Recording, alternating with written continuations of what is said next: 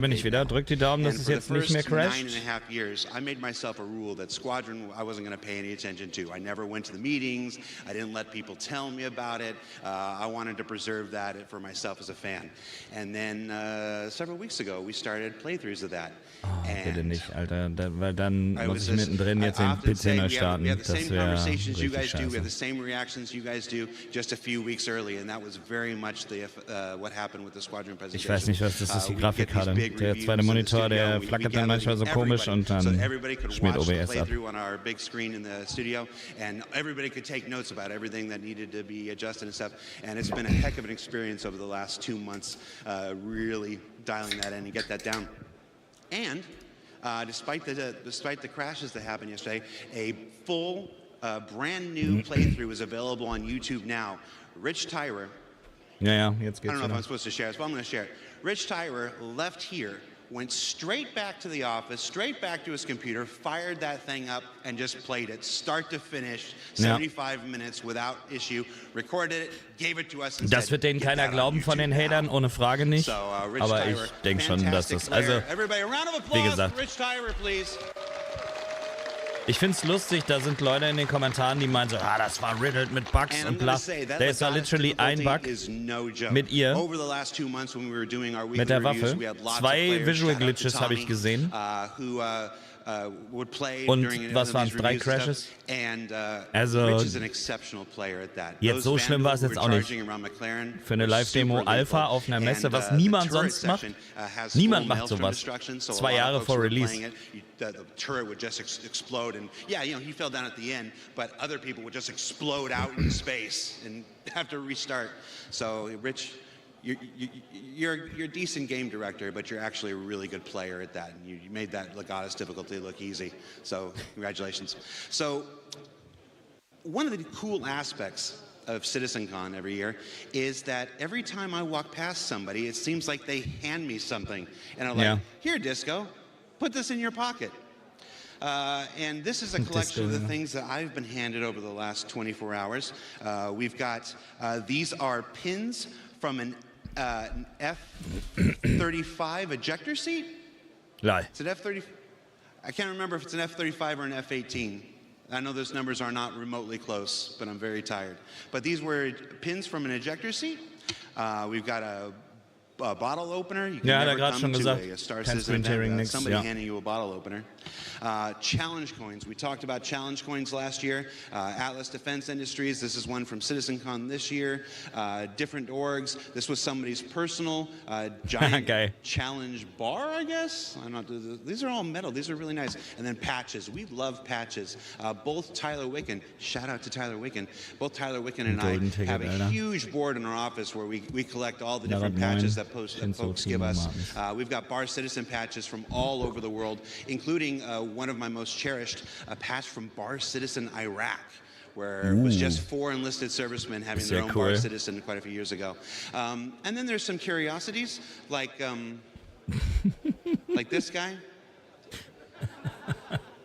I don't know, I asked him what I was supposed to do with this when he handed it to me, and he said, put it in your mouth.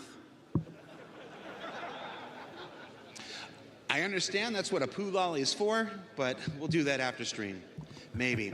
And then, of course, shout out to the Med Runners. I'll tell you, Med Runners, one of our favorite orgs in the game, dedicated just to helping other people. I ran into the Med Runners at breakfast this morning, and because I had a long, painful walk into the studio, they literally put me in their car and drove me to the event today. So shout out to the Med Runners, helping people in the game, helping people out of the game, doing the kind of things that we love. Das ist ja das, was du im Game auch machst quasi, ne? Irgendwelche gestrandeten Leute abholen und versorgen. Und die haben ihn quasi jetzt dahin gefahren. This is Gatak or I can't think of the name of the other one right now. And then this weird Copion thing. So how are we doing on time? Oh, the time's not up there. All right, so one more thing we do before we throw it to Dan and Sam. Zu dem Henderson-Ding muss ich wohl ein Video machen. Ich habe natürlich keine Lust, das jetzt jedes Mal im Stream nochmal durchzukauen. Ihr wisst, was ich von Leaks und Gerüchten halte. Reißerische Headline und dann der erste Absatz reicht mir eigentlich schon, um zu wissen, dass das nicht hundertprozentig seriös ist auf jeden Fall. Sondern für mich ist das Rage-Bait, was mit Star Citizen immer gut geht. Man kann doch über sowas auch normal berichten, wenn man wirklich Insider-Infos hat. Warum muss man da so einen Quatsch erzählen, dass die Expectations und der Frustlevel bei den Fans so hoch ist, wenn literally jeder, der das spielt, erzählt, dass er zufrieden ist und happy und sich auf das Game freut, bis auf natürlich ein paar Ausnahmen, logisch, die gibt's immer. Oh, and that Zeus bomber jacket. I'm not wearing mine today. Who's got that Zeus bomber jacket on? Somebody come over here. This thing is amazing. I want to shout out two members. Also ich kann mir schon vorstellen, dass das eine Sache war, dass die Mitarbeiter da mehr arbeiten sollten vor der CitizenCon und dass das nicht legal war und so. Dann ist das doch scheiße, aber dann sollen die Mitarbeiter das mit der Firma klären, die das einklagen, was weiß ich. Und es ist gut, wenn man darüber redet. Aber so ein Quatsch von wegen so, ja, dass alle so mega gefrustet sind und so, wenn eigentlich alle hyped auf 4.0 sind. Also ich glaube, es ist lange nicht mehr so gewesen, dass so viele Leute sich auf den kommenden Patch freuen wie aktuell. Man sieht so viel Gameplay, man sieht so viel neues Zeug, man sieht Squadron jetzt schon. Ich bin da, weiß ich nicht, irgendwie vorsichtig mit diesen ganzen Leaks. Immer schwierig. And Sherman and this handsome guy, and there's a gif of Henry Cavill, there at the beginning of our Squadron 42 demo. Let's see. Cosmic D says. Ja, sie haben einen Ausgleich, glaube ich, bekommen, aber es ist ja trotzdem nicht legal, dass du irgendwie 19 Tage am Stück durcharbeiten sollst, oder was das waren. Making videos for Star Citizen is hard. Aber wie das dann wirklich genau gelaufen ist, ist halt die Frage, ne? Wenn man das nur von Mitarbeitern hat, die vielleicht gefrustet sind, hörst du eine Version. Und ich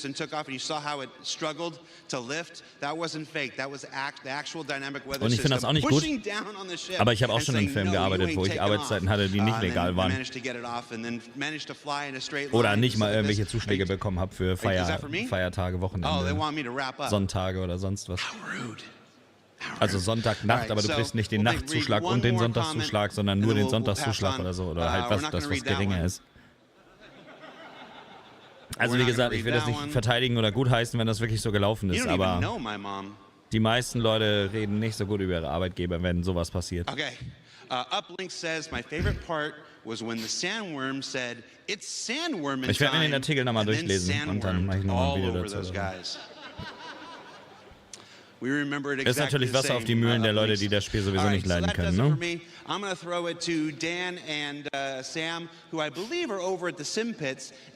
Also ich höre von den Leuten andauernd nur, dass sie als Bäcker zufrieden sind und die meisten Leute, die rumhaten, wissen nicht mal, dass es überhaupt 2 Spiele gibt, die wissen nicht, was es ist, die wissen nicht, dass es ein Crowdfunding ist, dass es ein Indie-Studio ist. Die meisten Leute wissen gar nicht, wovon sie reden, so. Und das sind meistens die anderen Leuten was über das Spiel erzählen wollen. Nicht alle, aber der überwiegende Teil, wenn du es hinterfragst, merkst du, okay, gar keine Ahnung.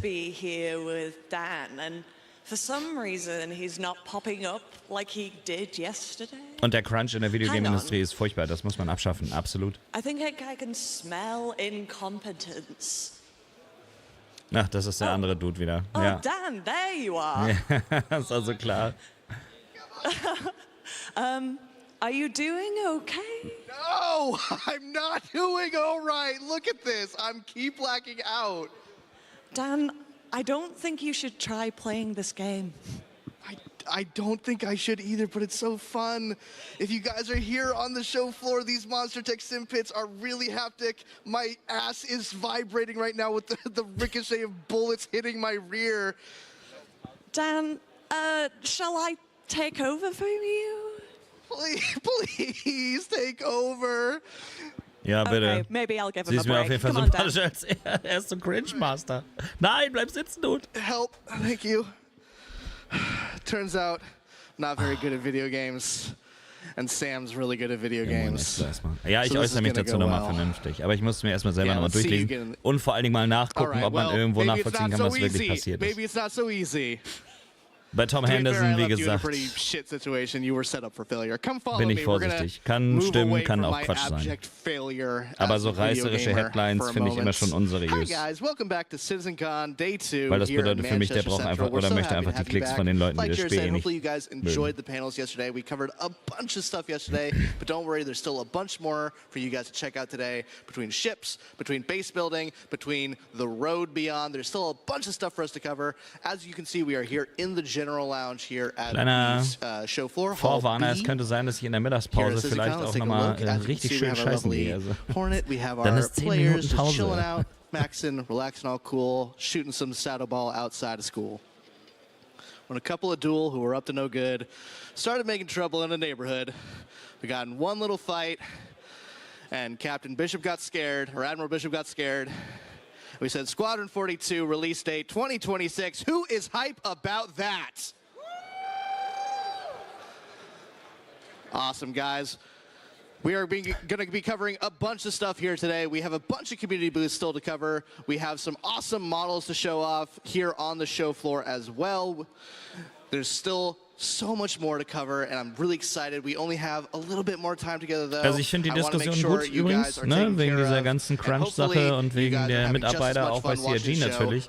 Aber was ich nicht mag, ist, dass man immer nur auf irgendein Produkt abzielt und nicht auf die Branche als Ganzes. Und das nervt mich an so einer Diskussion. Selbst wenn das so gewesen ist, genauso wie die Leute gesagt haben, dass sie da durcharbeiten sollten, bla, dass das nicht legal war. Und die Firma dann gesagt hat, ja, okay, scheiße, geht natürlich nicht, bla. Rechtlich gesehen, ne, so eine, kann man ja mal versuchen. Das ist schon scheiße, aber dann sollte man über die Branche als Ganzes reden. Das ist nämlich überall so. Und es ist völlig richtig, dass man das kritisiert und das ist nicht okay, aber da geht es ja nicht um die Mitarbeiter. Weil der erste Absatz in diesem Artikel ist halt literally, Star Citizen ist ja so unfertig, die sind seit 12 Jahren am Bauen, die Leute sind so enttäuscht wie nie, was einfach falsch ist. Also man merkt es ja zur CitizenCon auch wieder, wie viele Leute sich das angucken und sagen, ah, okay, alles klar, danke, weil du einmal im Jahr daran erinnert wirst, wo das Geld gelassen wird. Und es ist ein echtes Spiel, es sind 2 echte Spiele, es ist kein Scam oder irgendwas. Und dann so einen Absatz erstmal hinzuschreiben, bedeutet für mich, es geht eigentlich nicht um die Mitarbeiter. Es geht darum, das Produkt entweder schlecht zu machen oder von den Leuten, den Klicks zu holen, die sowieso gerne Schlechtes über dieses Spiel lesen, weil sie aus irgendeinem Grund glücklich sind, wenn andere unglücklich sind oder wenn andere Leute scheitern oder wenn so ein Spiel scheitert. Und das verstehe ich so gar nicht. Es gibt viele Spiele, die mag ich nicht, aber ich will die trotzdem nicht scheitern sehen. Weil wenn Leute da sind, die sie mögen und gerne spielen, dann wünsche ich den Leuten damit viel, viel Spaß. Ich meine, soll doch jeder machen, was er will. Ist doch gut, wenn es für jeden was gibt. Warum geht es mir besser, wenn ein anderes Produkt, was andere Leute glücklich macht, scheitert? Das habe ich nie verstanden.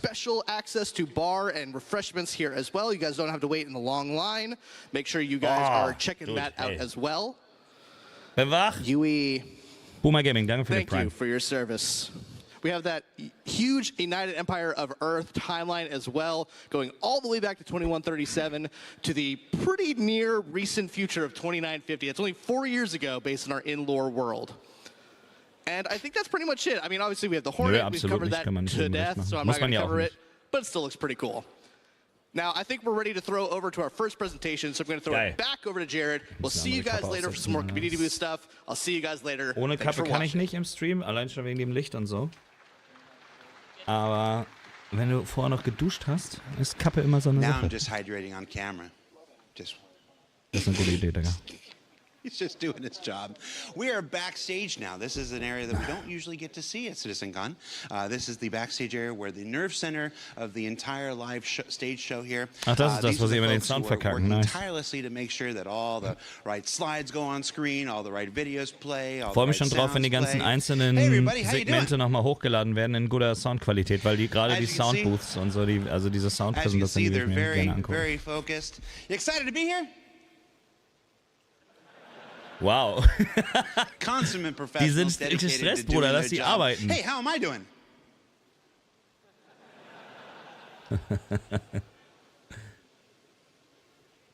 My mom likes what I do. All right, so guys, that's it for the pre-show. We're about, what time is it? How much time we got? We're about, oh, that's not even my clock. We're about 10 minutes away from the proper start of day 2, so we're going to take a break here. This is your last chance to get a snack, get a drink, go to the bathroom, kiss your loved ones goodbye for the next 4 to 5 hours as we present day 2 of CitizenCon.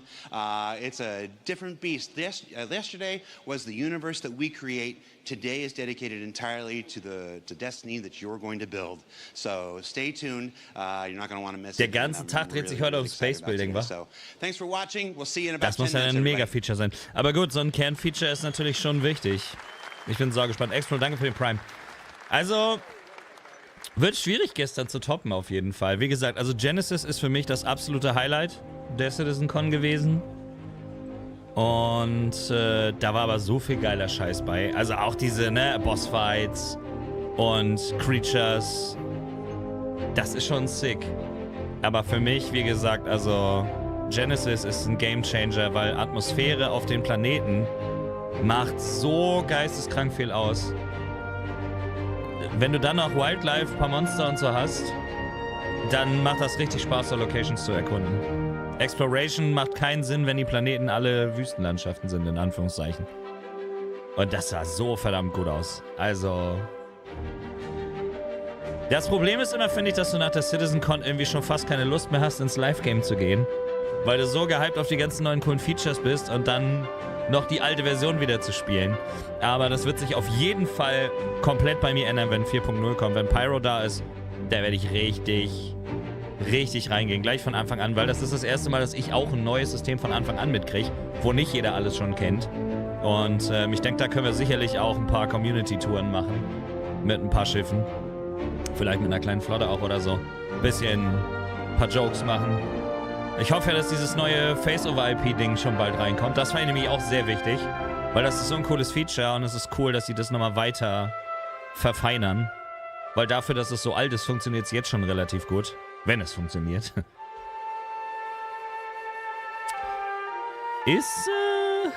Es bleibt spannend.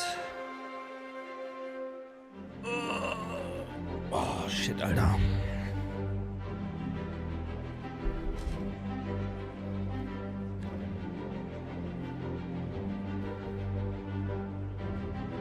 Ich werde so pissen müssen die ganze Zeit, Junge.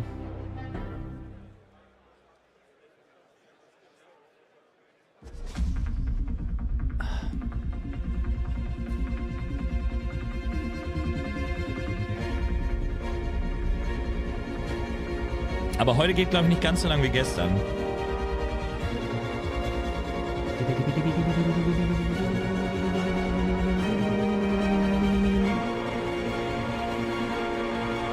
Ja, die Mucke von dem Game ist auch schon krass. Also ich muss sagen, der Squadron-Shit hat mir gestern echt gut gefallen. Also nachdem ich das dann noch so ein bisschen verarbeitet habe, das war schon sau episch. Und jetzt das nochmal komplett zu sehen. Also ihr könnt mir gerne mal sagen, wie ihr das seht. Ob ihr der Meinung seid, dass man jetzt den... Also die haben ja den kompletten Livestream online. Den nehmen sie auch nicht weg. Der ist ja noch da. Also du kannst ja die komplette CitizenCon im Nachgang nochmal gucken. Das heißt, der verbuggte Run ist ja noch da. Also sie verstecken den ja nicht. Ich finde, es wäre völlig dämlich gewesen, wenn man das Segment einfach rausgenommen hätte und dann einfach hochgeladen hätte. Mit dem Screen-Tearing vor allen Dingen drin. Die paar Bugs und Visual Glitches beziehungsweise... Crashes, finde ich persönlich, hätte man sogar drin lassen können. Das wäre jetzt nicht schlimm gewesen. Aber ich finde es schon gut, dass man vor allen Dingen auch das Ende sieht. Es sollte eine nahtlose Präsentation sein. Und man hat gesehen, es ist ein echtes Spiel, es ist kein Fake. Er hat es gezockt, live auf der Bühne.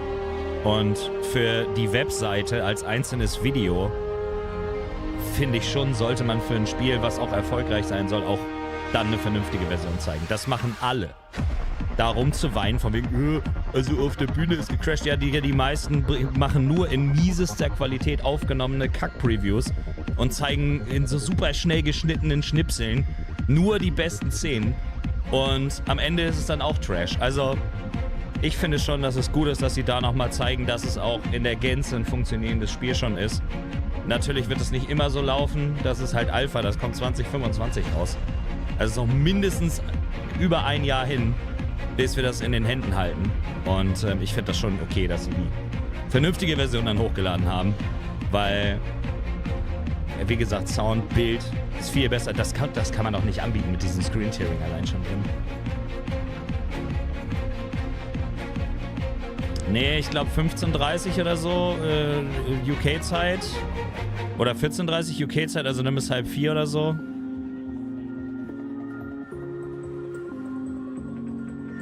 (2026). Ich denke 25. Ah ne, Quatsch, 26. Ja, natürlich. Blödsinn. Ich habe Blödsinn geredet. Ich dachte, wir haben irgendwie aus irgendeinem Grund übernächstes Jahr 2025. Nee, also es ist ja schon fast 2025. Genau, 2026 kommt es raus. My bad. Ja, nee, hast völlig recht. Ich hab einen Brainfart. Ich bin noch nicht wach.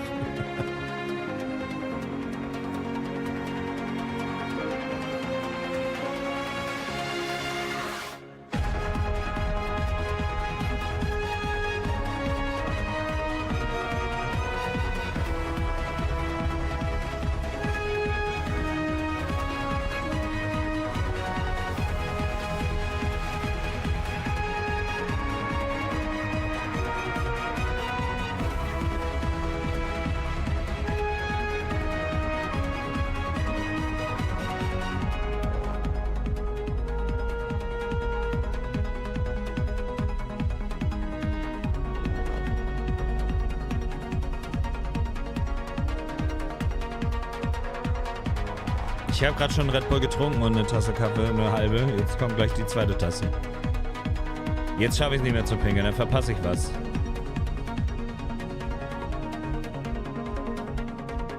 Ja, wie gesagt, ich finde es aber schon okay, dass sie eine vernünftige Version hochladen. Das wollte ich nur sagen. Also, wenn ich mir da die Kommentare durchlese. Vor allen Dingen, was ich immer faszinierend finde, ist, dass die Leute dann sofort wieder so einen Quatsch erzählen. Also, die Leute schreiben da halt wirklich, das war randvoll mit Bugs und...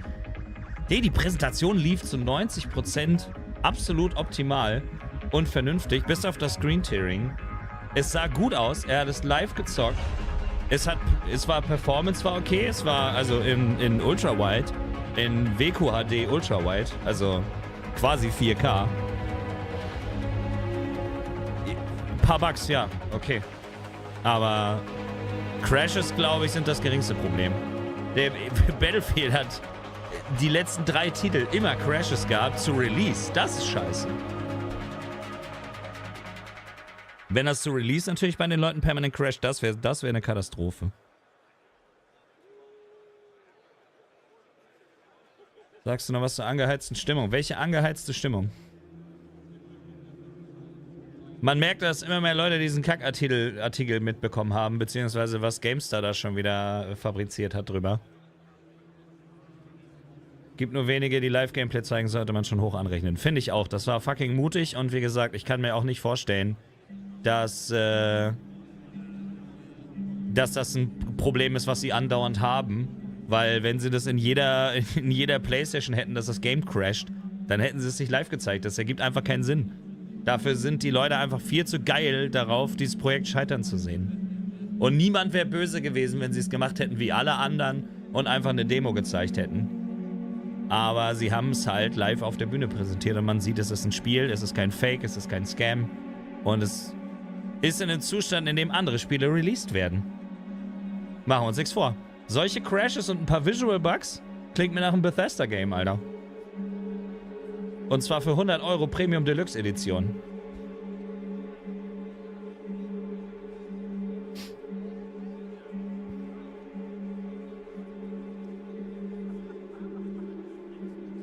Ich finde, sie haben schon gezeigt, dass sie da ein geiles Game haben. Die Stimmung ist cool von dem Game. Die Schauspieler sind nice. Ich fand's mitreißend, ehrlich gesagt. Aber ich bin auch ein Space-Fan. Also gerade die alten Wing Commander Games und so haben mich übel abgeholt.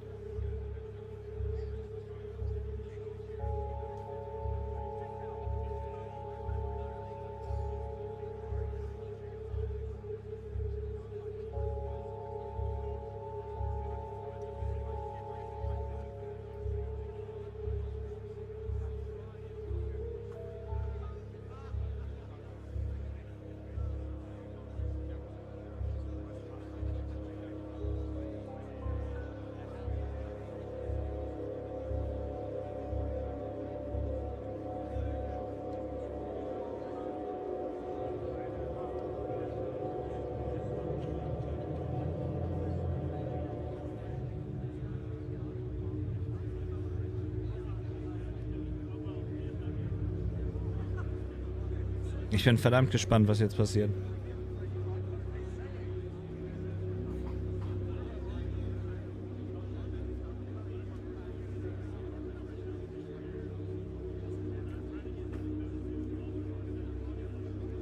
Ja, wie gesagt, du merkst, die Leute haben halt keine Ahnung, ne? Die meisten Spiele brauchen so 6 bis 8 Jahre für die Entwicklung und sind dann trotzdem so ein Copy-Paste-Trash. Guck dir doch Black Ops an. Das hat 4 Jahre Entwicklungszeit gehabt. Und ist im Grunde genommen ein Asset-Flip. Also, ich find's ja auch cool. Ich freue mich ja auch drauf. Aber, also, das wird wahrscheinlich auch seine 500 Millionen verschluckt haben oder so. Keine Ahnung.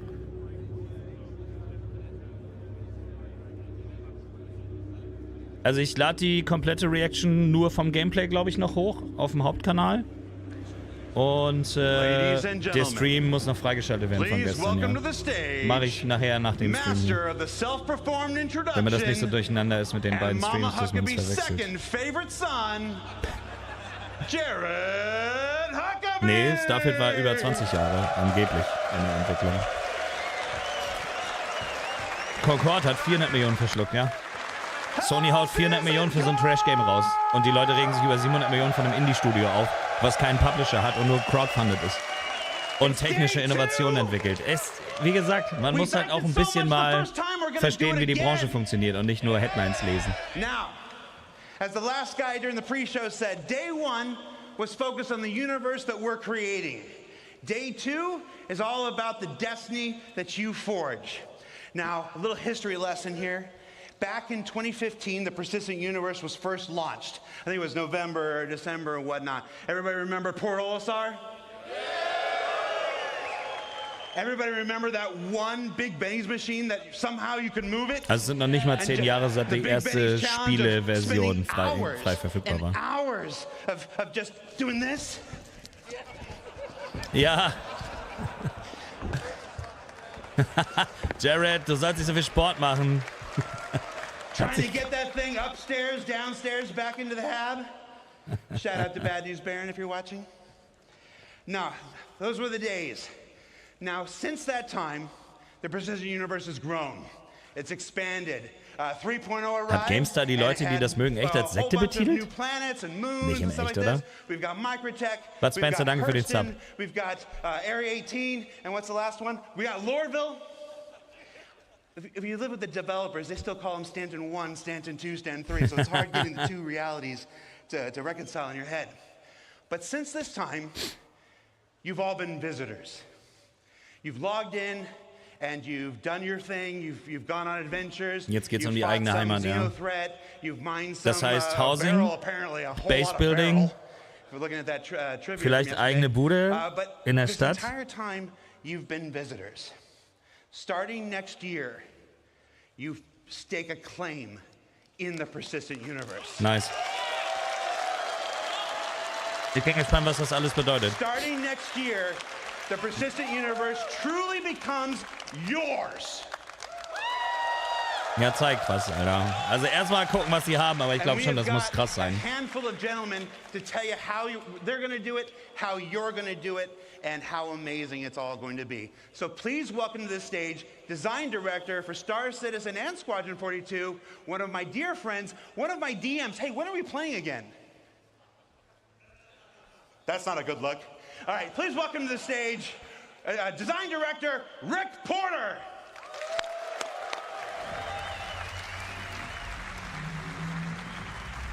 Thank you.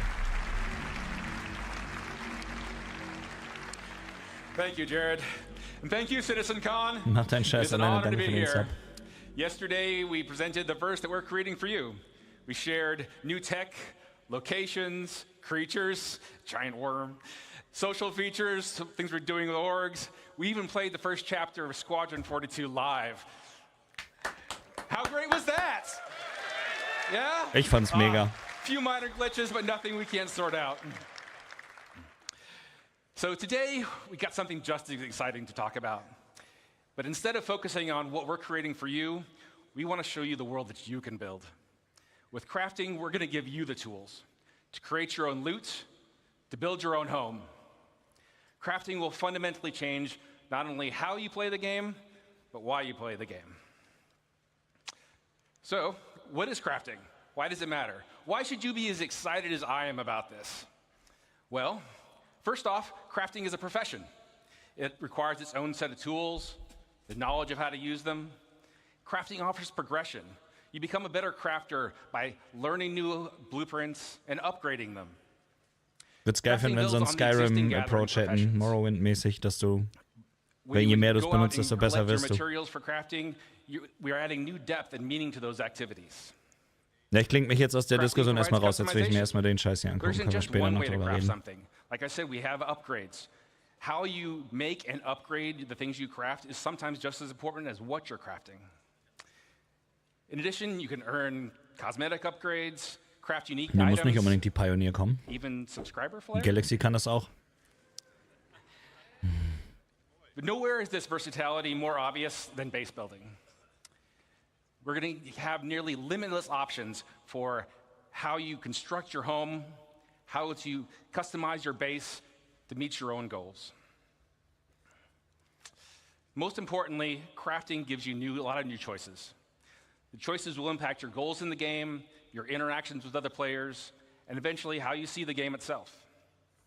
So where do we get started with crafting? Well, you can't craft without materials. Luckily, we've got a lot of ways to gather resources in the game. And crafting is designed to complement and expand on all of the existing gathering professions, as well as future additions. Let's take a closer look at mining as an example. We've got hand mining and vehicle mining. Wenn sie smart sind, machen sie noch ein Starterschiff, was Space Building kann. Kleine Sachen. We're going to introduce a lot of materials. So there's not just more to mine, but we're also going to specialize. So for instance, each type of mining will have its own unique materials to gather. Gathering specific materials efficiently will require you to use the right gathering profession. Ja, aber jetzt machst du Mining nur für Geld, also macht es keinen Sinn, den Handminer zu benutzen. Wenn du aber fürs Crafting bestimmte Materialien brauchst, die du nur mit dem Handminer finden kannst, macht es auch Sinn, Handmining zu machen, Rock Mining, eine Prospector zu haben und eine Mole. Das ist super geil. In addition to expanding the variety of materials ja, dass man nichts mehr wegschmeißt. refining lets you create process materials that you're going to need to craft your upgraded blueprints. So now that you've gathered all these materials, what do you do with them? Currently, your only options in the game really are to sell them to a shop or maybe complete a contract. Adding crafting to the game radically changes your options. Das ist super wichtig. Es hat ja viel mehr Spaß, Zeug zu sammeln auf verschiedenen Planeten mit verschiedenen Methoden, wenn du daraus was bauen kannst. Weapons, armor, even vehicles and ships. Screech.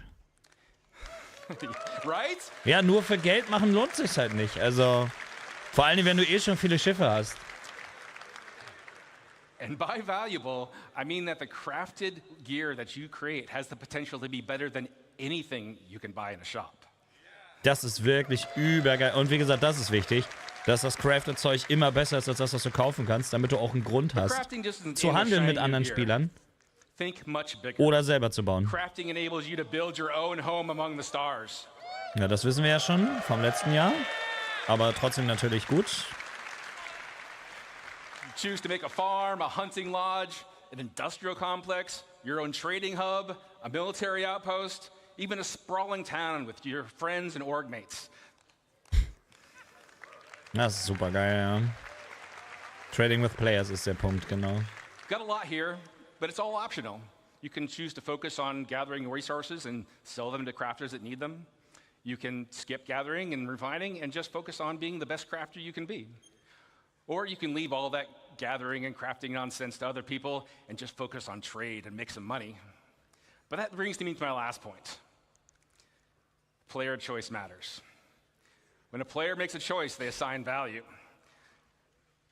Players' choices about crafting and base building will drive player trade. The community's choices will determine the value of the materials and the crafted goods you can all make. The game will still have its own shops and economy alongside players, but now you'll have more options about where you invest and how you prosper. Now, I've given you a nice overview of what we're working on here, and we have a lot more planned for the future. But now that you're familiar with the big picture, I want to introduce some of my fellow developers to come up on stage. They've got exciting details to share with you about the specifics of our new crafting systems, important gameplay improvements, and most exciting, I think anyway, an update to base building. Ich bin echt gespannt.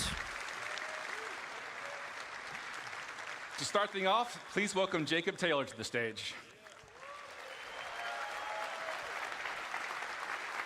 Ja, es gibt MMOs, die machen Crafting gut, da brauchst du alles. Das finde ich auch immer sehr stark. Thank you, Rick. And hello, Ehrlich gesagt können sie von mir aus auch so Survival-Game-mäßig machen, dass alles aufeinander so ein bisschen aufbaut. Aber Handel ist das A und O, dass jeder entscheiden kann, will ich mir das selber holen oder mache ich was anderes, verdiene Geld und kaufe die Materialien einfach.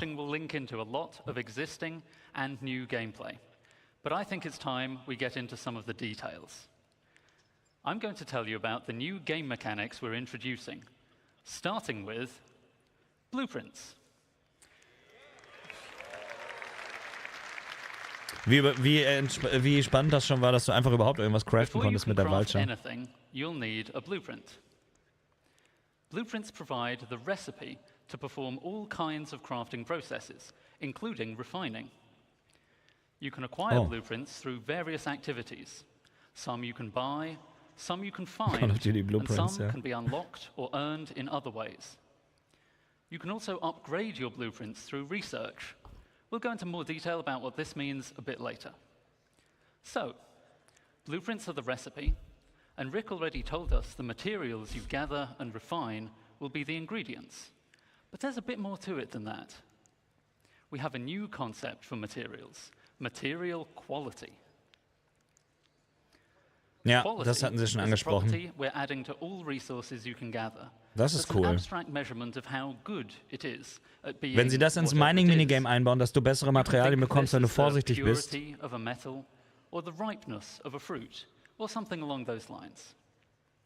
This quality will be carried forward from raw resources through the refining process to influence what that batch of materials is best used for in crafting. Verrückt. High quality is more desirable overall, but is more rare, and there are still important uses for low quality materials. More on that later. All raw materials you find in the verse will have a quality rating that's generated based on some rules, the same kind of rules you heard about from the Planet Tech team yesterday. You'll find the same material in many places, but with varying qualities. So you might want to explore to find the best. Ja, aber das macht ja Sinn, wenn du zum Beispiel bestimmte Früchte brauchst, wirst du wahrscheinlich nicht dahin gehen, wo überall Schnee liegt, um sie zu sammeln. Also fliegst du über den Planeten und suchst nach potenziell fruchtbaren Stellen für bestimmte Materialien und so. Das macht doch den ganzen Spaß nachher aus, diesen Mix aus Fliegen, Sammeln, Bauen und so weiter. Alongside quality, we're introducing a new item stat system to the game. Stats. Es wird ein RPG, Leute, endlich. This will allow relevant properties of craftable items to be affected by the quality of materials used to craft them. For resources, just a single quality rating is sufficient to provide variation. But craftable items have such diverse purposes that we need a more dass du allein jetzt das ganze Aluminium und so nicht mehr einfach wegfeuern musst. Du kannst einfach alles minen und horten und daraus Sachen bauen. Ach geil, das ist mega. Ich mache diesen ganzen Salvage- und Mining-Scheiß echt sau gerne. Aber nur fürs Geld fehlt dir die Motivation einfach. Weil wenn du das Geld willst, kannst du dich auch in den Redeemer oder Reclaimer setzen.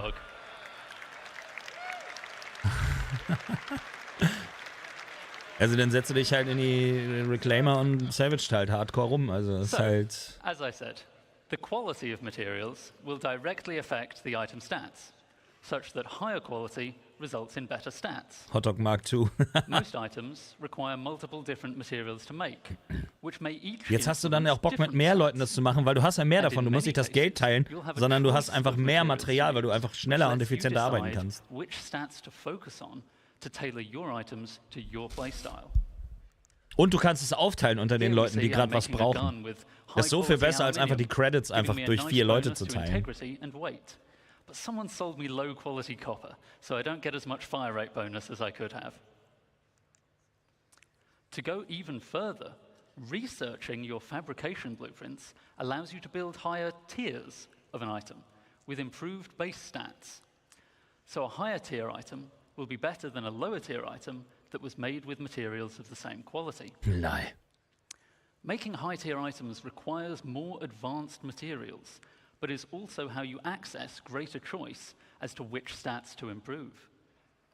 This means that your high tier items can not only be better overall, but also more specialized in the areas that are reparieren important und to you. upgraden sollte man schon können, ja. Most items will have tiers Aber vielleicht 1 ist es to auch cool, 3, wenn es nicht so ist. with tier 1 being the most basic version of the item, and tier 3 being a highly advanced version made with appropriately impressive materials. But you can also craft vehicles. Lie. Haha. Jetzt musst du sie nicht mehr nur noch kaufen, jetzt kannst du sie dir einfach bauen. Das ist krass. Und dann von And verschiedenen vehicles are so Materialien. important that they will go up to tier 5, providing a way for you to really invest in making your favorite vehicles excel. Of course, many of you have already bought your favorite vehicles, so you don't really need to make them from scratch, right? Or maybe you've pirated, salvaged, or otherwise commandeered a vehicle. Not to worry, you can still benefit from crafting by using an upgrade blueprint to increase the tier of an existing vehicle, including... Cool. Also du hast dann richtig die Schiffswartung, ne, das gibt ja Wear and Tear, haben sie ja schon gesagt. Und dann kannst du es noch wieder zurück oder besser machen. Stat improvements and customization. Upgrading a vehicle can save a lot of time over crafting it from scratch, so it's a convenient way for established vehicle owners to bring the benefits of item stats to their fleet. Let's take a look in-game at the difference it makes to have high-tier equipment made from high-quality materials. See how the recoil is reduced on our high-tier gun. Lol. The spooling is faster on a high-tier quantum drive. Lol. Das ist ja mega. Da hast du ja wirklich Bock, dein Schiff immer mehr zu verbessern.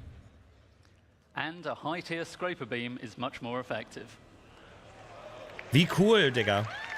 Da kannst du dir wirklich überlegen, okay, alles klar, ich mache erstmal Upgrades für meinen Scraper, damit ich dann schneller bessere Materialien bekomme. Dann mache ich Upgrades für meinen Mining Laser. So, that's an overview of crafting's key game mechanics. Aber das macht halt den Gameplay-Spaß nachher aus. Wenn du einen Grund hast, eine Ingame-Vorteil dir zu erspielen, macht tausendmal mehr Sinn, als einfach nur das Geld zu haben, um dir halt den Scheiß zu kaufen. Den dann jeder hat.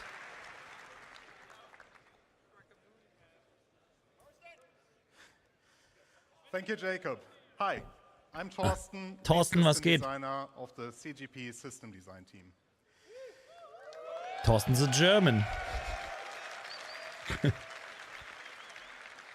We now saw all elements of crafting looked at individually. Let's bring them in order how you, as the player, will experience the crafting profession. You will start with acquiring the correct blueprints as the first step in the crafting process. As Jacob already mentioned, blueprints can be acquired in multiple ways. Let me give you some examples here. You can purchase commonly available blueprints, earn them from reputation and mission rewards, or even find them in loot crates. Nice. All content in our game could reward you with a blueprint. Cool. Some blueprints will be challenging to find, so players working together may find them easier to acquire. While you may find a blueprint on a datapad or other portable device, the blueprint itself is not a physical item. You don't collect them in a box or stack them on a bookshelf. Man lädt's auf dem Datenpad. Blueprints are digital. Nice. Once you claim one, it is permanently added to your personal library. Perfekt, nicht noch mehr Zeug, was man irgendwo storen muss. Da müssen sie eh von weg bei vielen Sachen, finde ich. Zumindest was Paints und so angeht, auch für Waffen und Rüstungen und so. Persistent to your character and every blueprint you claim is yours forever. Nee, Tier 5 Zeug kann man nicht kaufen, haben sie doch gerade schon gesagt. Du wirst kein High-End-Schiff haben als Besitzer. Du kannst es upgraden. But it does not just end with acquiring blueprints. Those tiers of quality that Jacob mentioned are unlocked through blueprint research. Also so habe ich es jedenfalls verstanden. Research requires a research data bank which can upgrade your blueprints. Upgrading here means that you unlock a blueprint that allows you to create a better, higher tier version of the same item using more advanced materials. Note, you will still have access to the lower tier versions if you want to craft the cheaper version. In order to upgrade a blueprint, you may need to perform certain actions. In this example, we need to craft 100-volt pistols and have one with a higher fire rate. Other examples would be collect resources, complete missions, or acquire research data from the Science Guild. Und dann kostet es nochmal ein bisschen USC, damit du auch einen Goldsync hast. Oh, guck mal, 4 Tage, 18 Stunden dauert der Research. Das ist richtig wie so ein... Ich habe diese Browser-Games immer so gerne gespielt, wo du was craftest und das dauert dann irgendwie so und so lange und so. Now that you have your blueprint and you decided what to craft, you also know what resources to look for. Clash of Clans. Every blueprint you find will have unique requirements in their resource needs. War das ein Browser-Game? Ich habe es nie gespielt. Das war ein Handy-Game. We want to make use of the professions we have to meaningfully involve them in the crafting process. Especially for the more advanced blueprints, you can expect that it will require materials from multiple sources. And as already mentioned by Jacob, pay attention to the quality. If you want to have the perfect item, you also need the best quality. Und das in Verbindung mit Gilden, also Orks, in-game, super geil. To get out and explore the worst. If you want to find the best hidden materials, then you get yourself a top quality radar. Once you collected the raw materials, the next step is refining them. Refining, like crafting, requires blueprints. Refining blueprints take primary, secondary, and catalyst materials and produce refined materials. The rule is very simple. The quality of the primary raw material defines the quality of the refined material. The secondary material you put in has an impact on the quantity and the time the refining process will take. An optional catalyst can speed up the process further. Das ist cool, Let me give you a simple example. Ja. If you want high quality steel, you need to put in the best iron you have in the primary slot. You can put any quality coal in the secondary slot without affecting the quality of the steel. But the quality of the coal will influence how much of it you need to produce steel. As an example, if you put in low quality coal, you might require 4 SCU of coal. Aber so wirst du auch deine ganzen alten Scheißmaterialien los. Requires 2 SCU. This is one of the important use cases for low quality materials that Jacob mentioned. You can use refining stations in the world as they will be converted to this new process. You can build your own refineries for yourself. You can get your org to help you out. Dieses ganze Zeug, was man jetzt einfach nutzlos immer wegschmeißt, ist dann endlich nützlich. Das ist so cool. Now we are reaching the final step. You got the blueprints, you gathered resources and refined materials. Now you can create the item you want.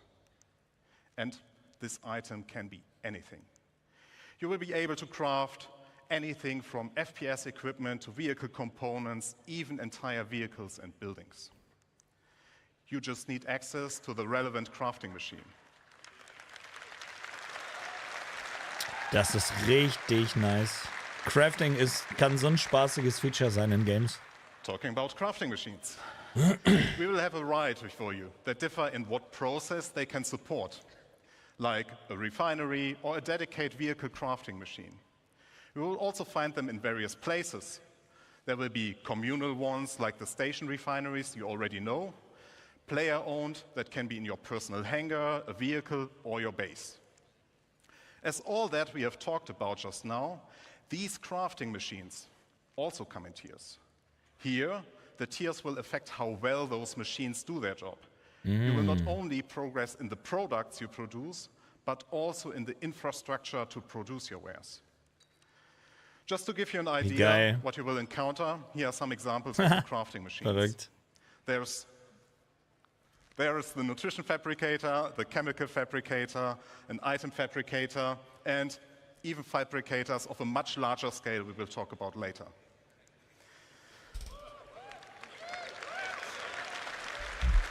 Ja, die müssen am Frontend nochmal richtig ran. Definitiv. Talking about scale.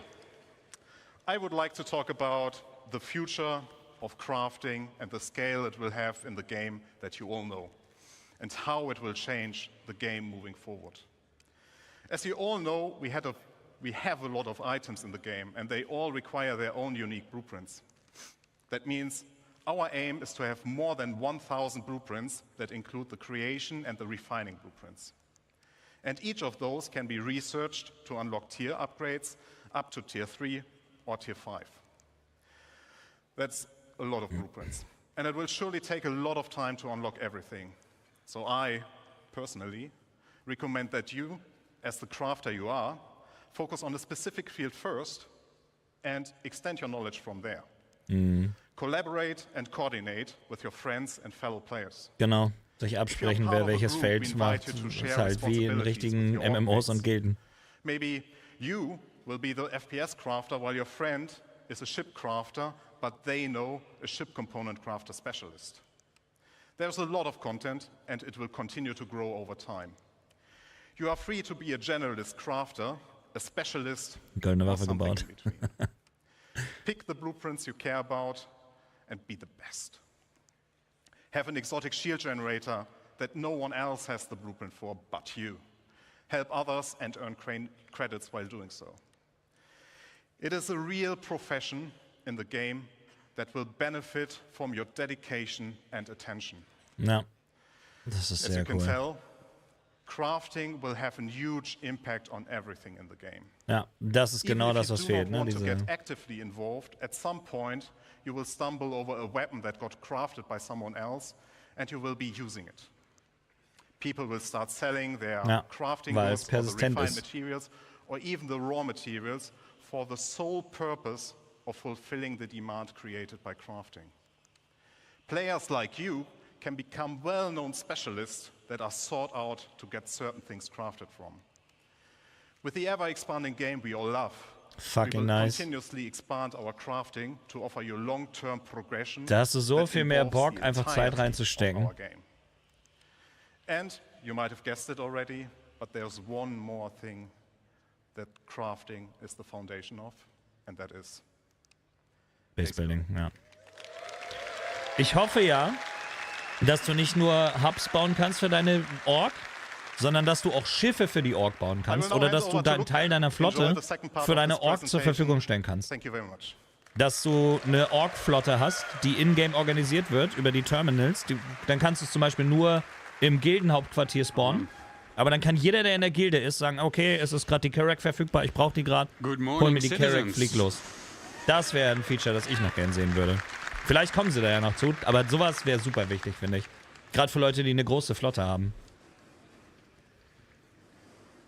Von mir aus auch nur mit den gecrafteten Schiffen oder so. Who's excited to start talking about this next topic? Ich bin excited für alles, was die machen, ehrlich gesagt, gerade was da kommt. Also das war gestern auch, jedes Panel war interessant. My name is Luke Gijsbertse. I'm the lead environment artist on base building structures. Now that we have an understanding of the fundamentals of crafting, dazu brauchen wir viel mehr Leute auf dem Server. Wieso? Sie haben doch schon mit 2000 Leuten gespielt. We can explore how crafting mit 1000 lief es schon ganz gut. is the foundation of base building. Up until now, everything in the game we made for you.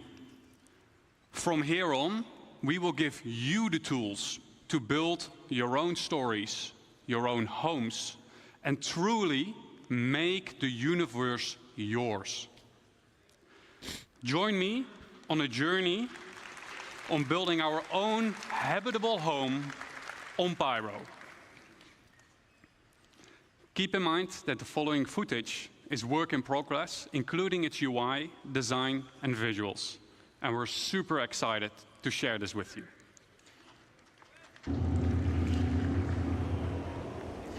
We found a beautiful location by a lake. This is where we'll build ourselves a home. To do so, we need some resources and the construction graph card. The construction graph card allows us to survey the land, claim the land in a lawful system, and it allows us to build structures. As we've already found the location and don't need to claim land in Lawless Pyro, we can straight dive into building our base. Keep in mind, the following UI is work in progress. Okay, Alter, das ist weiter fortgeschritten, als ich gedacht hätte, ehrlich gesagt. A survey drone that deploys from the top of the card gives us a controllable augmented view of the land. Das ist eine Drohne, das macht Sinn. We'll pick a small basic structure and cool. hit construct. For this demo, the construction will be instantaneous, but in the final Später product, this will take you Zeit, quite some time. Ja. We've done it. We've built our first structure. Let's have a look on the inside.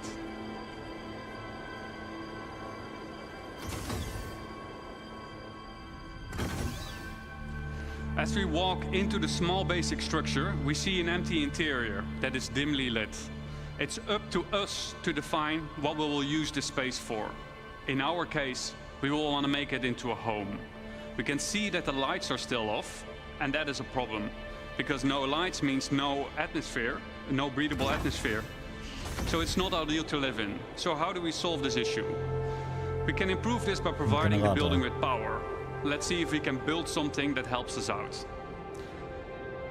But before we dive into more building, let's take a quick moment to enjoy the freedom that the survey drone provides us with and admire the aesthetics of our first structure. And I wonder what Declan was up doing there. Keep in mind that base building is still work in progress, but what you're seeing right now has been recorded directly in the client and works seamlessly between first person and the building mode. Okay, enough. Back to base building. In the list of new structures, we see a small fuel generator. That is something that could solve our problem, I think. Power providing structures need to be hooked up to other buildings inside construction ER mode. But we'll explain this later. The fuel generator is one of several structures that provides power, each with their own benefit and drawbacks. Fuel power is quick and easy to build, but it requires a constant supply of fuel besides its regular maintenance. If a structure is not maintained, it will halt its activity. Players will need to maintain fuses to keep the building operational. The better crafted fuse, the longer it lasts. This is where the fuse goes on this building. Next up, we have a terminal that gives us access to the status of our building. And, more importantly, we get to activate it here.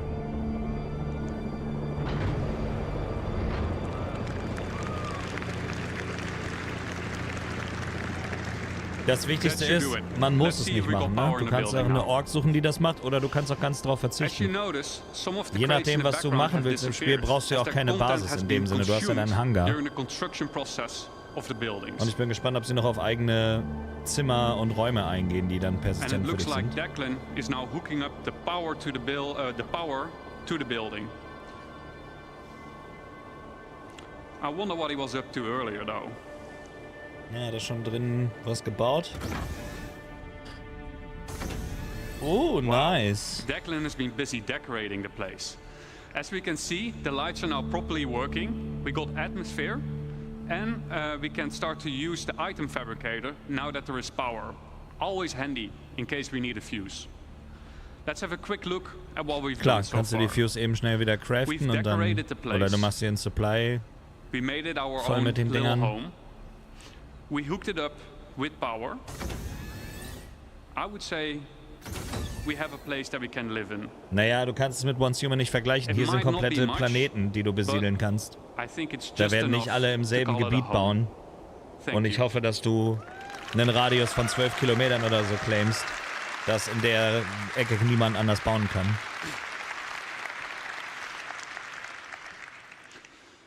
Now that we have a rough understanding of how base building works, let's dive into some of the specifics of what we just saw. The construction graph card is one of 4 devices used for base building. The graph card is a mobile device. Tatsächlich müssen sie es eigentlich machen, dass du die supporten musst. Wenn einer das einfach stehen lässt und sich nicht mehr drum kümmert, müssen die verfallen und irgendwann einfach like the Drake cutter. Damit das Universe nicht irgendwann so zugeklettert ist. The graph card allows us to survey the land, to find a good location, to claim the land with credits when we're all in a lawful system like Stanton, and most importantly, it lets us build structures. To use the graph card, we will first need to deploy it. Once deployed, we see 2 small construction zones inside the card, and the interactive screen gets revealed to us. From here, we can deploy the survey drone from the extended top part of the Sie card. zeigen noch die Pioneer gleich? This survey drone gives us a bird's-eye view of the surrounding area using augmented reality mode, ER mode for short. Let's have a look at some UI concepts of how this augmented reality mode will look like. Here's a concept of construction ER. From here, we get a more detailed view of the land. Where can and can't I settle? For an example, inside a nature reserve, construction will be prohibited. Are nearby areas flat enough to place my structures on? Are there any underground extraction deposits nearby? And if so, what are their quality and quantity? Let's say we found a good place to start building our base. Cooler Scheiß. Then next up, we need to find a good place for our first structure. On the left-hand side, we can see that we're now in structure creation mode. Underneath that, there is a list of structures that we can build. Once you have chosen a structure, you'll drag it onto the terrain, that will be shown then as a physicalized hologram. From here, you can move and rotate to find the perfect position for your structure. Now that we have chosen a position for our structure, we will need to supply it with crafting materials. Just like the crafting interface that we saw earlier, this is where you choose the materials, and the better materials you choose will result in a better structure. Once you're ready, we'll hit the craft button on the right bottom to send the construction drones printing to the buildings. The automated construction drones will take off from the construction graph card and fly to nearby resources to fill their internal storage, and then fly over to the construction site to print the building until their internal storage has been depleted. The construction drone then repeats the loop by filling its internal storage again by nearby resources. Das ist ja geil. Die Drohnen füllen sich automatisch mit Ressourcen aus der Umgebung auf und bauen das Ding dann über Zeit. Supplied so that you don't delay the process any further. Let's say our building did just finish printing, then what? Then we need power. We need to power the building.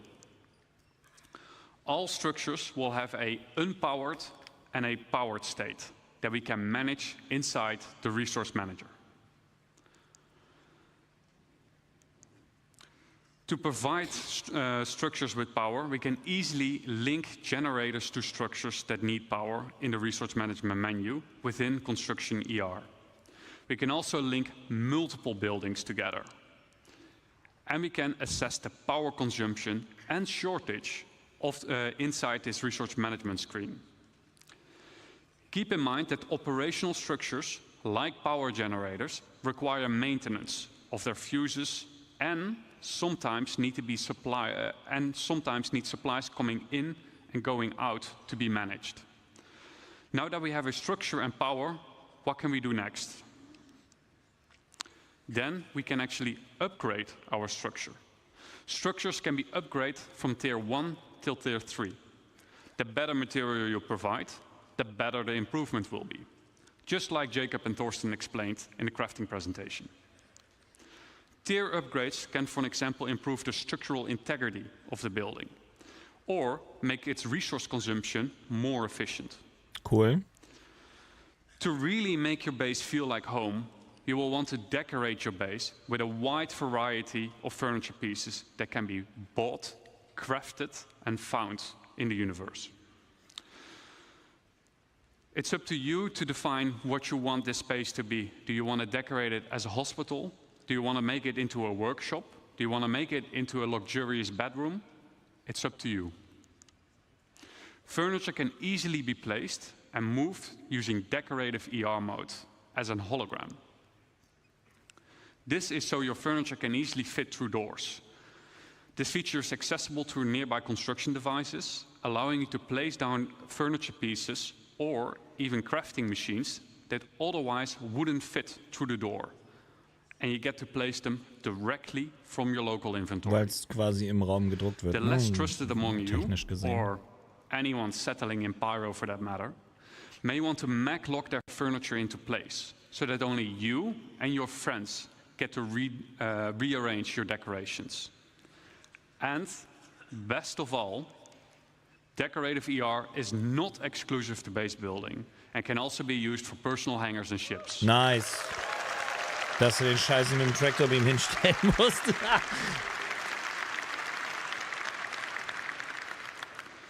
To recap, what are the essentials for any base? 1. Come prepared, bring the right resources and a construction device with you. 2. Use the resource manager, power generators to make your base habitable and functional. And maintain your base with resources and by replacing out worn fuses. And 3. Personalize your base, personal hangar and ship with decorative ER. And there we have it, our home in Pyro. Now that we have an understanding of the basics of base building, we'll explore how you can go and make more than just a home. But before I hand you over to Declan, the designer behind base building, I'd like to say a quick thank you for those who made this presentation possible. So a quick thank you to Eddie, Brandon, Jack, Dan, Mark, Sean, Stefan C, Dom, Stefan T, Carl, Joel and Rob for your efforts and dedication. Sehr cool, auf jeden Fall. Now give me a warm welcome for Declan.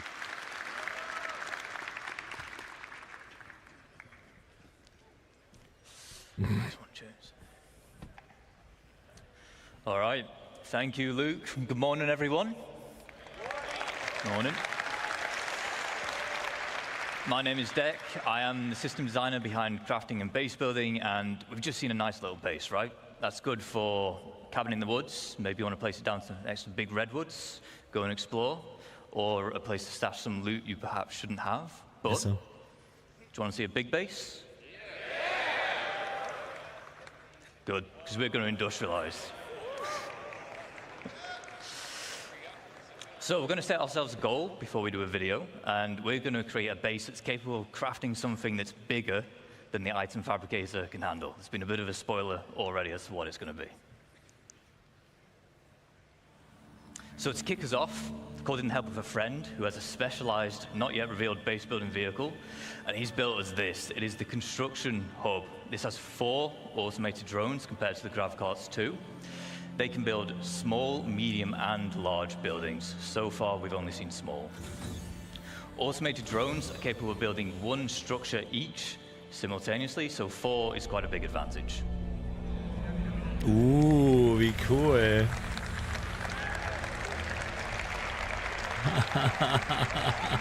Alles klar, Alter. Wow.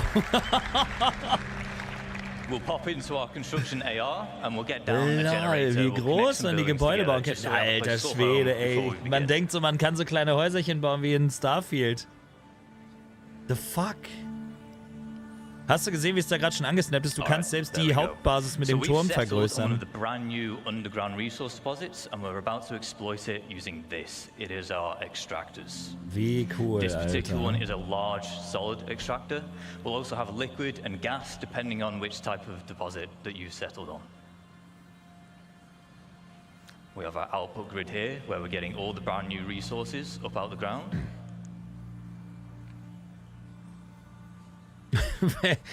Sagt ja gerade schon, das ist ja quasi eigentlich nur eine Holzhütte im Wald. Once these things are set up, it's not a case of just free resources forever. On key structures like this, there are fuses which will occasionally need replaced, as well as environmental wear which can be fixed using crafting materials.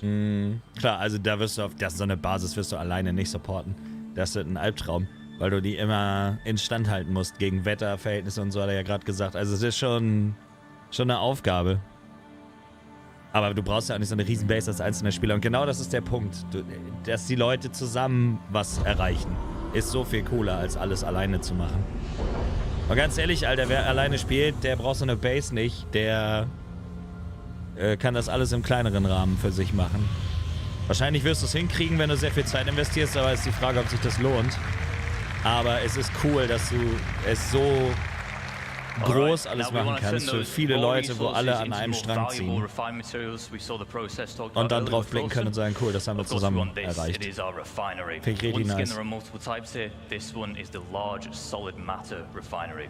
We have liquid and gas again, as well as biological, depending on the type of materials that you're using and want to produce. Refinery has input and output grids. For input, as you might expect, is for the resources which you're going to consume, and then the output is for the resulting refined goods. This is determined where you'd select which blueprint you want to use, and therefore which type of refining method you want.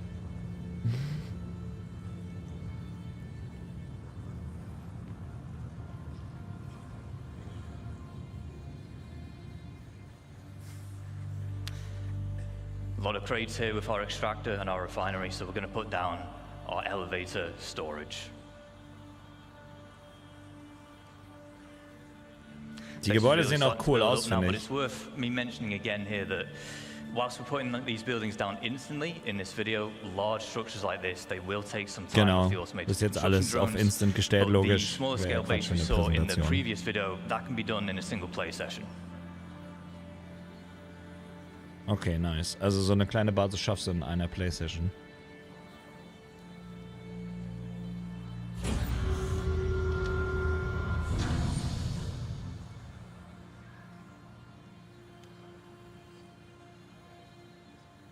Ja, guck mal, allein wie geil das ist, wenn du das mit mehreren gleichzeitig baust. Ne?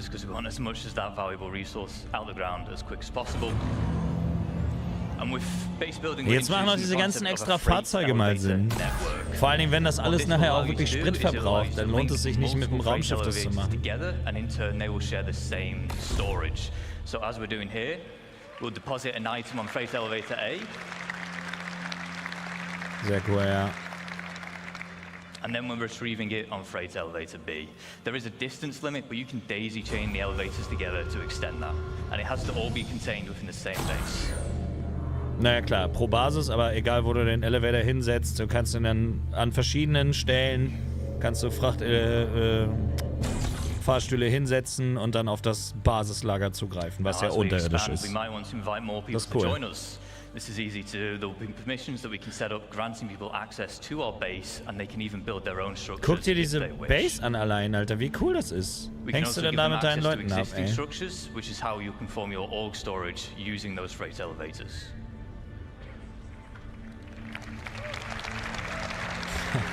Sehr nice.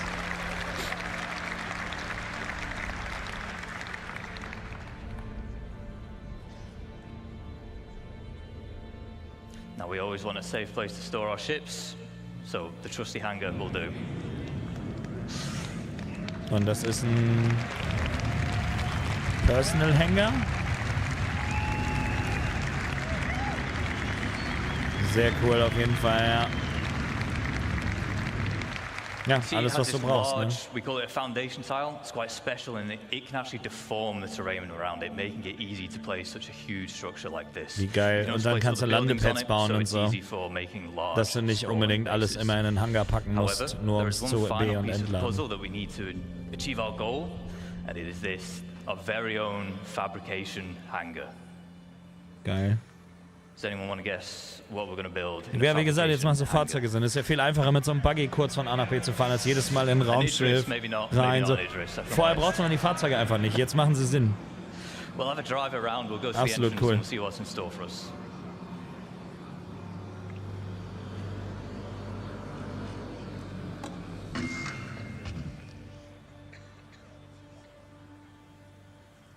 Wo ist das ganze Geld geblieben? 12 Jahre Entwicklung, 700 Millionen.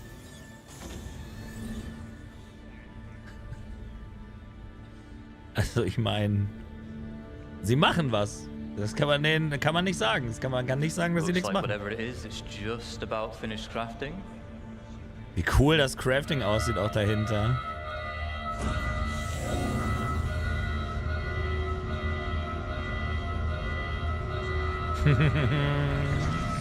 Of course, we were going to build ourselves a ship.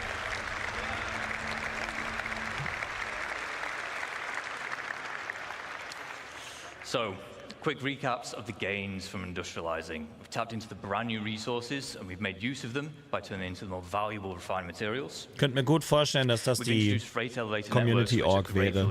Also wirklich Material sammeln, Crafting, einfach zusammen eine Basis haben, wo alle ihren Beitrag zu leisten können, wenn sie Bock haben. Weil da kann jeder mit seinen Gameplay-Loops was beisteuern. Ich denke, das wäre die offizielle Community-Gilde.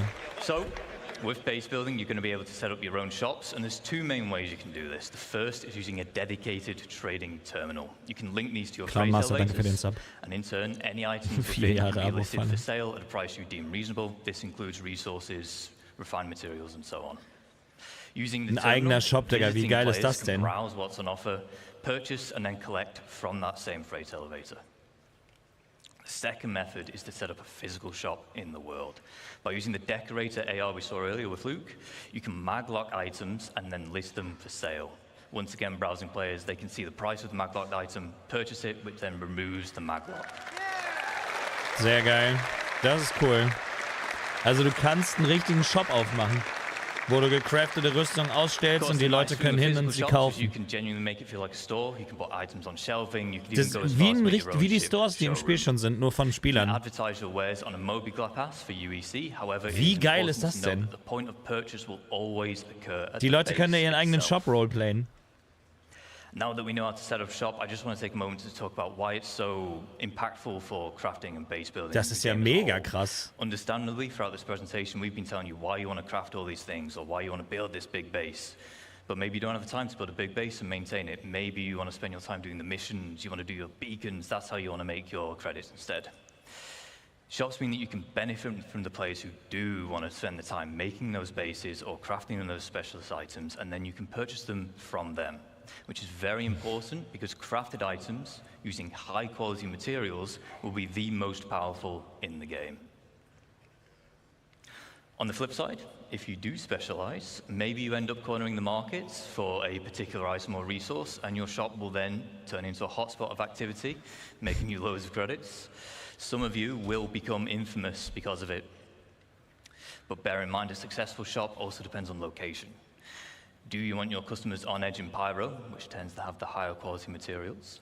Or do you want to spend time hauling them all the way over to safer systems where your customers can be more at peace?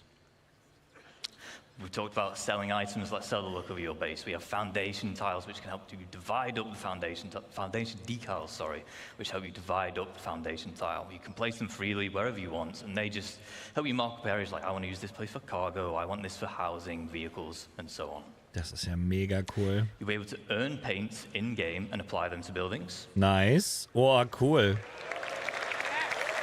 Das ist nice. Mein Maxi, ne? Und Lucky, wie geht's euch? As well as add your own custom tech, so if you're part of an org, the blue buildings that have your name are definitely yours. We have some forms of base building which are either still in the design phase or early white box, but we want to share some details. Cool. First up, we have Kleiner Blick in die Zukunft dann.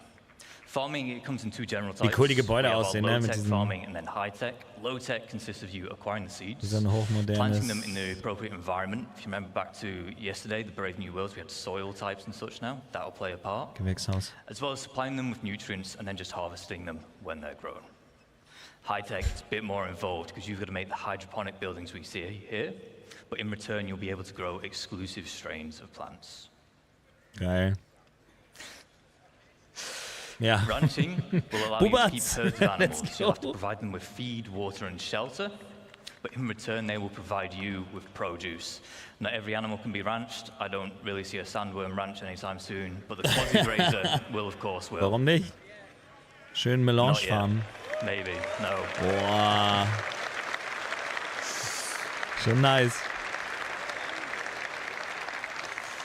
We have a few more additional archetypes. We have landing pads, garages, roads, fencing, as well as new variants of structures which we've seen today. Fencing und so weiter. The power Mega generator, cool. there'll be solar power, fusion, geothermal. Wände, As also well Mauern. as the XL structure class. If you remember, everything we've seen today, the biggest we've seen today rather, is large. XL is larger than large. And then you have your defense. New Manchester. Wie geil ist das denn, Alter? Das ist wie Command & Conquer in 3D, Alter. So, in lawful areas, das ist fucking you have nass. varying levels of security provided for you. With max security, you are protected by planetary shield tech. However, in Cool. lawless, pyro and the likes, you'll have to provide your own Genau. defenses. These come in the form of perimeter walls, shielding, which prevents aerial bombardments, and then a range of automated turrets, such as PDC to shoot down missiles, anti-air, anti-vehicle, and anti-personnel. Ist das fucking cool. To round up, whilst we spent this entire time talking about how you can expand a single base, you can of course have multiple. These can be across a single planet, Ja, Mann, ich kann nicht mehr warten, bis der across Scheiß multiple kommt. systems. There are advantages and disadvantages of locations and base types. For example, in lawful areas, you'll need to buy your land for UEC, pay a tax to be able to build, and then you'll gain protection in return. In lawless, no cost, higher chance of better quality materials, but no security to fall back on. A small cabin in the woods can be great to set up in a single play session with short build times. However, the large base we just saw will take days, weeks, or even months. Ja, muss auch. Aber dafür hast du dann da auch was stehen, ne? You might want to embark on this endeavor as a team or an org. You can set up a base as an org and own it as the org. For this, there'll be permissions available, and you can assign roles and tasks. Ultimately, base building can be your main gameplay loop or a supplementary one, depending on what it is that you Sehr cool, dass du da vollen Fokus drauf setzen kannst oder es einfach gar nicht oder wenig machen kannst. We've been very excited to share with you some of the work so far and the vision we have for these systems. But before we go, we have one final video.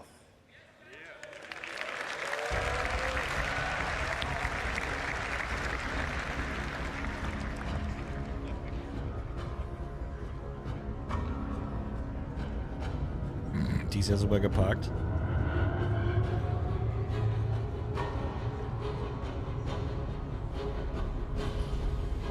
Cool gemacht.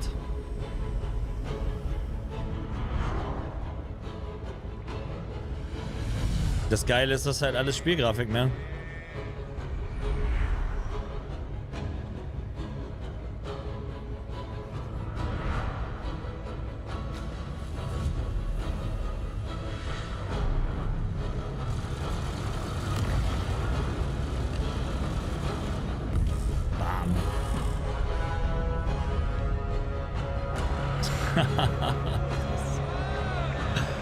Ah, nice.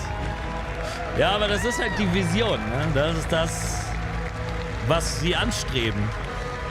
Deswegen diese krasse Arbeit, die da reingesteckt wird. So soll es mal sein.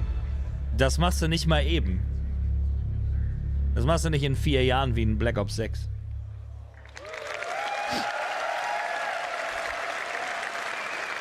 Thank you.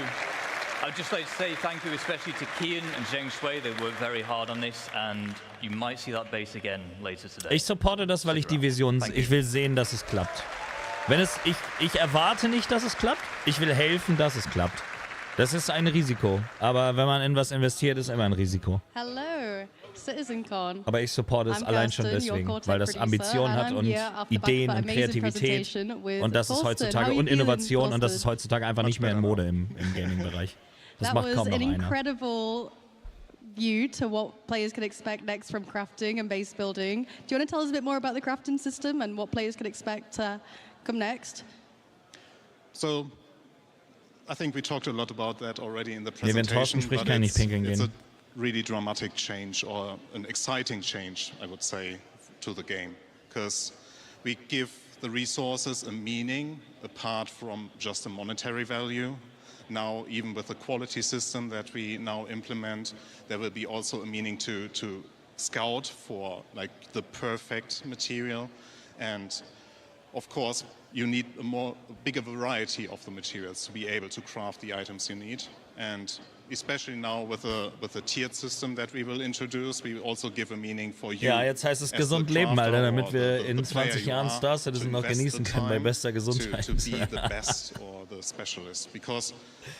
Mein Sohn wird davon auf jeden Fall was haben irgendwann. Is that we treat it as a real profession and we have it as in parallel to all the other professions that we already have.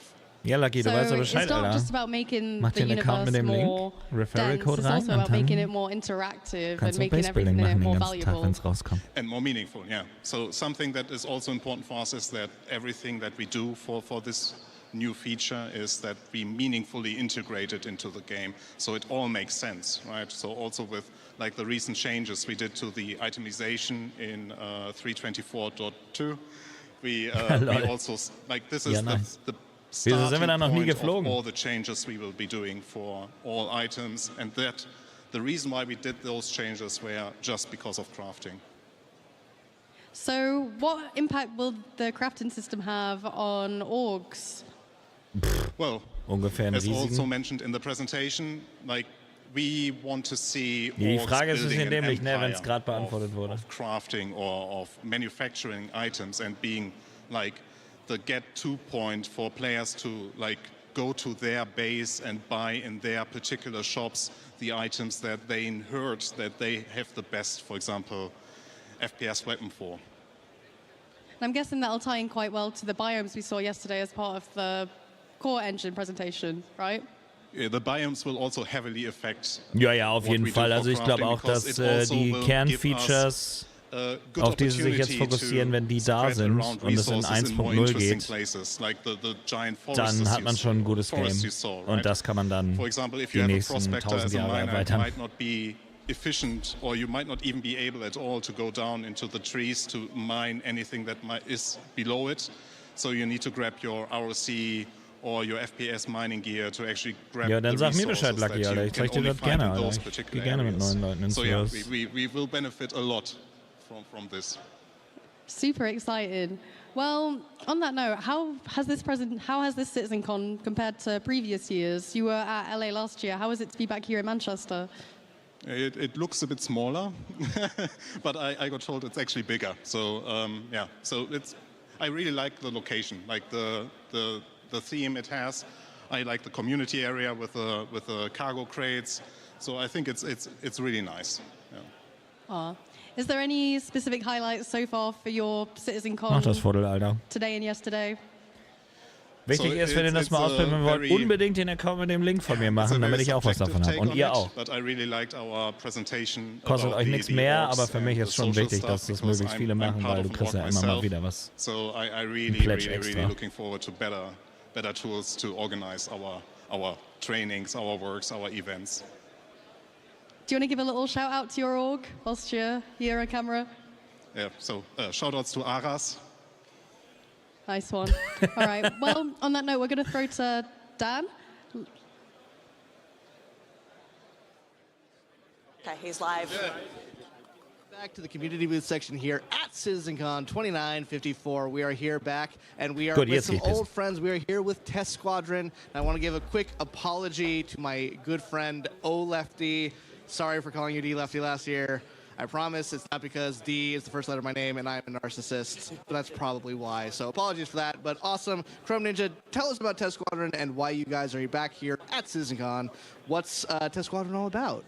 Yeah, so Test Squadron, we're the largest gaming org in Star Citizen. We've only got like 3,000 people. I think we just checked it the other day. We're just hitting over 23,100. But we're a casual gaming org, and we're here giving away free stuff. We've got all this stuff on the table.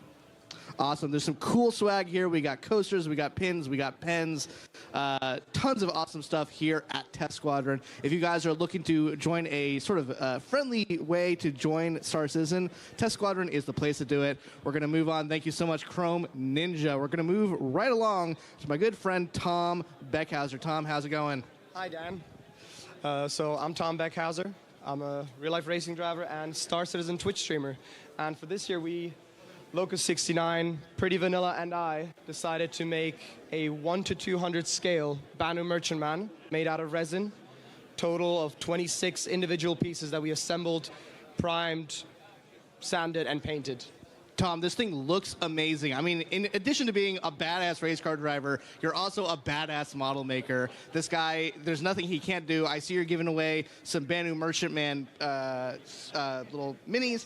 We also have the little, the BMM pins, and we have the Defender mini. Sorry, I got those mixed up. Handing out the Defender miniatures and pixel art. Yes, you gave me one the other day. This is awesome. Tom, people can find you at twitch.tv/Tom Beckhauser. If you guys are interested in checking out more of Tom's awesome stuff, go check him out. Tom, thank you so much for being here. I mean, look at that. To take a look one last time at the BMM before we move on. So freaking cool. Thank you, Tom, for coming over. We're going to shoot now over to Sam, who is here at Atlas. Sam, take it away. Oh, hi, guys. I'm here with ADI, and they have something really cool this year. Ja, wie cool. Welcome to the ADI ASOP Vehicle Retrieval System. Again, did I sound like me, or... could you give us a quick intro to what you guys are doing here? Yeah, this is the Area 18 ASOP terminal and freight elevator terminal. We have, a fully interactive experience freaks, here. And we tied this in with our giveaways for this year. So we have Freight Manager as well. And this is where you can take, what's this? A hacking card. We have Tiger's Claws that we've been giving out. You have to search for them. You put in, and you go through the hack experience. Unfortunately, ADI is an anti-piracy org, and this is a mongrel hacking chip, so we don't want it. Boo, I'll go take it back to Mongrel then. Come on, let's go take it back to those guys. Come on, guys. Crime never pays. Piracy is not a real thing. We only grief and kill for fun. Ist auch einfach ein guter Cosplayer, der hätte auf die Bühne gehört hier mit seinem. So, what are you guys showing off at your booth today? Well, we are showing off Mongrel Squad to begin with, but also our sister orgs, as you can see, where we have the auxiliaries, the pack rats, and the cartel. Aber diese ganzen Leute spielen bestimmt ein Scam-Game. Ourselves, the premier pirate org. Ich glaube, das ist alles, die sind alle bezahlt. Da sind die 700 Millionen hingegangen, um irgendwelche Nerds zu bezahlen. So einen Scheiß zu machen. And hopefully we'll get to some folks to visit you throughout the day today. So,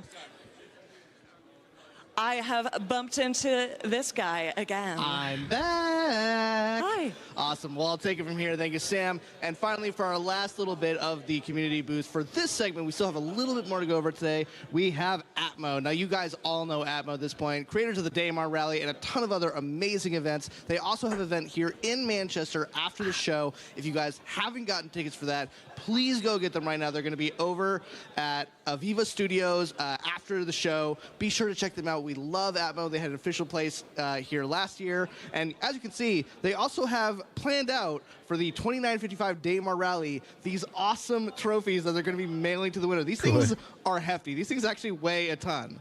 I will absolutely be trying maybe to go to the Daymar Rally just so I can try them out, although we all saw my playing earlier today. So maybe not. But you guys do some awesome work. Thank you guys for all you guys do at Atmo. We're excited to see your guys' event later tonight. Be sure to check out Enter Atmosphere at Also die Star Citizen Community ist schon sehr cool, muss man sagen. Also es sind schon sehr viele, sehr coole Leute bei. Eine sehr erwachsene Community einfach. Du hast überall immer eine Trolle dazwischen in jedem Online-Game, aber ich muss sagen, Star Citizen Community ist schon sehr stark. Auch sehr sehr offen, was neue Spiele angeht, hilfsbereit. Wenn du Streamer bist, der das zum ersten Mal spielt, hast du 1000 Leute, die dir helfen wollen, da durchzusteigen. Also auf die Community lasse ich nichts kommen, da kann man wirklich nichts sagen. Das ist eine der coolsten Gaming-Communities, die ich bisher erlebt habe. Before I get to my deep honor to introduce two of my favorite people, I do want to call out these lovely little note cards here. You've seen many of our presenters and our hosts carrying them here. I have not been carrying mine, and I probably should have. This one just says, "Don't run." This one says, "Thank Kat and Mandy, but also Tyler and Leah." Guys, can we get a round of applause for Tyler and Leah, please? Now, Tyler, you probably know, is our Director of Community. Tyler is what we call internally as a product owner. He is the product owner for CitizenCon. So everything that you see here at this event this year is touched in one way, shape, or form by Tyler Wicken. So please give a round of applause for Tyler Wicken.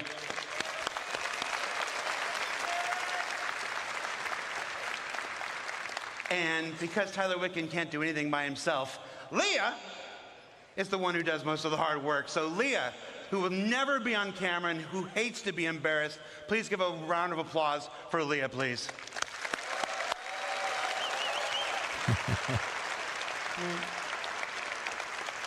This one just says, learn to stretch. This one says, don't let the intrusive thoughts out. I almost lost it with that rabbit weasel thing yesterday. This one says, hi, Dad. Hi, Dad. And this one says, don't run crossed out, don't roll on the stage, dummy. All right, so that's enough for me. Guys, our next presentation is our annual ships presentation, this year titled Captains of Industry, being presented to you by two people who almost certainly need no introduction, but I'm going to do it anyway. Ben Curtis was born in Manchester. No, I'm just. Vehicle art director Ben Curtis and gosh. Oh, I was going to do something really embarrassing. All right. Gut, John dass Crew, sie you're gleich... Come on out, John Crew. Lass es, Jared. Lass es einfach. Lass es stecken. You're lucky they didn't wait. You're lucky they didn't wait. Ja, die haben richtig viel miteinander zu tun in den ISCs, Good die to see you drei. all again. Love you too. Excited to be here. In case you don't know me and you weren't listening to Jared there, which I do quite a lot, my name's John Crew, I'm the vehicle director. My name's Ben Curtis, I'm the vehicle art director. Also man muss sagen, ja klar, vieles immer so Sale und bla und Schiffe und Werbung für die Schiffe und so, aber die sind auch designmäßig echt krass. Also die Vehicle-Designer, das ganze Art-Team von SC ist krass, finde ich. Die machen einen richtig geilen Job. Das sind kreative, gute Leute, die auch hoffentlich gut bezahlt werden für das, was sie machen. So, today we're going Jetzt to be kommen die talking about Baufahrzeuge, ja, your normal. universe. And for those of you that watched the previous presentation, which is awesome about base building and crafting, you should be familiar with the construction grav cart. And you've seen how this works. You might be wondering, well, if I've got this, why do I need some vehicles to do things? I know there's going to be some of you that will be perfectly prepared to go push this thing hundreds of kilometers out of the garages at New Babbage. But realistically, you're going to need a ship to put it in. It can't carry supplies by itself, so you're going to need to put supplies in the ship, move them. Ja. And it has small drones. Verstehe. And that's the key aspect there. It has two small drones Für eine on kleine board. Basis ist das Ding völlig fein, aber wenn du so Riesendinger baust, wird es ein Pain, das mit dem Teil zu machen. Es geht, aber es ist schwierig. Everything you're going to be building in Star Citizen Wenn ich das richtig verstanden habe. A lot of you are familiar with how we class our ships and Parallele Produktion. Du bist einfach schneller mit einem besseren Schiff nachher. Wenn sie es so machen, wäre richtig geil. Dass du mit dem kleinen Ding auch Riesenbasen bauen kannst, es wäre einfach nur ein Pain, aber es würde gehen. Dann hast du den Vorteil von so einem teuren Bauschiff in Zeitersparnis. Und du musst es dir natürlich erspielen können, das Schiff. Oder bauen. Any structure up to a medium size. So it can build smalls, mediums, and it will be able to build small structures faster than what a small drone would. Ach, da so the steht's. size makes difference depending on how big you want to go. But the drones also scale in they scale in numbers. In the one drone can only make one structure at a time. So the grav cart's got 2 drones on it, so it'll be able to create 2 small structures. But a medium, or if you've got a vehicle that carries multiple drones, you can craft a lot more structures, a lot bigger sizes, and that's kind of really the key to kind of like the upgrade path through the kind of drone sizes. So we've had a look at the small. So what's next? What do you want to build? A medium. So. Gut, CSV. Okay, das sind also dann die quasi die Cards auf Rädern. CSV from Argo. Ja, was ich gesagt habe, ne? Ein Einsteigerschiff brauchst du für Space Building. From Argo, the construction support vehicle. Stimmt, gibt's noch gar nicht, ne? So this specialized chassis is developed to take on all the conditions on all our planets. It's a little rugged beast that really does just go everywhere. And if you're constructing a new settlement, there's two things you need. You need drones to build it. You need supplies to supply the drones to build it. Und die haben Supplies und die Drohne. Two variants. So we have the CSV FM, which stands for Fabrication Module. So this has 2 medium drones on board, and we built it to fit in as many vehicles as we could practically get it to fit in. So it fits in vehicles from a Cutlass Black upwards. It's approximately, and everyone always asks me, what ship fits in what, and I lose track of it all the time. It's about the size of a Tumbril Cyclone. So if you can put a Cyclone in a vehicle, you could put one of these in it. Also mit Ach und Krach vielleicht sogar auf eine Nomad. Obviously, 2 medium drones on board, and then it has an internal storage tank for resources. So it has a very small version of a freight elevator built into the back of it. So you feed it 1 SCU crates, it absorbs them into the holding tank on board, and then the drones will come back to the vehicle to refill. Wie cool. And it also has a size 0 serial generator on board for a bit of added protection. What happens when you run out of resources? This is where the CSV SM for supply model comes in. Wie geil. So the second CSV-based vehicle in the game. And this has a traditional 4 SCU cargo grid on the back. So 4 1 SCU boxes, 2 2 SCU boxes, 1 4 SCU box. Depending on what you buy, you can use this to bring it and move it around. So this is the perfect companion vehicle to the CSV FM. Und wenn die Drohnen jetzt automatisch auch einfach von dem Drohnenfahrzeug zu dem Supply-Fahrzeug fliegen können, von alleine, das wäre natürlich top. And it is available right now to drive in SC Alpha 324.2. Lol. Available at playerc.csv. Aber gut, es ist natürlich trotzdem noch nicht funktionieren. Ne? Man kann es jetzt natürlich schon wieder kaufen, obwohl der Gameplay-Look noch gar nicht im Game ist. Das machen sie immer. Irgendwoher müssen die Funds halt herkommen, ne? Aber ja, es ist natürlich auch eine Werbeveranstaltung. Ich finde aber, dass es weniger Werbeveranstaltung ist als andere Conventions, weil es hier viel mehr um die Technik und so immer geht. It's complete with its 4 SCU of cargo up on the rear. Gib noch mehr Geld aus. And I think the CSV kind of really builds on what Argo is known for as a manufacturer. It's got those kind of like really kind of hard industrial looks, and I think it helps it kind of feel at home on any build site. Du kriegst einen lustigen Hut easily accessible. And I think the exterior is like real dominating factor. It's those kind of large all-terrain wheels. Aber so ein Argo Ground Vehicle hat schon was, oder? Also ich finde das Argo Design ja sehr cool. We've got the front-loaded cab that puts all the controls kind of right in the kind of where the player needs them. Die Mucke ist zu laut. One of the keys to the ship as a whole, or the vehicle as a whole, sorry, is it's simple, it's purposeful, it's functional. Du musst dann zum Baugewerbeamt und erstmal anmelden. Argo family.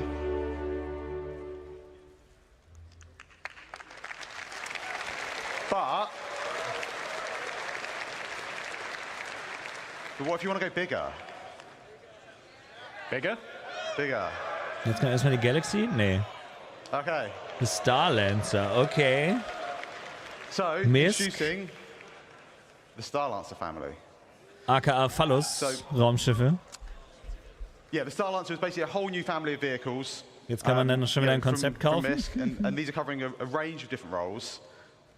Today, we're going to be talking about the first 3, which are the build, which kind of makes sense, and that basically is for all your large structural construction needs. We have the TAC, which is going to be for people that want a little bit more defensive or offensive excursions in our universe. And then we have the MAX, which is a dedicated hauler, but it can still pack a bit of a punch. So we're going to take a bit of a closer look at all of them today. We're going to start off with the build. Verrückt. So this is the Star Lancer build from the outside. The key thing to take away here is you'll see it has the drone bays on each side, and then it has the drone resupply arms for allowing the drones to come back and resupply. Inside that room, you have the drone control center. So you have a single station inside, and this is where you control all your drones from, much like Luke showed you in the previous presentation. So there are 2 large drones held on each side of the room, so 4 large drones in total.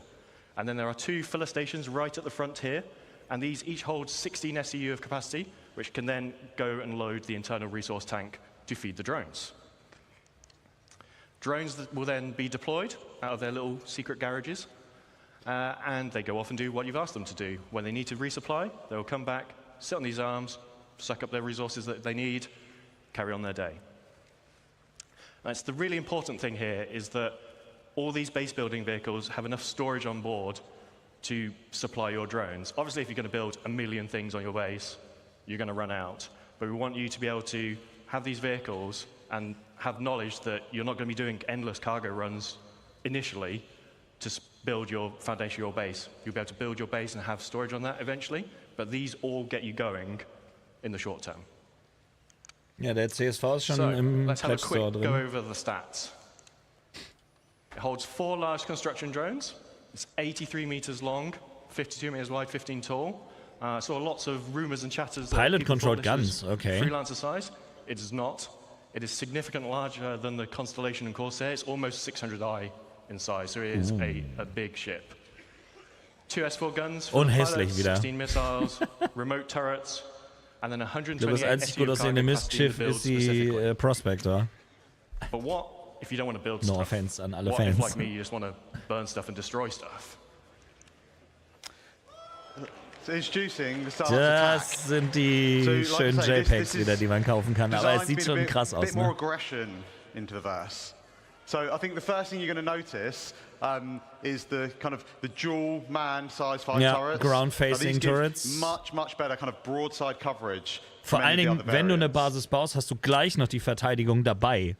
Du And hoverst then halt über on deiner top, Base we also zum have, Bauen und like, hast a noch... dedicated hangar that Oh. has been specifically designed to fit a Mirai Fury inside. Geil. And I'm sure we will see plenty of other ships try to be fitted Ja, inside. auf jeden Fall. Aber also das ist cool, weil dann hast du nämlich mal We'll see. And I think John's going to run you through the interior now. Yeah, so einen Snapfighter dabei, der auch wieder ins Thema passt. Ist sehr cool, gefällt mir gut. So schlecht sieht es nicht aus, aber es könnte geiler aussehen. Ich bin kein Fan von Mist-Designs. Obviously Ben talked about the size 5 turrets. Then we have some drop seats behind, and these are on a deployable ramp, so you can do some ground assault. They will drop out. Ich weiß, alle down. lieben die Freelancer. Ich habe von Gorg dafür auch schon Flak bekommen, aber ist mir scheißegal. Die haben meine Nomad auf Space Kakerlake genannt. Directly behind there with 2 Tier 3 medical beds. Oh, cool. Medbeds, Drop Seats. Upstairs, obviously, there's the Fury hangar. Behind that is engineering. And then forward of the hangar is the refactored habitation and mess hall area, which is specific to the TAC. Aber es ist ein cooles Schiff auf jeden Fall. Also optisch sagt es mir nicht hundertprozentig zu, es ist aber nicht so hässlich, finde ich persönlich, wie andere von denen. Es ist super funktional. Also das, Okay, so sieht's cool to aus. sum up, I think the TAC's obviously going to bring a lot more firepower from the other variants. Its shield's been boosted up to two Zerlegen erstmal eine Corsair. size 3 shield generators. It's got the med bay with the tier 3 med beds, drop seats, it's got the hangar, and it's still able to carry up to 96 STU of cargo. Was stabil ist. And you can secure yours today by going to play.se/Starlance Attack. Ja, also für unsere Org brauchen wir auf jeden Fall 2, 3 von denen und 1, 2 von den normalen Cargo-Varianten.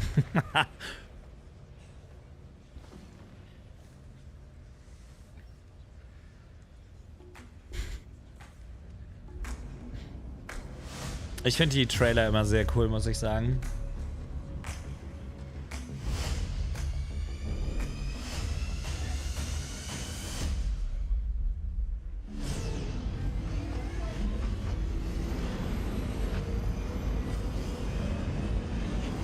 Ja, die sieht schon ganz cool aus.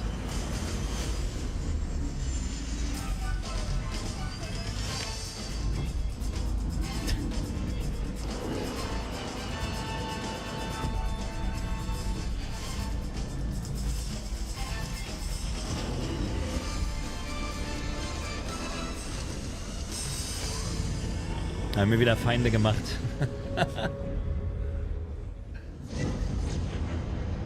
Die ist bestimmt richtig teuer, wenn die 600i Niveau hat von der Größe.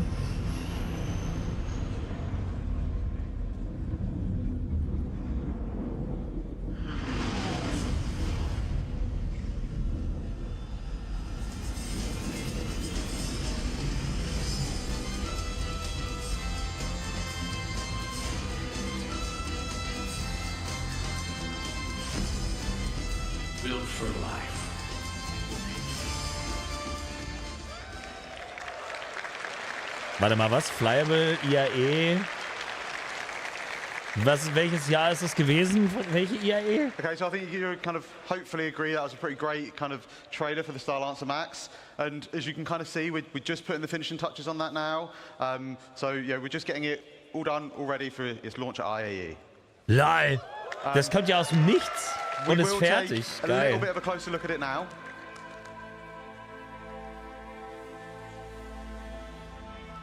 I think the Starlancer kind of really fully encapsulates Misk's kind of ability to create beautiful ships. It's got this bulbous design that really helps to kind of convey its underlying structure and its underlying strength. Das ist cool. I think when the engineers were trying to kind of put this together, Respekt, Alter. they were thinking about what's useful, what's great. Finde ich aber geil, dass die immer so auf einmal so ein Megaschiff aus dem Nichts kommt. Und nicht immer nur Konzepte. Oder war das mal ein Konzept? Ich glaube nicht, oder? And they also wanted to put the crew, they wanted to put what was important for them. So they've added a lot of windows out so the crew can see out into the verse, and it's one of the things that we know people like, being able to have these kind of little windows out into space. And then above the kind of main habitation area, we've got these big skylights, and they just allow kind of like more natural light to cast down into the cruise area. For a bit more protection, you've got 8 size 3 missiles up front, and then a further 8 on top. And these are backed up by a set of size 4 remote turrets, both front and rear, that give good topside coverage.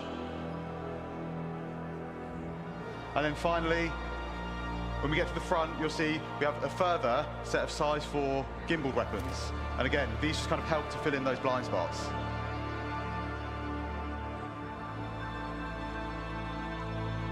Also für ein Mistschiff ist es schick. I think as a whole, I think the engineers Entschuldigung, ich bohre nicht weiter drauf done an exceptional job in creating a vehicle that kind of fully encapsulates the functionality needed, while still ensuring that the crew's kind of well-being and livelihood is protected. It's all in a package that kind of really dominates the sky, and I think it really shows off Mist's ability to deliver kind of quite beautiful ships.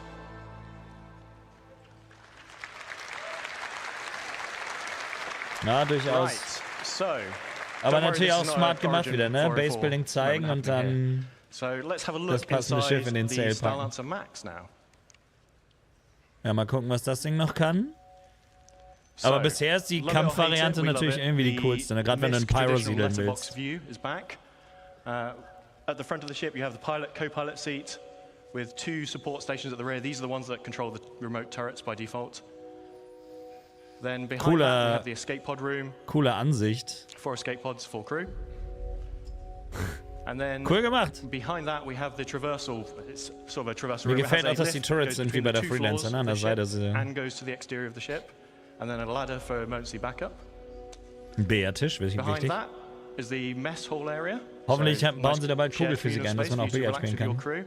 And then we move into the 4 individual crew rooms, each with double beds, so very luxurious for a spaceship. En suites for all. At the rear of this section, we have a further 2 lifts. These are just internal to go between the 2 decks of the ship. Then at the rear, we have the main engineering. So there are some components dotted around throughout the rest of the ship, but the bulk of your components and the engineering terminal are here at the rear of the ship. So that's upstairs. Let's go downstairs a little bit.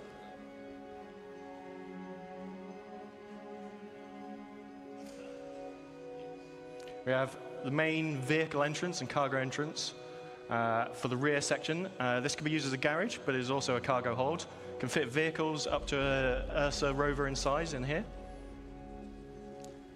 And then on the Max, we have, as you saw in the trailer, it's sort of 1 cargo lift that drops down, but it retains a walkway throughout the center of the ship. So regardless of whether your cargo is up, down, being loaded, you still have traversal front to back of the ship. Okay, aber tatsächlich geht das sogar.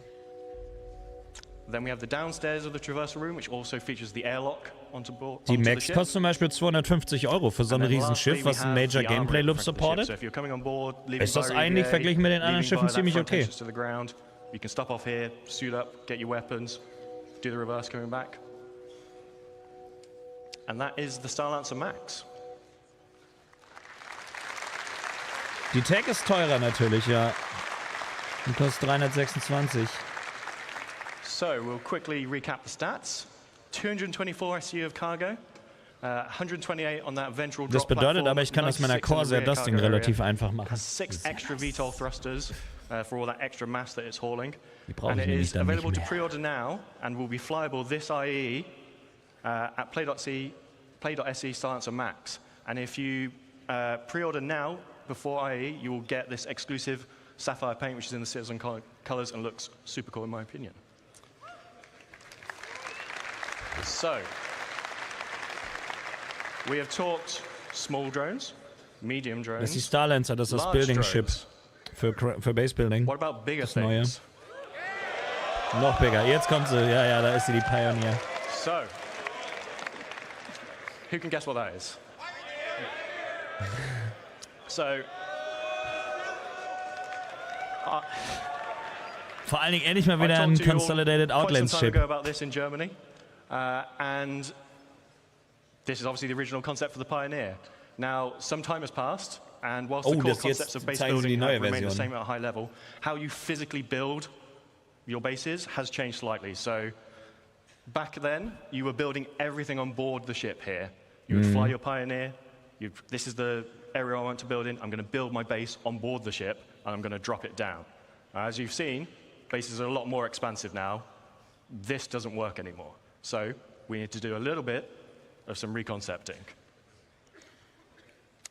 Okay, so one of the first things we really wanted to kind of solve was the arm. We know a lot more about how we're going to be constructing these structures now, and kind of the arm didn't really make a lot of sense anymore. All it really did was it made the space you need to land the ship almost twice as big as what it's kind of needed. And we're not real spaceship engineers. We don't make real spaceships. But what we do try and do a lot of the time is we try and take as much reference from kind of real life manufacturing as we possibly can. And I think that's really it's really key to what I think Star Citizen is as a whole across like all the different departments, in that we're trying to make a believable universe. And if you think about the arm, and whilst I can't deny it's a cool idea, I think really from a manufacturing point of view, all it really does is it adds a lot of complication and a lot of manufacturing costs onto what is already a very advanced, very large, very costly ship to make.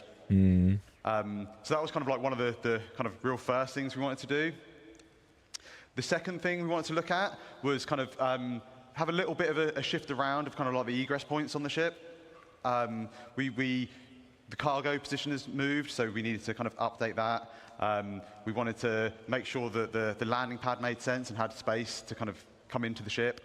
And then we also needed a way of getting things out of the ship that we will be crafting. On top of that, we had a few other goals. Like I say, needs to support all the updated. Also es gefällt mir besser als das alte Schiff, aber es ist natürlich schon sehr verändert worden, ne, für Leute, die das alte geplätscht haben. Aber gut, du kannst den Plätsch ja auch umtauschen. Because we're going to be creating a lot of things inside this ship. We wanted it to kind of become a true self-sustained mobile base. We wanted it to kind of be kind of like the cornerstone of your crafting and construction ventures. And to do that, we needed to add a few extra kind of onboard facilities. So, a med bay, like I say, the crafting area, the ability to refine or extract and refine materials. So, let's have a quick look over the updated interior of the Pioneer. So, at the back of the ship, we have the classic bridge, looks out over the expanse of the ship. And then, top and bottom of that in this image, we have the escape pod rooms. And then leading off those is the access to the manned turrets that remain. Then going downstairs, we have the cargo area at the top. Doesn't look like a lot. That's 1,000 SEU of cargo now in that space. Okay. Ja, man muss halt in der Größenrelation mal sehen, ne? Next to that is the fabrication control room. This is where you'll be controlling. Ich finde es schon wieder geil, dass das so ein asymmetrisches Design ist. Ich liebe das. As well as smaller fabrication machines next door for. You don't want to use this to build a small FPS weapon. It's a bit overkill, so we have that on board as well. In the center of the ship, we have a small fabrication hangar with roof and ramp egress. So if you're building a small ship on board, so things like a Nomad, you can build on board here.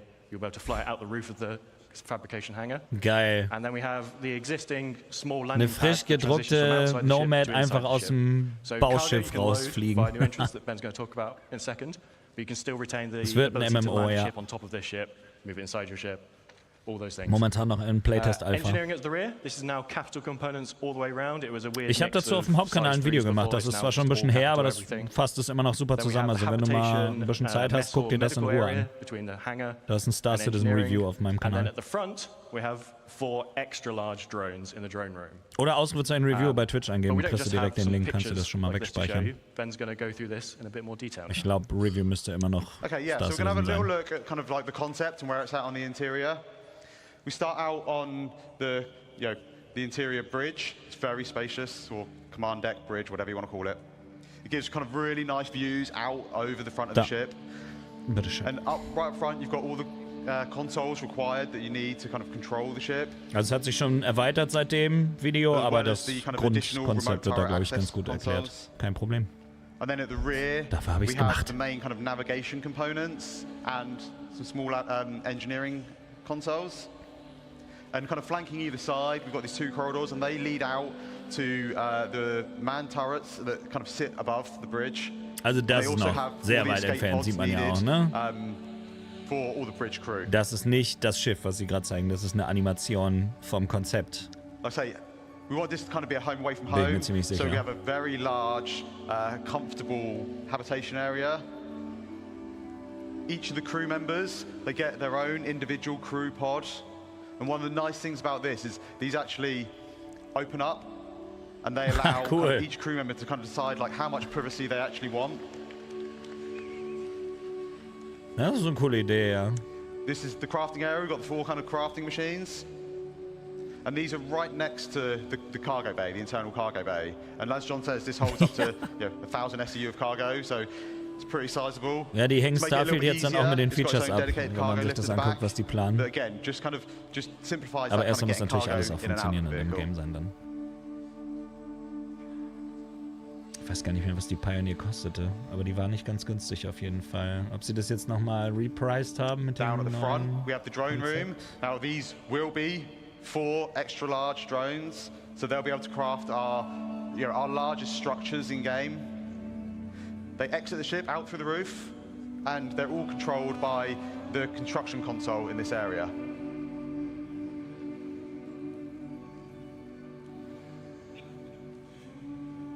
And finally, we're just going to take a quick look at the crafting area on the ship. So you can see here we've got these blast shields down that kind of protect the crew in this area from what's going on inside. Was glaubt ihr, wann kommt das Space Building ins Game? Es sah ja these schon open up. relativ We've gut aus, was just sie finished gezeigt haben. Making a storm. And as we see, there's a ramp that leads out, so you can drive Ja, den any Storm ground müssen vehicle sie straight out erstmal the front. überarbeiten, dass man den auch Between all the benutzen landing kann. gear, and you get this really nice kind of like sense of scale as you're driving underneath out the front of the ship.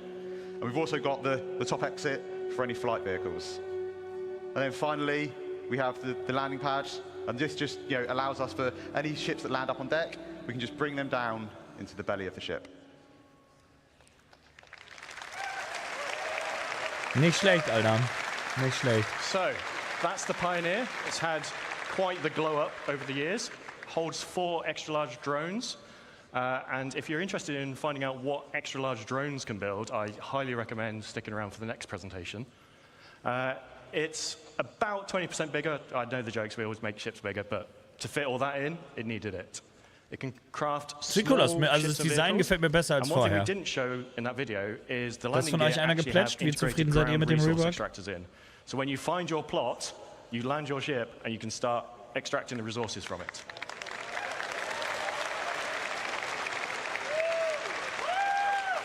Capital components all round, and now it has 1,000 SU of cargo capacity. Now the bad news. When base building comes out, this will not be there day 1 of it. Naja, klar. But we are starting this in the next week or 2, so it is in production very soon. Ach so, ja, die fangen in der Woche an, das Schiff zu bauen. So, What? To finish up, we'll do the classic one last thing. CitizenCon is usually about looking forwards, but we'll do some housekeeping and look at the now and a bit before. So, oh, sorry, this is Ben. Yeah, so you remember last year, we teased these 10 vehicle silhouettes. Now, these were vehicles that we were planning on working on this year, and we've not quite delivered all of them yet this year. But we did come quite close. So far we've delivered 6. We've delivered the Pulse, the X1, the Medvac, the Argo and PUV 1T, the RSI Zeus, and the rework on the Retaliator. Oh, but what about the rest? Sorry. So, all but one of these will be released before the end of the year. So the Legionnaire is the one that's going to miss out. Okay. And that's because we want to align it with hacking gameplay. But the rest sagen, will macht be ja auch here nicht so for viel the end of the year. So, Crusader Intrepid, Mirai Guardian, and the Polaris. So. Der Polaris sieht so klein aus da auf dem Bild, ne? We have a few patches between where I am today standing on stage and the end of the year. But let's start with some things that you're going to see at IEE.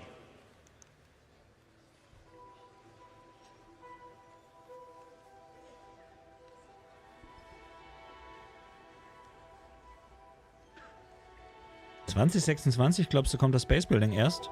Das glaube ich nicht. Ich glaube, das ist nicht weit weg. Denn sie haben es ja schon im Game gezeigt. Aber diese ganzen Crafting-Systeme und so, das muss natürlich alles funktionieren. Also es wird ich denke auch ein halbes Jahr wird es bestimmt noch dauern. Mindestens.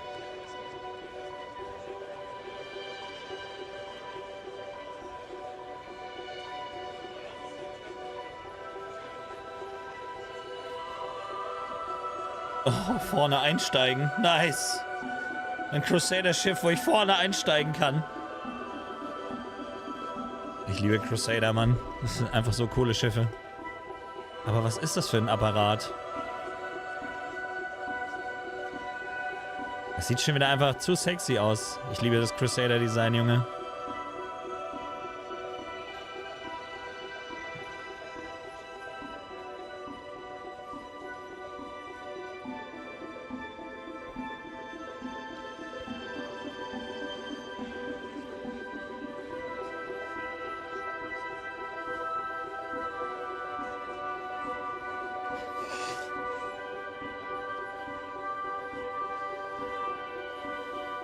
Ja, auf die größere Fury bin ich auch mal gespannt.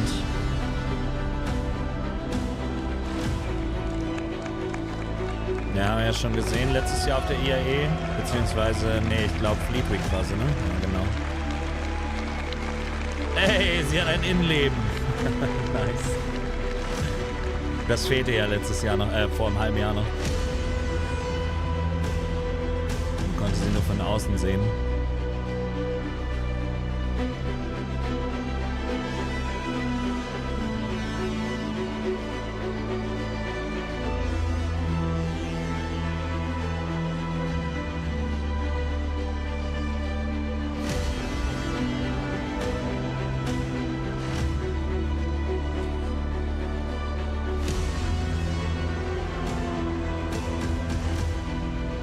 Ja, ja, klar, lieber sicher prognostizieren.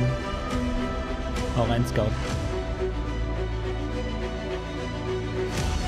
Server-Meshing wäre schon wichtig für Base-Building, das denke ich auch, ja.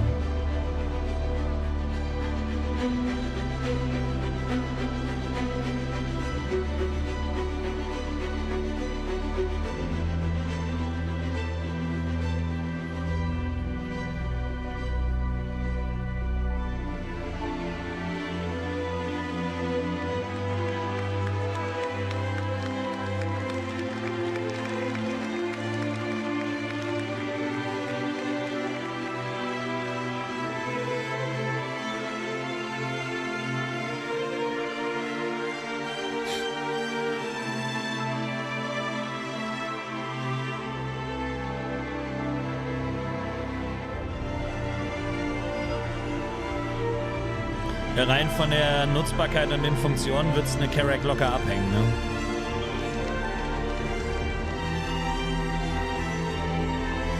Die muss halt auch nochmal reworked werden, die Carrack. So schade das ist, aber ist halt völlig veraltet von der Benutzbarkeit.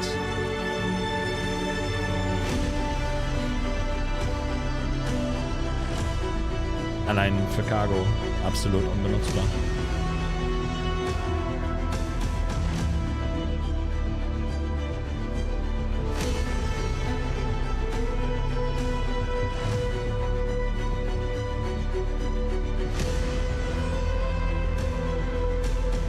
Cool, so ein schräger Fahrstuhl auch.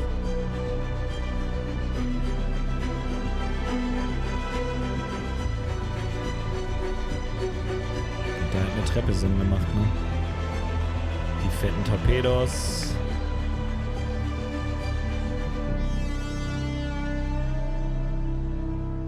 Also ist bestimmt schon cool, voll besetzt mit dem Ding mal durchs Verse zu eiern. Aber ob ich nur dafür so eine Pledge-Chain durchprügel, die ich danach wahrscheinlich nie wieder benutze, glaube ich eher nicht. Aber ich werde mir auf jeden Fall wieder ein Monatsabo machen und die dann die Woche, wo man das hat, fliegen.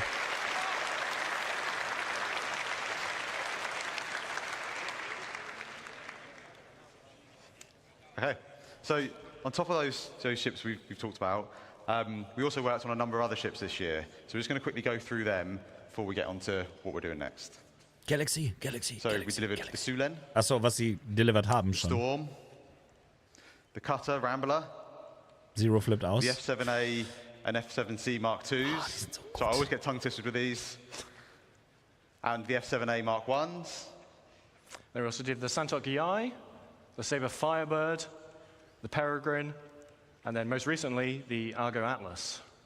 Muss ich auch noch ausprobieren, das Ding. Like last year, where we did a little tease. Can't just leave without teasing a little bit more. So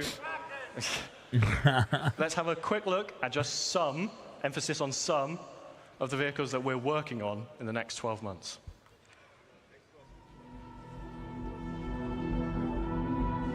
Das ist eine andere von den Argo-Varianten auf jeden Fall. Das sieht aus wie so ein Ursa für Basebuilding. Das ist ein neuer Spartan-Dings hier, Panzer. Das ist irgendwas Anvil. Das ist die Super Hornet. Mark II. Eine von beiden auf jeden Fall. Die wir auch im Trailer gesehen haben bei Squadron. Okay. Oh, das ist irgendeine Prospector-Variante. Das sieht slick aus.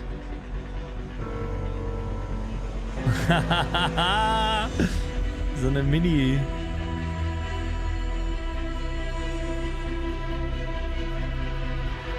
Da haben wir wieder einen Misk.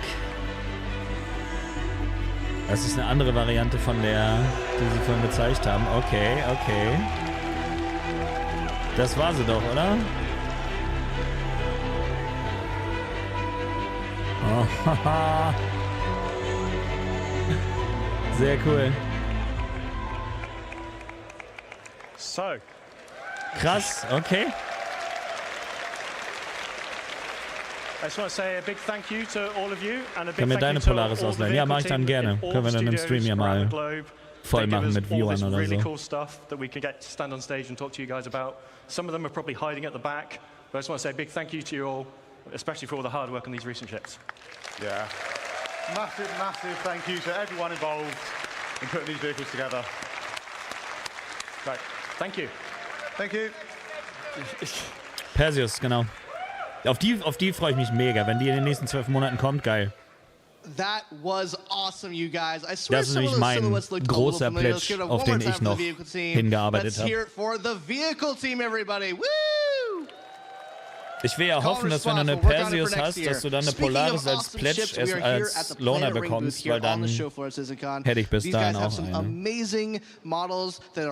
Die Pledge-Chain habe ich schon fertig, fast. Da fehlen nur so ein paar Lücken. Awesome prototype models we have right here.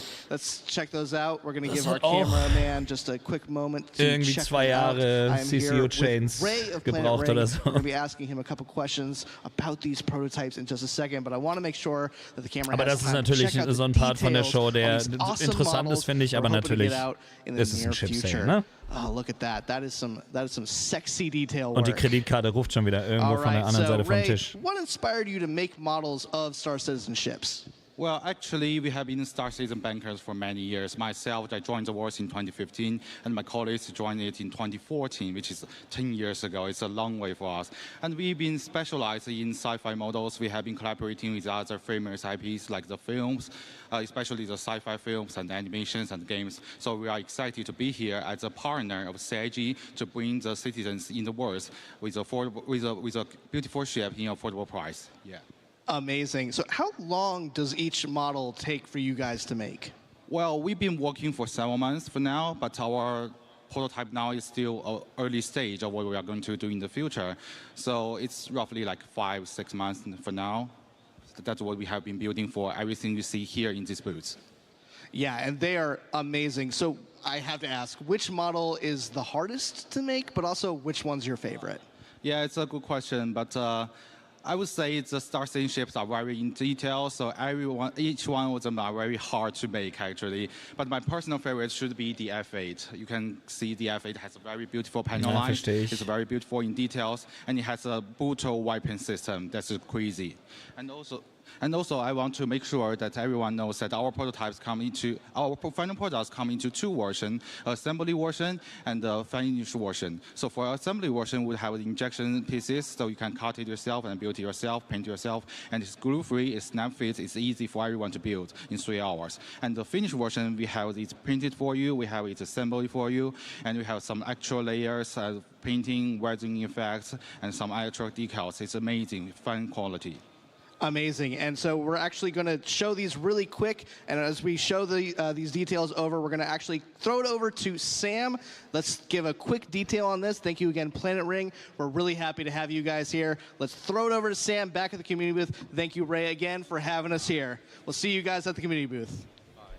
Hi guys, I'm back at the community booths and I'm over here with Ultima. Could you give us a brief intro for the guys watching at home to what you guys do? Absolutely. I'm Sigelian from Ultima Energy. We're the leading provider of fuel products and services here in the Verse. We do a lot of Starfarer operations. You can find us on our website at ultima.energy, and we have Discord as well, so hit us up there. Amazing. Thanks so much, guys. Let's move right on over to Medrunner. So, Jared talked a little bit about you guys earlier today. So how have you found the convention so far? What's been your favorite bit? Oh man, it's been amazing. Squadron 42 looked so good. I mean, I'm an Idris owner myself, so I'm super hyped to seeing Squadron 42 in 2026. Just the love from the community has been amazing. It's been so much fun here. Thank you so much for being here. And if you guys haven't already, do come check out their booth because it is really amazing. Okay. And I am here right on the end of our amazing community booth area with our Avantgarde guys. So, Avantgarde, would you mind introducing yourselves and what you guys do? Yeah, absolutely. We are a PMC organization. We do PvP both in the sky and on the ground. We also a trading division where we trade rare guns, rare armors, and everything. Our goal is to have at least 100 members, but because we value people below quantity. We want to create a legacy altogether. When I create this organization, I don't consider myself the commander of everything. I just planted a seed for a tree. Maybe I will never see the fruits, but I want to create a legacy. People need to have fun, maybe win sometimes also, but especially win. Be a healthy community and having fun altogether. Amazing. Thank you so much. Right, let's move on over to the other side, where I am joined by my partner in crime, Dan. I don't know which camera I'm looking at. That one. That one? 2? 1? Hi. Hi, guys. We're back here at the community section here with my friends at Imperium. They have, again, awesome ship model. we saw a moment ago. Look at that awesome ship model they have here. It's even better than the one they had in LA last year. Guys, quick elevator pitch. What do you guys here at for Imperium have here at CitizenCon this year? Well, at CitizenCon this year, we brought another one of our 1 to 500 scale Bengals. This one is actually in Imperium colors. It's the ISS Sovereign, which was picked as the name for our flagship by our members. And then also over here, we have 1 to 2,500 scale Bengal Krugeri Battle Group that was made by one of our members that we're going to be donating to Cloud Imperium and to Chris Roberts.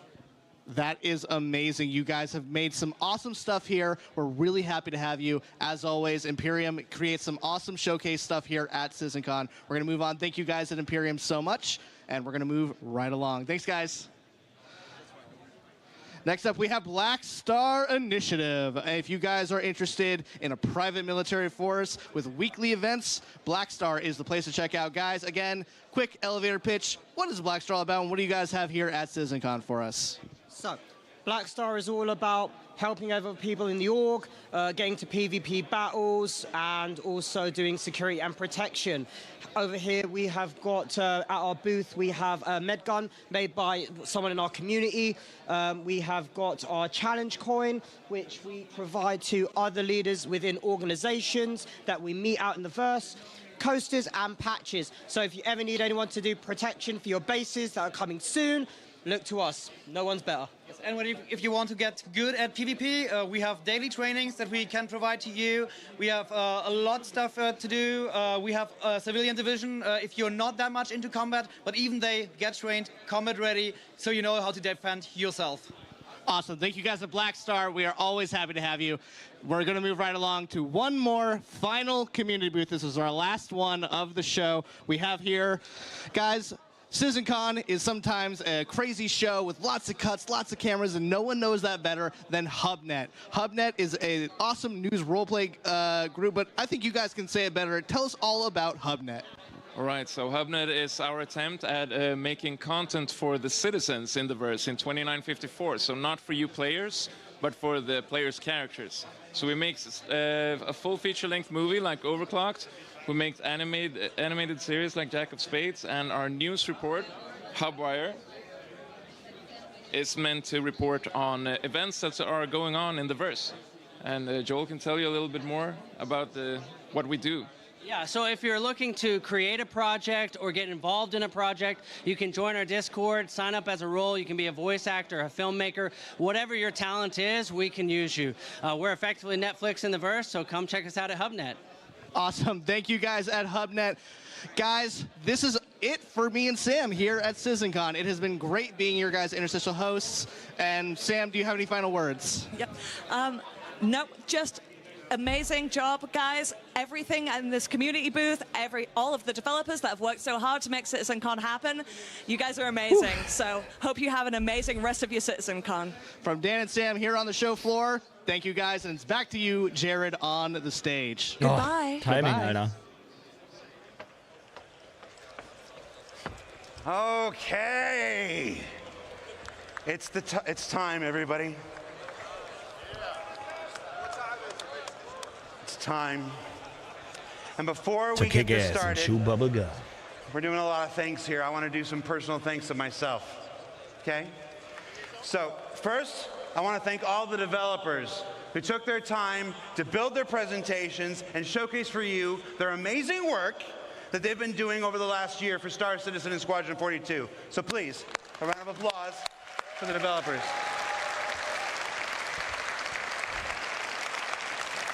It is not easy to stand on this stage in front of 4,000 people, in front of tens of thousands of people at home, and the hundreds of thousands who will clip this and replay it and cut it into other content videos for years and years to come. So thank you so much. I want to do a couple individual call-outs, though, because it's important to me, and I'm on stage right now, and you're a captive audience. I want to call out Nick Pierce. Nick Pierce from the Characters and Creatures presentation. 10 days ago, we lost our main presenter. He didn't die or anything, he just couldn't make the trip. Nick stepped in with only 10 days to prepare that amazing armor specialization presentation that you saw. So Nick, you're a champion. Thank you so much stepping in at the last minute.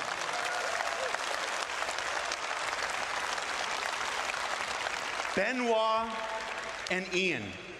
Benoit and Ian took the reins and delivered multiple presentations this year. You may only see them talking in this presentation or this presentation. You're going to see Ian in this one here, like this. But their work behind the scenes, getting all of these presentations up to the standard that they're required, Ja, Feature Complete war es ja letztes Jahr schon. Jetzt machen sie nochmal Polish. Ja. Finde ich auch super, dass sie sich so viel Zeit dafür nehmen. Die wollen halt ein vernünftiges Spiel anbieten. You can clap, that's fine. You might have noticed we went on ISC hiatus a couple weeks ago. We went on hiatus a little earlier than normal because we took the ISC gameplay capture team and we dedicated them to the work of CitizenCon for the last almost 6 weeks. Every year at CitizenCon, the devs spend their time creating the footage for you, their showcases for you, and many of them still werden nur noch mehr Devs zur Star Citizen rüberwechseln können. Takes them away from the work of actually creating the game. So our ISC gameplay capture team really stepped up this year for the first time in CitizenCon history and helped folks create the videos. Those amazing looks at Nyx, those amazing looks at Castra, the amazing looks at the sandworm and stuff. Gut gemachte Präsentationen bei. Dave, Toby, Alex, and our newest member, Thomas. Hi, Thomas. Thank you so much, guys. Das haben sie letztes Jahr angekündigt. Laut internen Berichten soll es aber tatsächlich erst jetzt seit kurzem wirklich Feature Complete sein. Ja, die Leaks und die Gerüchte wieder. Also, weiß ich nicht.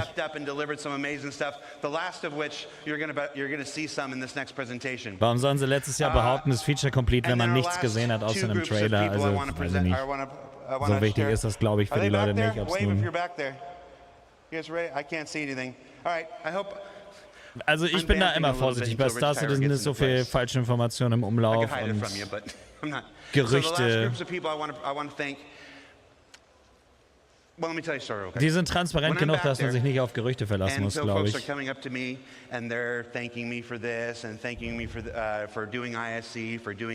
Complete heißt ja nicht fertig. I'm struck by 2 things every time I'm thanked. One is that I can't do any of this without you. There is no game project in the world that does a weekly behind-the-scenes docu-series each and every week, and then turns around and does a live talk show the next day after it. Ja, das meine ich. Also du kannst dir so viel angucken in der Entwicklung. Keiner ist so transparent, zeigt so viel, zeigt seine Technik, wie sie funktioniert, wer die Leute sind, die sie machen. Wie gesagt, allein der YouTube-Kanal von denen jede Woche irgendwie was Neues vorstellt. Würde ich mir wünschen, dass es mehr Firmen machen. I'm like, oh, that's what you look like. All right, I agree with the people. Let's bring it back. And then last but not least, there is one person. CD Projekt Red ist nicht CIG, also was andere Firmen machen. I've been here for 10 years. I've produced 7 Interessiert mich nicht. Also wenn das eine Firma wäre, die bekannt dafür ist, dass sie verpackte Games rausbringen, dann okay, aber haben sie ja noch nicht. Die bringen jetzt ihr erstes Spiel raus. Also von daher. Really, after your support, the only reason I get to do this week in and week out and have these big moments like this is because of the same guy who makes it possible for all of us to do our jobs. So I'd like to thank, where's the camera? There you go. I'd like to thank Chris Roberts. Chris, thank you. Ja, das sind einfach dieselben Kacknerds wie wir, die da auf der Bühne stehen, nicht irgendwelche geleckten, durchpolierten Hipster-Dudes, Alter, die dir erzählen, wie thrilled und excited sie sind. Saying yes to so many things I want to do, and for not saying no or getting angry when I don't ask. So, thank you so much. I do operate a lot on a let's just do it and see if I get in trouble afterwards. So is that Chris there? Are you ready? All right. So with that, yes, he's angry now. All right. So without further ado, wenn Chris auf die Bühne kommt, let's get to our final presentation of the night. The Star is My Destination. Introduced to you by the one and only Chris Roberts. Schon vorbei jetzt? Krass, Alter. Also das wird eine lange Präsentation wahrscheinlich sein, aber Star Citizen 1.0, jetzt wird's spannend. Hey, well, I hope you had a great day yesterday. And by the way, there's a perfect run through that Rich did immediately after the show. He went back to the office, ran it through, no crashes, no nothing. Das nagt an ihm. Das merkt man. And by the way, that's a dedication of Rich. Is He's like, okay, I'm gonna get it done properly, and he did it. Nice. Ich glaube, ja, das hat die beide abgefuckt. It doesn't have any screen tearing, because there was some screen tearing. There was a technical glitch in the setup yesterday. So anyway, watch that. And if you're doing comparisons to the old stuff, wie gesagt, das hat man auch gesehen, dass das nicht am Spiel lag, das Tearing. So krass ist kein Screen Tearing der Welt in einem Spiel. I hope you guys liked this morning. There was the base building and the crafting and the ships, you'll be able to do it. I mean, for me, the ability to sort of create your own place somewhere in the verse, find the perfect spot for you to make your home or harvest resources, it totally changes the dynamic of what the game will be in terms of exploration and people spreading out, and I think putting roots down in the verse. So I can't wait till we get that in there. I mean, that's one of the things that makes me incredibly excited, because I think it will just add so much to a living, breathing universe. But that is a perfect example of Star Citizen, how it's grown over the last 12 years, because we definitely did not have that on the initial Kickstarter or the pitches that we were doing. And, you know, Star Citizen is a living game. I mean, we're constantly always adding content and features and tech. As you can see, we're constantly upgrading, you know, what we're doing on the graphics side, making it better and always improving it. And even after we would consider it a released or a shipped game, not an alpha game, we will still be doing that. So it's just it will be a living game. Muss man auch, finde ich, bei so einem Spiel. Das wäre Verschwendung, das einfach fertig zu machen und dann nichts mehr dran zu machen. Star Citizen that will continue to grow. It won't be like, oh, we're going to do Destiny 2 after Destiny 1. It will just be a living, growing product. Same for. Right? I don't mean that as a knock at them. I just mean that in today's world, you constantly upgrade and improve things. But gefährlich. The big question really is, at what point would we at CIG, what point would I, what point would the rest of the team consider Star Citizen ready for everybody? Not just you guys out here who are beautiful, wonderful, early adopters, willing to put up with bugs, jankiness, you know, not a great new player experience. We know all those things are things that we want to fix and improve, and we want a game that everyone can just get into at the beginning, understand it, have fun, you know, pulls you into it, and then has a huge amount of depth. So the question is, what is that?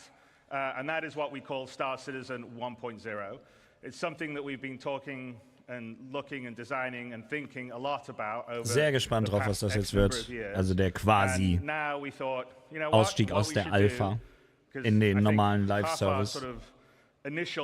Playtest vorbei, ein Spiel, was man spielen kann, was erweitert und gepatcht wird. You know, inside Star Citizens or SC Lives, but we're like, okay, let's tell everyone the marker. This is what it is, Star Citizen 1.0. When we hit this, this is what we consider we're ready to go wide. You know, everybody in the world. Ja, ein Release-Datum werden sie dafür nicht raushauen, das ist klar. Hardcore or casual, have fun, play in the verse, interact, have a great time. And so that is what we're going to tell you today, is what we consider Star Citizen 1.0. That doesn't mean, as I said, that we'll stop at that point. Na, das wäre halt auch so dämlich. Grow and build and add things. Das muss im Live-Service erst der Gute sein. Alles andere macht keinen Sinn bei so einem Spiel. Pretty sure, I know, but I'm pretty sure it will be not that long after 1.0. But that is the example. We're going to tell you what the marker is, and you know, to do that, Rich Tyra, who's our senior game director, is going to come out with a few of our other directors, and we'll lead you through what 1.0 will be. So, without further ado, alles Rich klar. Tyra. Cool, dass sie das jetzt wirklich auch angehen, das Thema. Also 4.0 steht da vor der Tür mit Pyro. Schauen wir mal, was jetzt dann... So, my name is Rich Tyra, and I'm the Senior Game Director for Star Citizen and Squadron 42. Es ist ja halt mittlerweile wirklich greifbar, man merkt, wenn man es spielt. And I've read many Spectrum and Reddit posts. Oh. And one consistent question I always see is, what type of game is Star Citizen? And I've read many answers. It's a PvE game. Das ist alles davon. PvP game. What about non-combat? Ultimately, it's all three. 3 types of players, 1 universe. So how do we connect those players to create a cohesive game and not just a set of features bolted together? And it comes back to that elegant, simple question. What type of game is Star Citizen? Well, today, we're going to find out. Okay, so before we get stuck into Star Citizen 1.0, I think I need to clarify a few things. Firstly, what about 4.0? Where does that fit in? Well, 4.0 is the patch that contains server meshing and pyro. And fundamentally, it's an alpha development patch, which means it's adding further tech, features, and content to our alpha version of the game. Mhm. Today, though, is beyond 4.0, all the way to 1.0. And the big difference is that 1.0 is the full release of the game. Okay, so what does that mean? How will it be different to a normal patch? Well, firstly, let's look at the 1. The 1 means we're committing to higher base performance and minimal bugs. Wobei die Performance mittlerweile schon echt die meiste Zeit development. ganz gut ist auf einem guten This will PC. be a fully released and polished experience. It means Also in fully 10 Jahren. rounded gameplay loops, from new player experience Okay, 20 Jahre. to story missions and endgame content.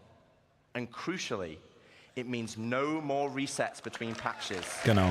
It's So a machen sie ja true- sowieso schon fast gar nicht mehr, aber... Ach so, die meinen die Resets von den ganzen It's a Ausrüstungssachen und so. true, Ja. persistent universe. Ja. Das passiert ja jetzt So immer, if ne? that's Wenn du einen the neuen one, Patch hast, sind alle deine what Schiffe about wieder the gestored .0? und alles wird abgebaut Well, und it's so. just as important. It means we're still committed to continued development, with new content and features being planned post 1.0. Ja. But those features will no longer be tier 0. We'll be committing to a higher benchmark of quality for each patch, and most importantly, it's a moment in time. If there is a content, feature, or star system that we've mentioned in the past that is not in 1.0, it just means it will come later. 1.0 is more than just a number change. Also damit hat man It's ja the gerechnet, beginning aber es ist of a gut, dass new man es phase nochmal of jetzt development of the klar game. weiß. Sie wollen einen Release Okay, machen und so es we know dann what the 1 live is and the supporten. .0, but before we move on, I want to address one important point. And for this, we need to go all the way back to the beginning. Here we are, the Kickstarter. As a backer myself, it brings back memories. And it also reminds me we had a lot of stretch goals. And one of those goals was 100 star systems. Tja. Aber mit der Technik, die sie gestern gezeigt haben, geht das auf jeden Fall And there is a schneller. but. The star systems of old are not the star systems of today. They were based on the privateer and freelancer model. Ja. They were unexplorable planets Ja. with an isolated and small Das ist eine landing ganz zone andere and Ambition had gewesen, viel automated kleiner. landings. And we all know Und how mehr that ist nicht went. immer besser, das wissen wir ja jetzt durch Starfield. Was To nützen give dir you an 1000 idea, Systeme, die keinen Stanton Spaß had machen? 4 points of interest, and the entire 100 systems only had 90 POIs. Compare that Ja. to Stanton today, and we Ja. have 1,626 points of interest. And that is going to be dwarfed once we start using the Starchitect tool we Genau. saw yesterday. Ja. Also wenn jetzt einer sagt, aber die haben mir 1000 Systeme damals versprochen. Ja gut, wenn das 1000 So where does that Freelancer-Systeme leave us for waren, 1.0? lieber sowas. Well, we will not be launching with 100 star systems. Nee. Because the game we have today was not just the game that was pitched back then. It's more rich. Ich finde es aber it's besser, more diverse, dass das draus geworden and ist. fundamentally, Mögen alte you'll be Bäcker getting vielleicht a whole anders lot sehen. more, and I mean a lot more. Okay, so now I've defined what 1.0 is. Let's get into the cool stuff. Aber da haben sie jetzt wirklich was Besonderes draus gemacht. Star Citizen, by its very nature, is a sandbox MMO. Today, you as a player have to find the fun. You have to figure out what you can do and how to do it. If you want to be a hauler or salvager, you have to know those professions exist. You have to know what ships support that gameplay. And you have to rely on outside resources for help. As it is now, the game is not set up to help you. Nee. So we're Das ist going ein to großes add a Problem noch. soft framework, a nervous system that connects all the professions, ships, and content together. And to do this, we're going to add a main story. Eine Story in SC? To help Lol. Okay, damit habe ich wirklich nicht gerechnet. Also ja, es sind MMOs ja normal, aber ich dachte, das bleibt ein Sandbox-MMO. Hat das einer von euch kommen sehen? Ich nicht. To help discover all the exciting features and content we have. Ist ja viel geiler, ins Game reinzukommen mit sowas. To take them on a journey of discovery of what the game has to offer. This story will become the spine of the universe. Geil. And help onboard players with understanding how to play the game and understand what's available to them. This story will also introduce each of our guilds. Genau. And what professions we have to offer. Like the United Resource Workers. Also nicht zu verwechseln mit Orks. Orks sind Spieler, Gilden sind In-Universe-Gilden. Also. They also support many other features and professions, like repair technician, crafter, and builder. Wie Fraktionen. Guilds are hugely important in Star Citizen, and as you know by now, guilds are comprised of many factions. As you work for each of these factions, you will gain guild reputation. You can then use this reputation as a currency to purchase guild-affiliated rewards, like ships, blueprints, and items. And each guild will have a unique inventory of what they offer. Alongside economic growth, guild reputation will become a core progression of the game. And to talk more about guilds and our main story, I'd like to introduce David Haddock onto the stage, our very own narrative director.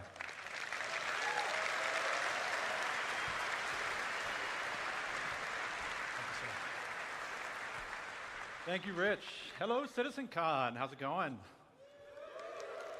Awesome. So yes, 1.0 is very exciting, and it's going to provide us probably our first real opportunity to finally inject a massive amount of narrative into the game.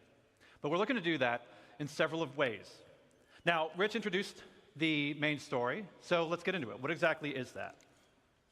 First, it's a narrative experience. This will be a crafted story through the star systems and professions of the Star Citizen universe, taking players on an exciting adventure that will finally kick off the growing tension between Earth and Terra. Yeah. It will be NPC-driven. So while Squadron 42 will always be the place to go for AAA cinematic adventure, we're bringing a lot of the techniques that we learned from that to Jetzt kannst du in Star capture and Citizen nicht build machen, dass du a ewig cast aus dem of Charakter dynamic gezogen wirst characters, und some of which may be familiar, Videosequenzen kommen und so, sondern hier würdest du das alles aus der Ich-Perspektive erleben, weil sonst wird das Spiel kaputt machen. To be sort of like a tour bus structure where you can hop on and hop off at any time you want to. So we're not also requiring you to do it. So if you want to log in day one and just go off and do your thing, you can do that. Or maybe you want to put the story on hold so you can go explore a new facet of gameplay that you just discovered. Go for it. The point is that you can complete it at your own pace. Also es ist nicht Pflicht, die zu machen, und man kann sie machen, wann und wie man will. What's the motivation to want to go on this ride? Like Rich said, for new players, it's a great way to ease into sort of the vast lore that we've been developing over 12 years. Ja. The gameplay, the locations that the game has to offer, and also give you a sense of upcoming stories that are about to come. But you've been playing Star Citizen for years. You probably know the lore better than me. So what's in it for you? Now, of course, we'll have rewards along the way as you complete missions and whatnot, but we're finally going to offer a big prize for completing the story. Citizenship. Oh. Okay. So, many of you already know this, but for the uninitiated, in the UEE, there are citizens and there are civilians. Citizens are members of the population who have demonstrated a commitment to bettering the empire, and as such are given benefits that civilians just don't have. Now, what those differences have been debated in the community over years. 1.0, we're finally going to answer that debate. I won't get into the full list of benefits that we're going to offer, but can reveal that one of them will be around land ownership. Citizens will be able to purchase land anywhere in the UEE and enjoy the security that comes with it. But civilians will have a couple of restrictions as to which systems and which planets they can buy on. Cool. Also lohnt sich auf jeden Fall auch die Story zu spielen. So where is this adventure going to take you? Well, 1.0 is going to include 5-star systems. This story is going to weave you through all of them, but where exactly are you going to go? First, we've got Stanton, which needs very little introduction. I'm sure you're all very intimately familiar with these 4 corporate-run worlds. Oh, yeah. But since I do lore, I figure I could take the next hour and just walk through each one of these. But I'm kidding. We've also got Pyro, Land of the Lawless. A volatile star at the center of the system is the perfect metaphor for the constant struggle between the gangs and survivors trying to hack out an existence here.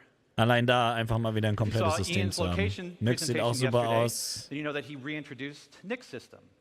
There's another unclaimed Also system 3 Planeten that's und die currently home to the Station. People's Alliance. Sehr schön. A wannabe independent government formed during the Messer era, but now struggling with the burdens of governance, a growing outlaw presence, and a new threat on their doorstep from Vandal raids. Ian also made another big announcement of our fourth system, genau.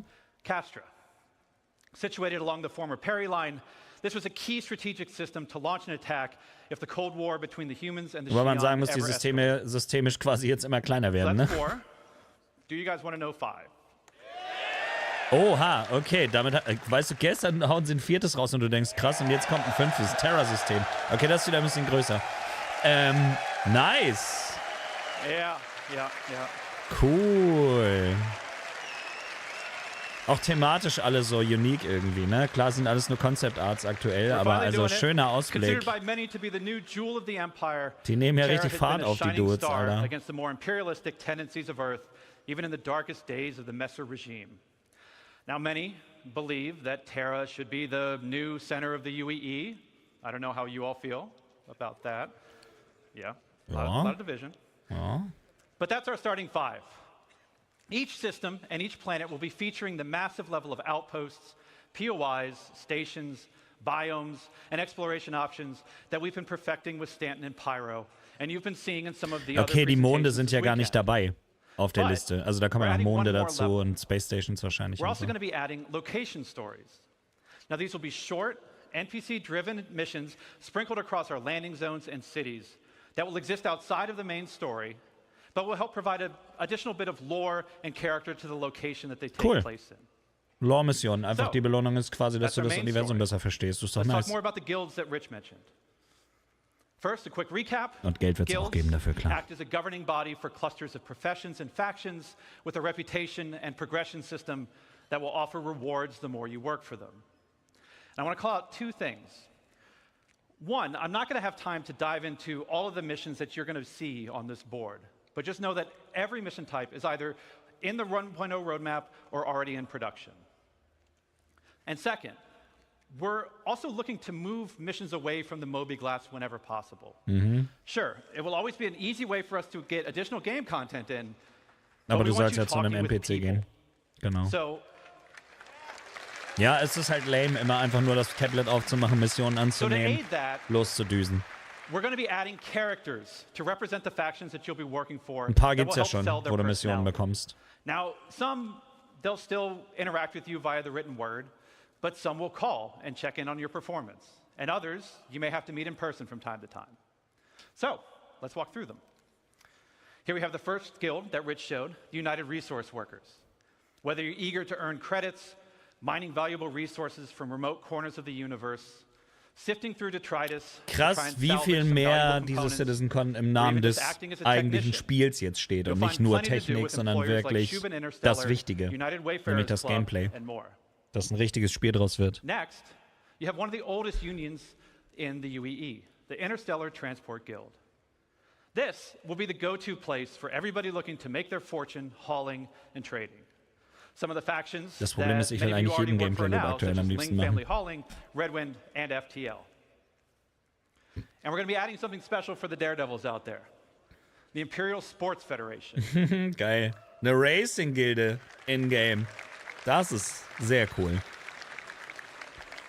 Das ist nämlich auch eine echt spaßige That are Tätigkeit. both legitimate and illegitimate, we're actually going to be leveraging some of our existing mechanics to build new sports and provide an outlet for all you Murray Cup enthusiasts, Cargo Olympians, and competitors to see just who's the best out there.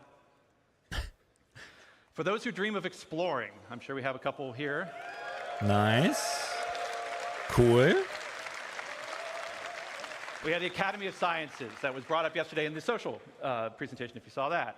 This is a science guild that will include factions like the Imperial Cartography Center, who will task you with a variety of missions to better understand our universe, such as sending you into a nebula to do deep scans, or finally seeing what's at the bottom of that planetary canyon.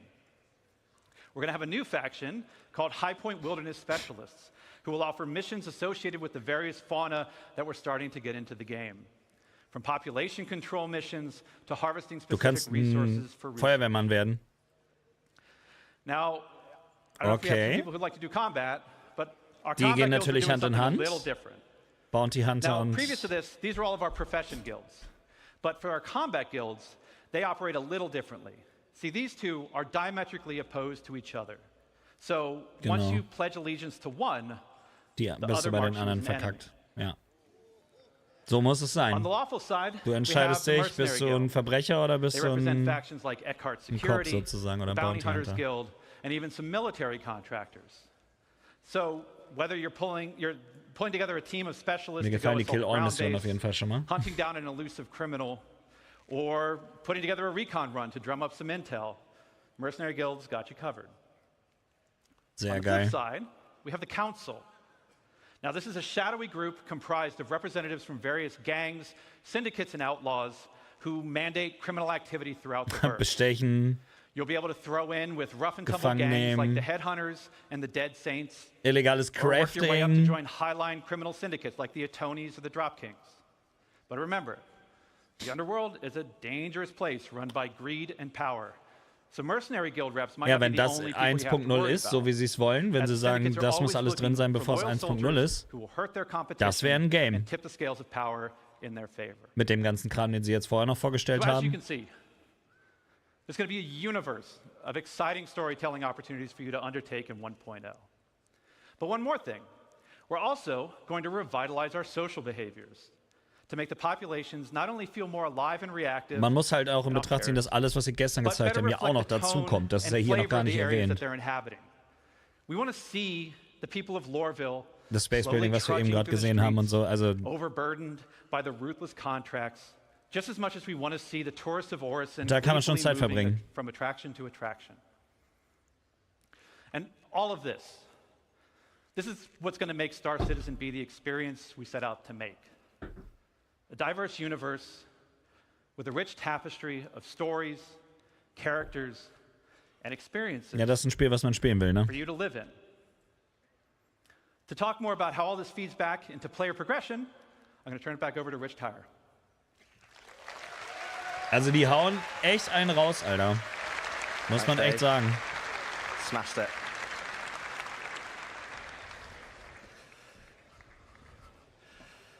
Thanks, Dave. Okay, so we have a main story to connect the universe. We have all the guilds and their associated professions. And we have location stories to give the world depth and life. Crucially, though, we have a new core progression in the game, guild reputation. But what about our other core progression in the game? The economy. Genau, das ist auch ein großer Faktor für As we've dieses discussed MMO. before, we'll be implementing a Star Sim-powered dynamic economy that Lange will nichts von gehört automatically übrigens. adjust the in-game prices based on player activity. Das macht's halt auch lebendig, ne? But for Ich credits möchte ein to Summary actually machen, ja, ich matter, weiß aber nicht, wie schnell ich we damit need to bin. have an Danke für den economy Prime where Works. credits flow out as well as in. This means transactions such as repairing, refueling, and restocking need to have value. If everything is too cheap and the money coming into the economy is too great, we'll have massive inflation. And this is where taxes and insurance come in. Oh. Boo. Boo. Aber endlich wissen wir vielleicht mal, wie die Versicherung dann funktioniert. Das wird eine kleine Fee sein, die We'll man have bezahlen two muss. main taxes. Inheritance tax as part of Death of a Spaceman, and security tax for your base that will cover the cost of planetary shield tech. Insurance, on the other hand, will be split between medical insurance, which covers your hospital imprints, Und Vehicle and probably the most important one of all, ship Und insurance. hoffentlich auch Equipment als solches.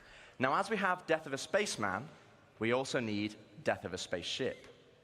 Losing your ship should be significant. Ja, right now, for example, so ungern man's hört. Over 90% of all claims in the verse are for ships that have not been destroyed. Ja, einfach nur Transport von A nach B. Es ist, wie es ist. Das stimmt schon. Wird für Convenience benutzt. Where benutzt. ship insurance and our new warranty mechanic comes in.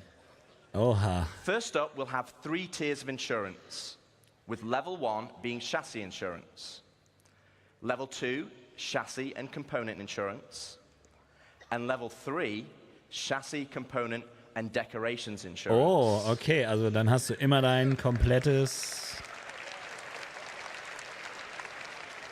Okidoki. Now, insurance by itself will only pay out credits based on the wear and age of your ship. Oh. Insurance, I think you want to listen to this bit because it's important. Ja. Insurance with a warranty, though, will give you back a new ship, plus any other equipment or decorations based on the tier of insurance you had. Okay, so this is the bit you need to listen to. All ships bought on the pledge store will come with a permanent warranty and their appropriate insurance. Gut, ist natürlich wichtig, weil ein Schiff, was du bezahlt hast, darfst du natürlich nicht verlieren. Ist natürlich aber dann noch mehr Pay to Win. This means you will always get your ships back if they're attributed to your account. Aber was willst du noch? Also du kannst ja kein Schiff verlieren, wofür du bezahlt hast. Das halt and these are rare. You'll be able to earn transferable warranties in-game, such as by completing the main story, as an example, and apply them to any of the ships you own. But there will be a cooldown for transferring it between ships, so choose wisely. Now, what about claim timers? It's another fun topic. And getting your ship back without a claim. Well, we want claim timers to be proportional to the crafting timers. This means it's more beneficial for you to go back and get your original ship. For this, we're going to be introducing a shuttle ship. Nice. Just like a courtesy car. Ja, das ist cool, weil dann kannst du einfach einen Shuttle-Service benutzen, um dahin zu fliegen, wo dein Schiff ist, anstatt dass du es irgendwo einfach claimst. Es muss ja auch nicht sein, dass man sich den Scheiß da hin und her portet immer.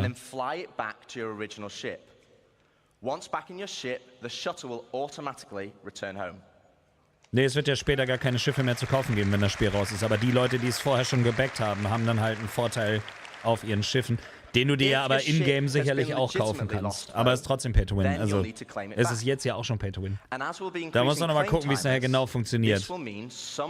Aber da bin ich skeptisch und vorsichtig bei sowas. So sehr ich das Game auch liebe. And larger capital-sized ships taking a long time.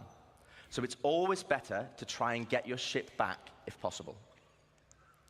Okay, so we've talked about our 2 core progressions, but what does that mean to you as a player?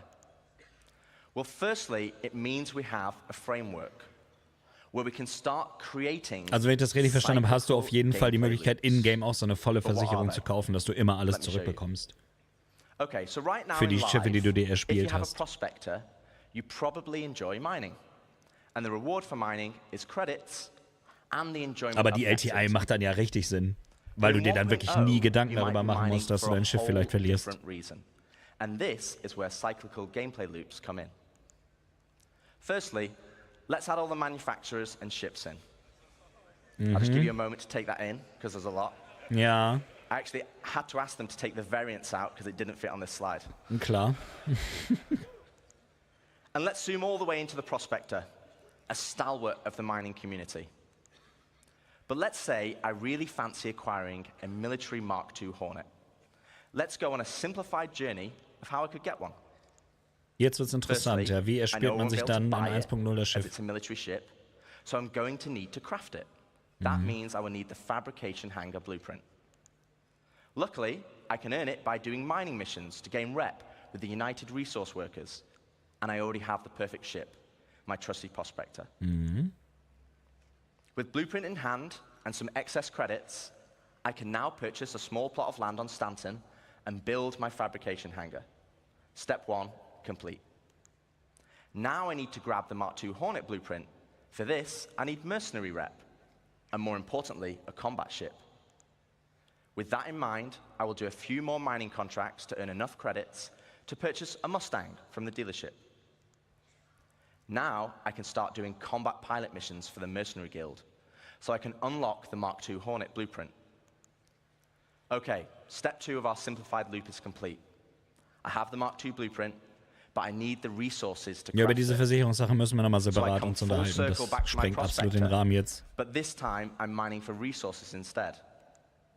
As you can see, this closes the loop.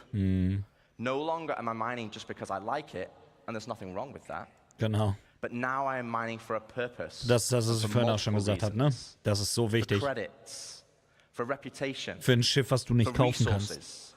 Weil es ein Militärschiff ist, was man nicht kaufen and darf, also musst du es ultimately as a craften. stepping stone Das ist to sehr crafting cool. my own ships to enjoy other professions. Oder And du this is farmst just auf one of andere many Weise loops. Geld und kaufst dir die This Materialien is the für die core Hornet. of Star Citizen 1.0. Oder lässt sie dir craften. Ja. Genau das ist nämlich der Punkt, dass du die Tätigkeiten im Spiel machst, um etwas Bestimmtes zu erreichen und nicht einfach nur ein Player-set goals Geldgrind. that weave between sandbox gameplay and the soft framework we are adding that give meaning and progression to our professions and features. It's providing the framework for motivation to play the game. That's the journey, though. What about the destination?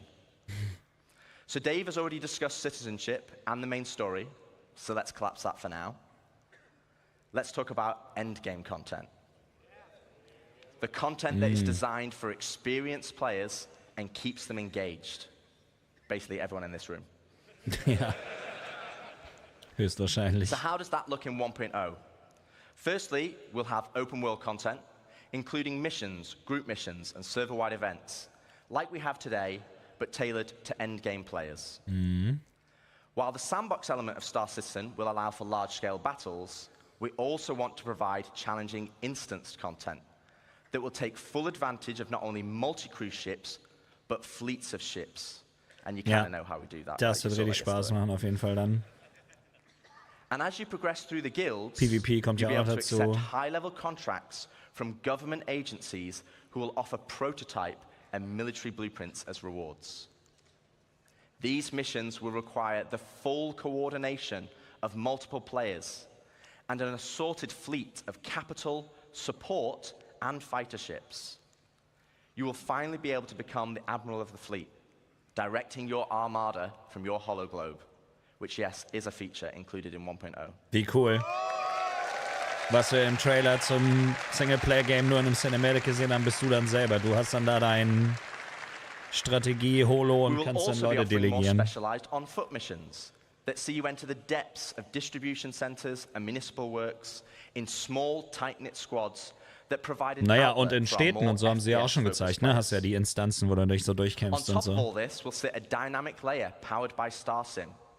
While StarSim will be the driving force in our dynamic economy, it will also track player and AI activity and dynamically spawn events based on their actions. Ja, ist doch gut, dass andere Leute sich die auch For dann example, if it einfach tracks craften oder large kaufen amounts können. of resources Die Hornet. being moved from one Niemand hat home gesagt, dass location to die another, niemand anders it bekommen will have darf. a chance to spawn pirates to intercept.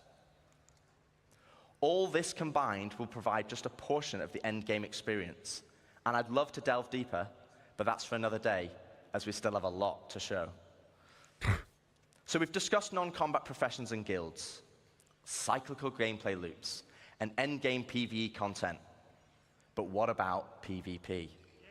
What about player versus player content? Was ja sowieso immer ist.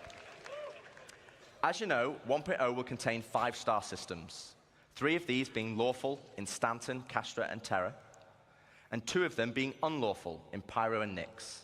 So what's the difference? Let's take a look at Stanton. Lawful systems will be a mixture of high, medium, and low security areas. Each of these areas will be monitored by law enforcement agencies. And depending on the location, will dictate the emergency response time, with high-sec areas being the fastest. Initially, this response will be measured, but over time will escalate to overwhelming force. This means if someone is attacked, if they can just hold out for a short duration, help will be on the way. Das ist ja cool. Pirates will be able to disrupt this monitoring by shutting down the nearby comm arrays, Klar. but this will be highlighted in your star map, with dynamic missions being generated to bring it back online. But this is the PvP you already know and experience right now. Ja, aber just trotzdem. without security forces. Allein, dass du eine Meldung Into an unlawful kriegst. system, let's explore what options you have if you pirate a ship. Okay, so first up, let's discuss ownership. All ships and high-value items that you own will automatically be assigned to you.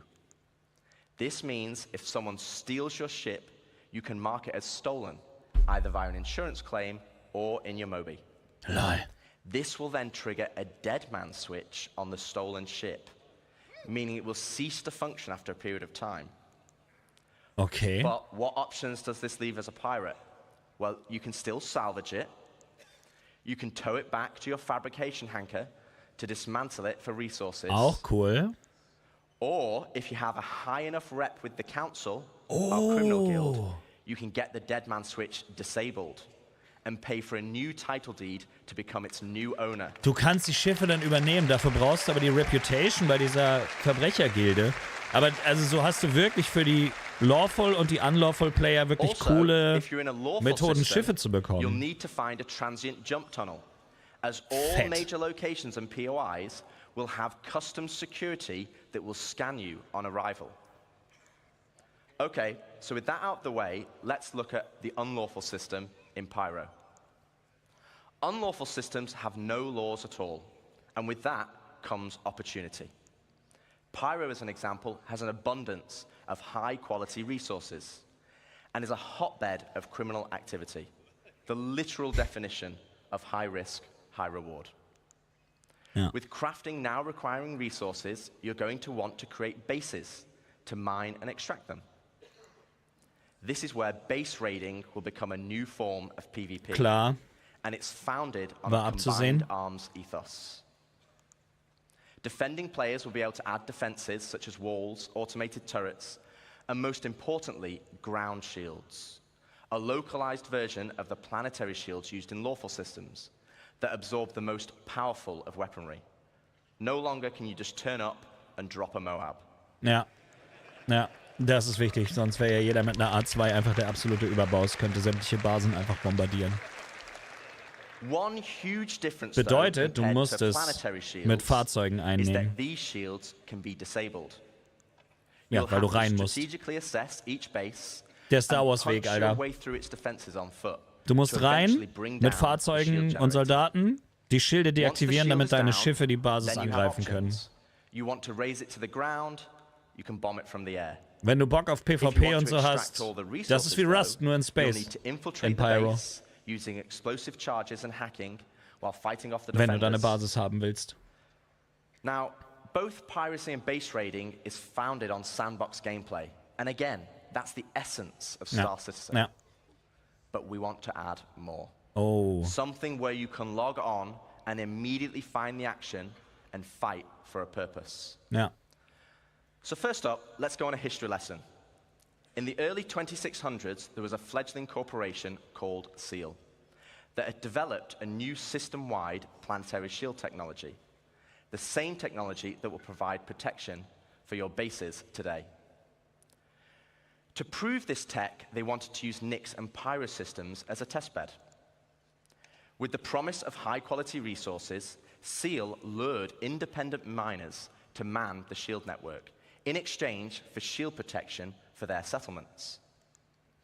As a prototype, SEAL couldn't provide total coverage over all the mining settlements, and so they created the SEAL Tokens program, allowing the most industrious factions to purchase shield coverage for their work. The network consisted of multiple linked bases on the ground that then linked to several stations in orbit around each planet that then connected to the nearest relay in the shield network. Ich bin gespannt, wie das jetzt gleich mit Which dem Gameplay eventually zusammenhängt. linked back to the shield core, which oversaw system-wide distribution of the shield technology. Factions could then earn SEAL tokens for working on any part of the network. They could then use these tokens to buy shield coverage. But with the competition amongst factions being so intense, Seal was only able to offer shielding to the hardest workers. Unfortunately, due to outlaw interference, Seal eventually pulled out of Pyro and Nyx and pushed for a more automated solution in more civilized systems. Links steht der Release von Star Citizen, in welchem Jahr es rauskommt. So fast forward to present day, without Seal's backing, they had to pull out and leave it as it is. Genau, ist ja verlassen, das System sozusagen, was das angeht. Okay, also das ist quasi so eine Art Global War in With the Seal Pyro. network still in place, but lacking resources, orgs can take ownership of these Verstehe. structures to gain access to planetary shield tech. Das ist die Erklärung, warum man Which, das as you know, benutzen would make their kann. bases invulnerable. Warum das da ist. Unfortunately, there's a catch. There isn't enough to go around. And as in the good old Seal days, the system still works via the Seal token program. To earn tokens, you'll have to assault a location and then deposit resources to power the network. This begins with ground bases and ends at the shield core.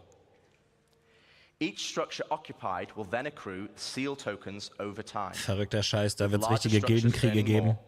And at the end of each week, you must then use these tokens to purchase shield protection. With shield coverage being limited, though, the system automatically selects the orgs with the highest bid from across all shards. Wow. Meaning for that week only, a certain number of orgs Das ist der will gain access Gildengrind to dann. shield protection. So this is a chance for your org to become the de facto leader of a system. It Krass. means you'll be able to log on and immediately find the action and fight for your org. And finally, it's not just sandbox PvP or ganking. You are fighting for a purpose. So once you've won your bid, what then? Well, to talk more about that, I'd like to welcome Ian Leyland, Star Citizen's creative director, to the stage. Das ist heftig, Alter. Und in nichts davon musst du partizipieren. Du kannst auch komplett drauf scheißen. Das ist ja nur wichtig, wenn du in einer Org bist, die eine große Basis oder eine Basis in Pyro hat, die sie um jeden Preis beschützen wollen. Dafür brauchst du viele Leute. Das heißt, es werden eh nur große Gilden um diesen Scheiß kämpfen. Und da du in mehreren Gilden sein kannst, kannst du dich auch einfach einer großen Gilde anschließen, wenn du Bock auf diesen Krieg hast. Let's go back to Pyro 3, where the ground bases were being built earlier today. This morning we saw the small habitat being built by Luke. And then we saw Deck start to expand the Jetzt kannst du auf Space into a Stations bauen. commercial Dreh ich durch. enterprise. But eventually we saw a massive example of an org base. Genau. But with everything Rich was talking about, with org system-wide activities, we want to give you guys Man the kann Space ultimate Stations end goal. bauen. But also the thing we need to protect. And to do that, let's look up into the sky and see what it is. Wetten?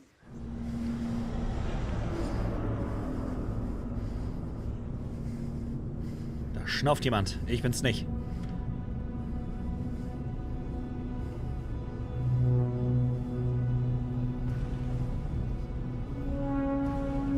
Das hatten wir eben gerade schon, Website. Da hast du zu spät eingeschaltet dann. Also das haben wir gestern und heute schon ohne Ende gehabt.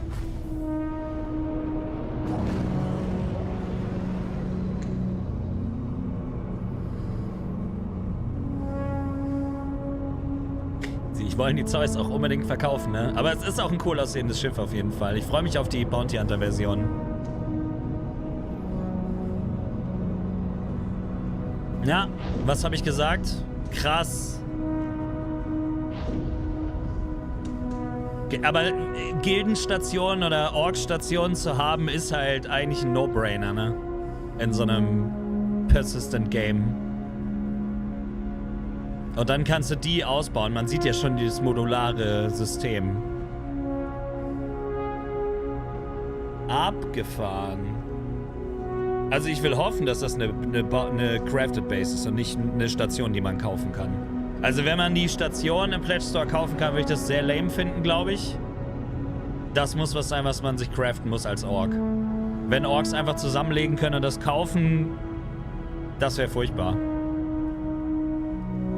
Aber da sie ja vom Crafting gerade geredet haben und vom Base-Building, kann ich mir nicht vorstellen, dass das nicht so ist.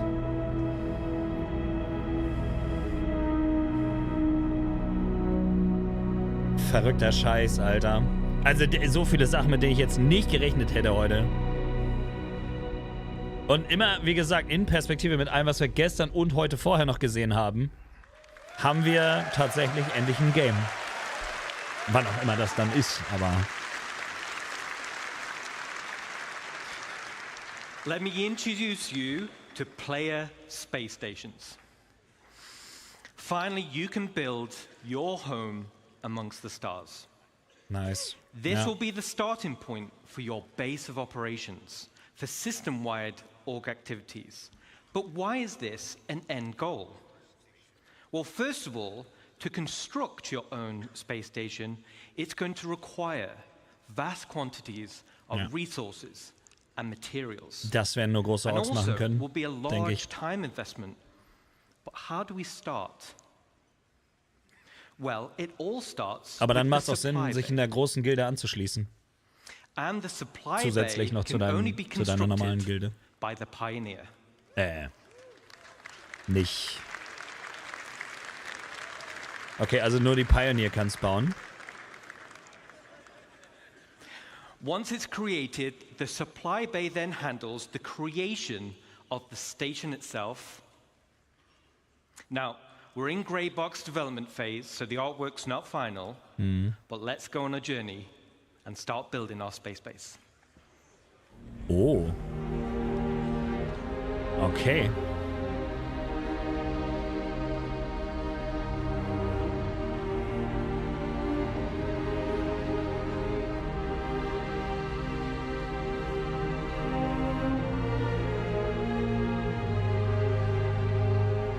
Also wir machen gerne eine Org, aber ich bezweifle sehr stark, dass wir eine Org haben werden, die solche Space Stations baut. Das sehe ich einfach nicht. Die Leute, die bisher mitmachen, sind so ein chaotischer Haufen. Ich liebe euch, aber das ist einfach... Sowas erfordert richtig Struktur. Und ich würde das nie organisieren, das müsste jemand anders machen. Das heißt, ich müsste für meine Organisation jemanden haben, dem ich so vertraue, dass er das vernünftig organisiert, weil die Zeit hätte ich gar nicht. Und würde ich auch nicht investieren wollen, weil ich persönlich will ja was ganz anderes als meinen Hauptfokus haben. Ich glaube, der Way to go wäre eine Community-Gilde einfach für den Zusammenhalt und das Zusammenzocken. Org, nicht Gilde, Org. Dann schließt man sich einer großen Gilde an, einer großen Org an für sowas. Und wer will und die Zeit reinpacken will und die Skills mitbringt, der kann dann nochmal in eine spezialisierte Org rein, die noch was anderes macht. Ich glaube, da du in mehrere Orgs rein kannst, wenn du sowas mitmachen willst hier, da musst du dich an der großen Organisation beteiligen. Das wird etwas sein, was die meisten einfach nicht haben. Da brauchst du wirklich viele Spieler für, die auch wirklich dediziert mitspielen. Und wenn ich mir so angucke, was wir bisher an Community-Zeug gemacht haben, glaube ich einfach nicht, dass das was wird. Der Zeitraffer ist sehr geil, ja.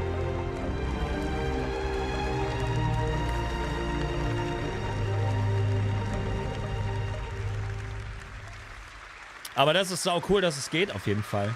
Das macht viel aus. Vor allen Dingen, die wirst du ja auch beschützen müssen, wenn du die in Pyro hinsetzt. Supply Bay, okay, Awesome. ja. Das sind die Drohnen. So as you saw, the cargo grid of the supply bay consumes resources. And the required resources Basen werden wir haben, will be aber substantial. Space Stations sind ja das Endgoal. Topped up over time. So this means orgs will be encouraged to have efficient logistic networks to feed the supply bay. And as Rich outlined with professions, it's ideal if your org is well-rounded in terms of roles. 1.0 Panel, ja. Even the starter Flugmodell, nein. can Hat noch contribute. nichts gesagt. Glaube ich ja nicht, dass sie heute The dazu was supply sagen. bay has automated construction zones, which are used to create the station. And unlike ground bases, many drones are used at once to create the base. Once the station is built, the supply bay then integrates into the station itself. So here we are. We've built our core station module, and it's big. Das ist super cool, ja. And out of the box, the station comes readily built with some core functionality. Ich glaube, die kannst du auch bewegen. Das sieht nämlich aus, als könnte man die steuern. Right on the top is the bridge, which is the command deck. Ja. This is where all further construction is going to be managed. Genau, weil du wirst das erweitern können, das Here, Ding. we can then monitor the status of the entire station. We have access to power and water management.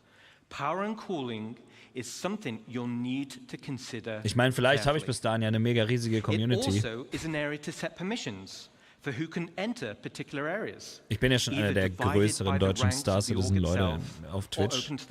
Aber And there'll be a radar station to track the activity outside. da muss man nochmal richtig. And the terminals to access logs of who has Dürfen natürlich auch nur Leute rein in die Org, die auch über meinen Referral Code das Game gekauft haben, logisch. Ja, klar. And take a stroll through our bridge.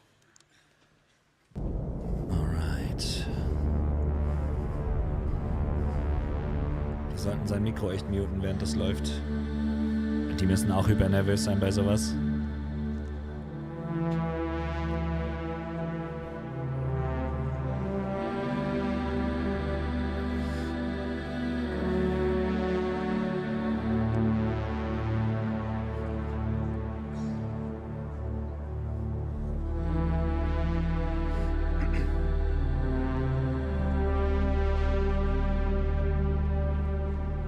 Wirklich cool. Aber wie gesagt, man sieht jetzt mal wieder, woran die überall parallel arbeiten. Und dann fragen sich die Leute, wo das ganze Geld hin ist, wenn die Hälfte von dem, was das alles gekostet hat, für so ein Gurken-Game wie Concorde draufgegangen ist. Ja, ich weiß nicht, Alter. Also so, ich finde es jetzt nicht so übertrieben krass schlimm, wie alle mal sagen.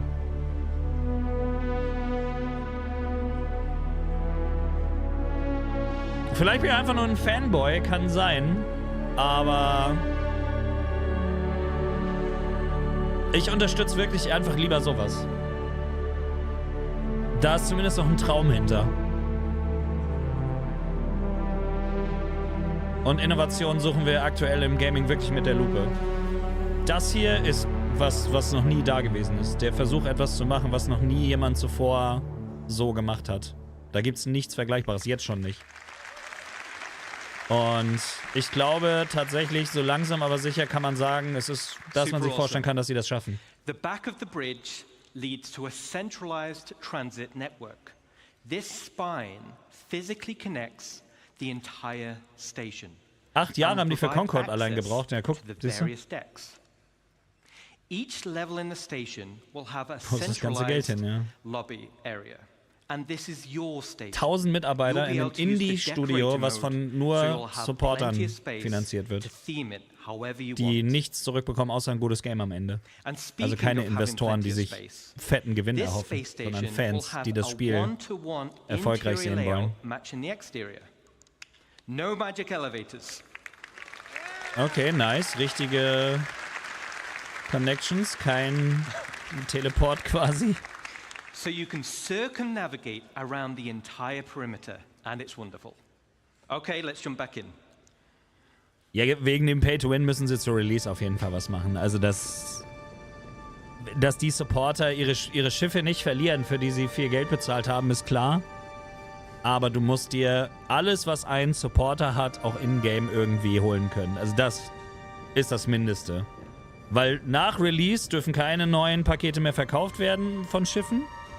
Und alles, was die Leute haben, die es supportet haben, muss man auch als normaler Spieler erreichen können. Das ist trotzdem nicht optimal, aber immerhin ist es wahrscheinlich eine der wenigen und einzigen Möglichkeiten, wie man so ein Projekt überhaupt hätte realisieren können. Also mir fällt einfach nicht ein, wie man das hätte anders finanzieren können. So, ohne dass vorher Geld da ist von einem Publisher, der erstmal 8 Jahre lang entwickelt und dann ein halbfertiges Spiel rausbringt und abkassiert. Aber das ist nochmal eine ganz andere Diskussion einfach. Wenn ich mir das so angucke und so die letzten Jahre, wo ich selber aktiv in dem Spiel unterwegs bin, dann kann man sich schon vorstellen, dass das alles machbar ist. Da ist jetzt nichts bei, wo ich mir denke, das ist unmöglich zu schaffen. Es steht und fällt wirklich mit Server-Meshing. This is where all the hands-on engineering and maintenance gameplay happens. This will serve as the beating heart of your station. Then we have the hangar deck. And as the name implies, this is where you'll gain access Da steht einfach mal eine 600i drin, Alter. Network. The base station comes with a large hangar already built, along with 2 docking collars, and also empty slots for another 2 medium hangars when needed. There will be a vast network of internal road systems, meaning you can quickly drive from one hangar to the other. No elevators needed. Das sieht auch ein bisschen aus wie die Pyro Stations, nur wenn sie noch ganz wären, ne? Crazy shit, Alter. Ja, das nenne ich doch mal ein Endgame. Und da das alles PvP ist, musst du den ganzen Scheiß auch noch beschützen. Und zusammenarbeiten. Also so eine Base in Pyro zu haben, das ist heftig.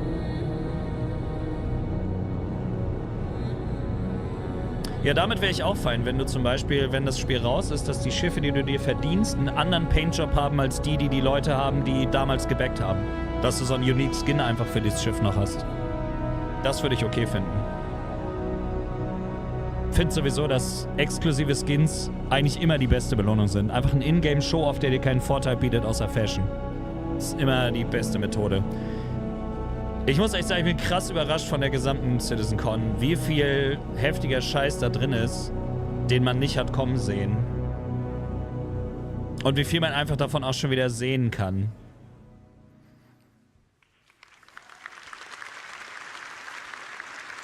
Nee, die Station können sie nicht in Sale. Also die Station kann nicht in den Pledge Store. Das wäre das Schlimmste, was sie machen können. Die können ja nicht sagen, das ist das Late Game und dann kannst du das Late Game einfach kaufen. Also das ergibt gar keinen Sinn. Dann müsste man die Station ja versichern können. Also dann bin ich sauer, wenn sie das Ding verkaufen würden. Das wäre so dämlich.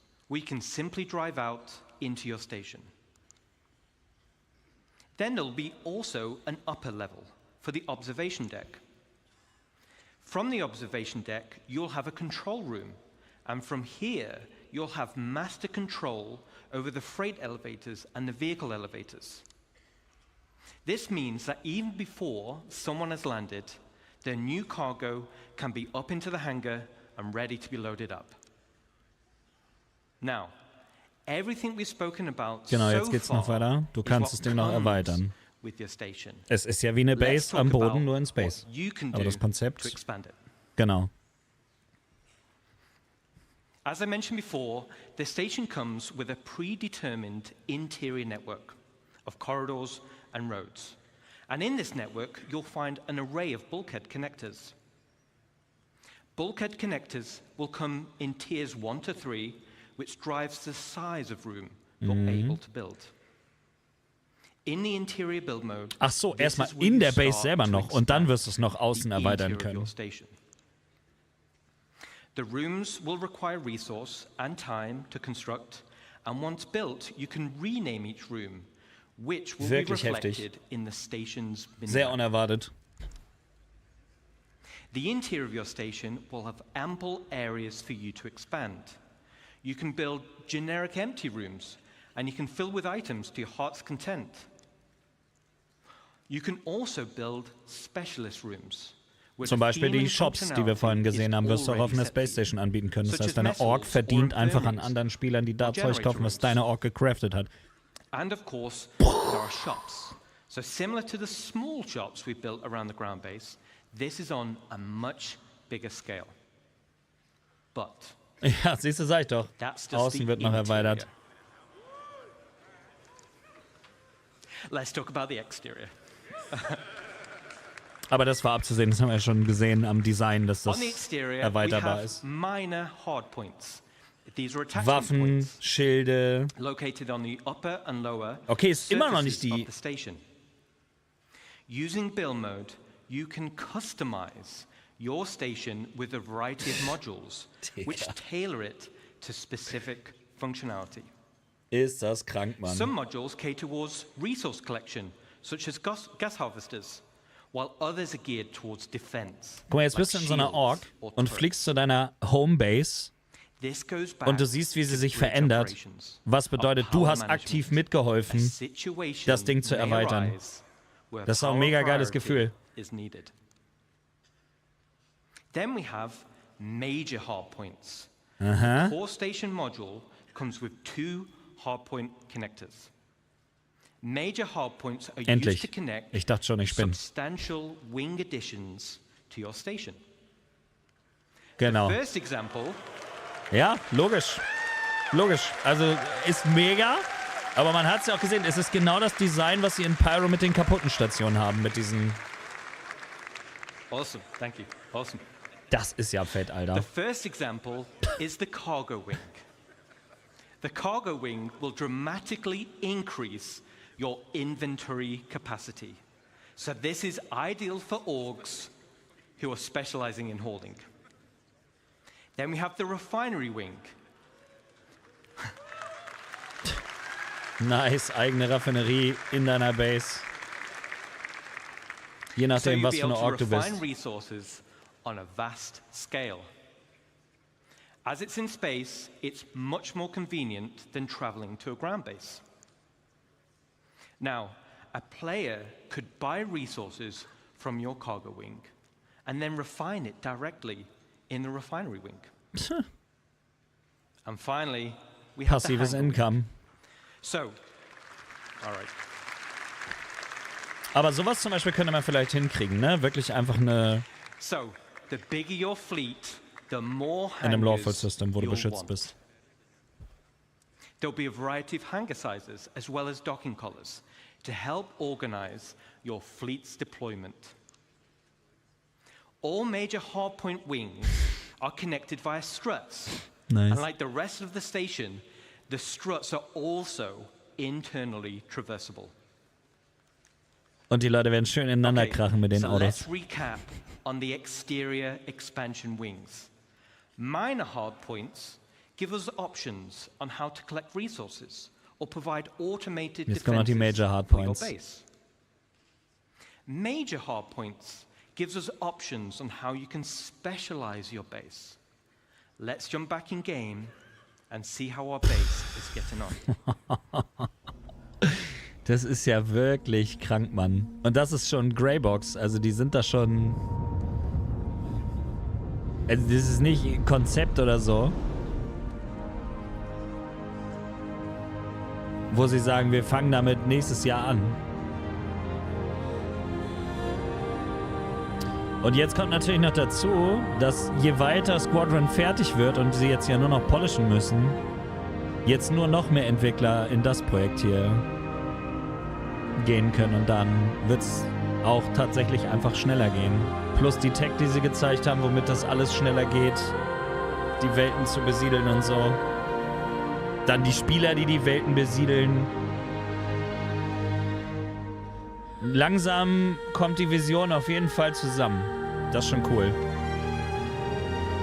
Ist natürlich die Frage, wann wird das im Game sein? Wann ist 1.0? Das wird noch ein paar Jahre dauern, safe. Aber wenn man sieht, was die da vorhaben, und wie gesagt, wenn du 8 Jahre Concorde für mindestens 300, 400 Millionen, was Sony da auf den Kopf gehauen hat, und da wurde nicht mal viel Werbung für gemacht oder so. Andere Spiele hauen teilweise riesige Budgets nur für Werbung raus. Das machen die maximal über so eine Con, die dann ja Eintritt kostet. Ja, es sieht schon krass aus. Also diese Base-Building-Sache ist viel größer als gedacht. Ich meine, wer hätte damit gerechnet? Was haben wir gedacht? Wir haben gedacht, das wird so ein Starfield-Ding, ne? Ein paar Häuserchen hinsetzen und das war's.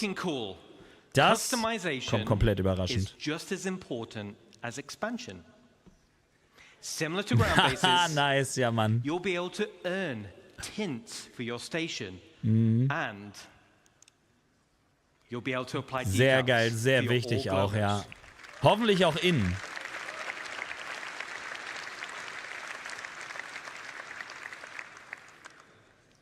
Naja, Bethesda versprechen halt, ne? Of minor and major hardpoints, your station will come with 2 unique base expansion points.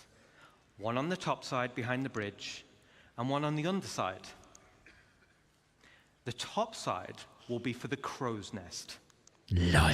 Now, all the other modules built so far have very specific functionality, but I'll admit, this is for the org members out there who want the ultimate in personal space. Oh, dann kannst du deine Scheiß-Base schön von oben wie so ein Overlord beobachten.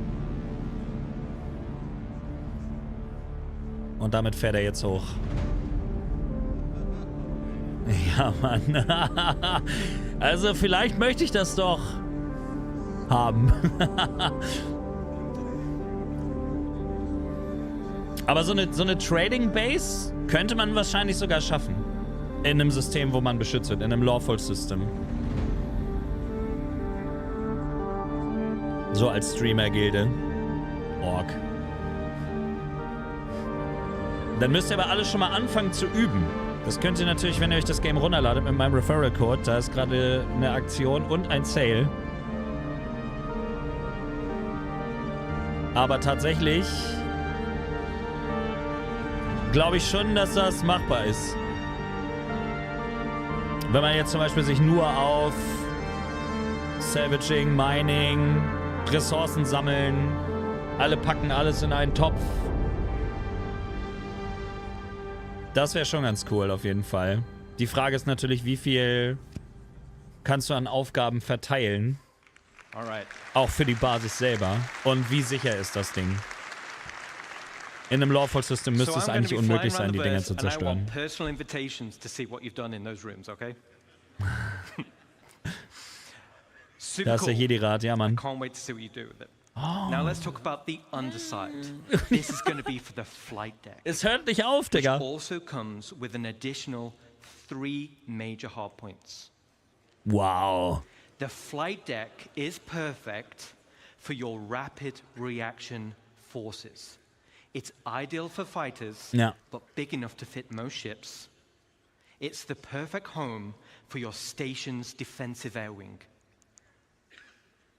And just like the hangars, there'll be an observation deck which can override freight elevators, making rearming quicker and easier during Ja, du musst einmal nur ein Starterpaket kaufen für nicht mal 50 € aktuell. Oder 62, wenn du das gute Sale-Angebot für die Avenger Titan nehmen willst. Und dann hast du das Game. Die Frage ist, was kostet es nachher, wenn es rauskommt? Also es ist quasi ein Pre-Order, aber in dem Fall ist es ja auch ein Early Access Support fürs Game, für ein Indie-Studio. Aber ja, also wenn man sich überlegt, was da alles jetzt schon drin ist, was noch reinkommt, wie viel Zeit ich da drin verbracht habe, wie viel Spielzeit, dann wäre selbst ein großes Paket zu rechtfertigen, aber ein kleines in jedem Fall, finde ich. Und wie gesagt, man supportet einen echten PC-Titel. Einen der wenigen, die es noch gibt. Ne, es gibt keine Serverauswahl, du kannst einfach rein ins Verse. Also es gibt Server, aber du wirst einfach auf einen Server aktuell gepackt. Später hängen die alle zusammen. Das ist ja absolut insane, Alter.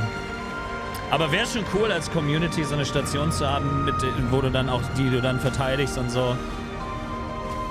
Hat schon was. Also ich sag dir eins, wenn sie jetzt gleich damit kommen, ja, hier könnt ihr jetzt im Pledge Store kaufen für 2000 €, dann bin ich sauer. Aber das können sie nicht machen. Also sie können das Ding auf gar keinen Fall verkaufen. Das macht gar keinen Sinn, weil das ist der Endgame-Play-Loop für Orks. Das wäre saudumm. But why do you need a flight deck for your rapid defenses force? Well, if you've built your super awesome station in a super lawless system, now you're the potential targets for others. Genau, aber deswegen macht das nur Sinn für riesige Orks, sowas in Pyro zu bauen. You've got in your inventories. And let's say we didn't win the station warfare bid that Rich mentioned. Let's take a look at the inevitable. Aber solche riesigen Orks können so ein Ding auch ratzfatz wieder aufbauen, wenn sie es verlieren. Denke ich mal. Aber ja, also sowas muss auch sein. Also es ist ja deine eigene Wahl, ob du deine Ork in Pyro aufbaust oder nicht.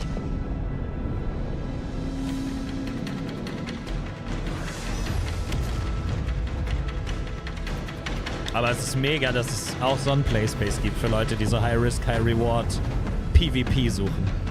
Also im Grunde genommen, wie gesagt, Tarkov auf Steroide im Weltraum. Mit Basenbau und Gildenbasenbau.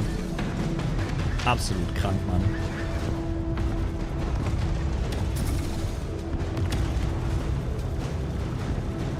Natürlich, das könnte 15.000 Euro kosten, das Ding. Das wäre sofort ausverkauft. Weil die ganzen Gilden, die tausende Mitglieder haben, das Geld einfach haben für so ein Ding. Also deswegen allein könntest du das nicht machen. Das wäre Pay to Win, schlimmer als in jedem Mobile-Game sogar. Weil da könntest du diesen ganzen Aspekt vom Spiel einfach knicken.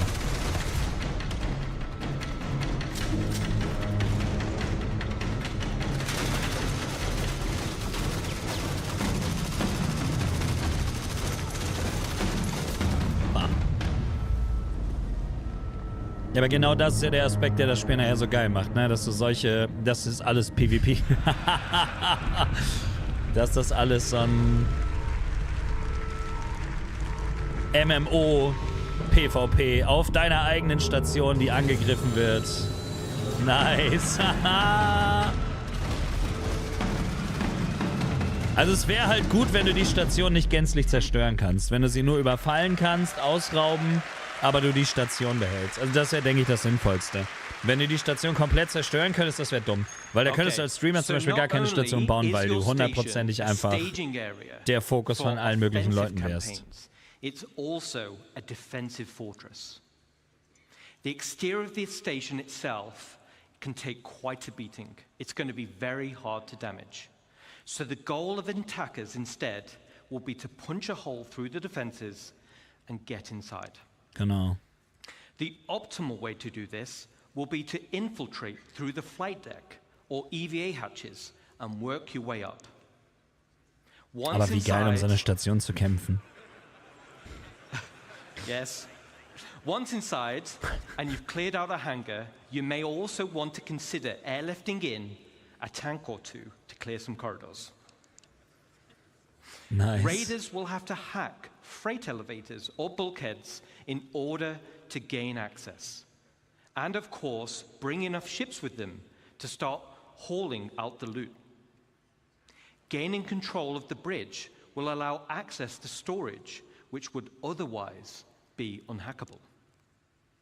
So, as a defender, there are a variety of automated defenses you're able to install internally within the station, such as blast doors, which seal shut, systems to Alter, wie umfangreich das alles ist, hätte ich im Leben nicht gedacht, dass das Space Building so heftig ist.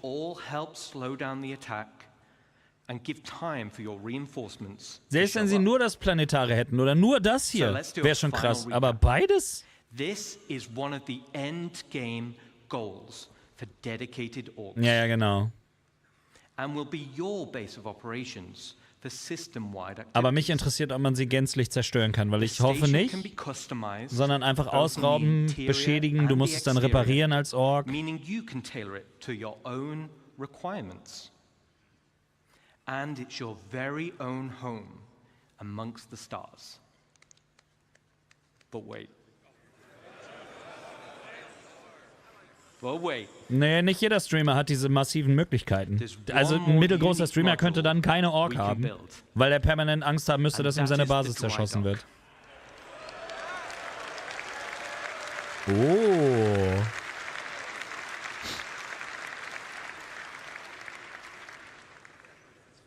This unique slot will be at the back of the station. It has its very own dedicated observation room with crafting stations, and has a transit tram which runs along the inside of the arms, leading to the docking collars where your ship will be constructed. So, the only question still remains, what sizes of ship can we build? Let's take a look. Ziemlich groß, vermute ich mal, wenn er so schon kommt.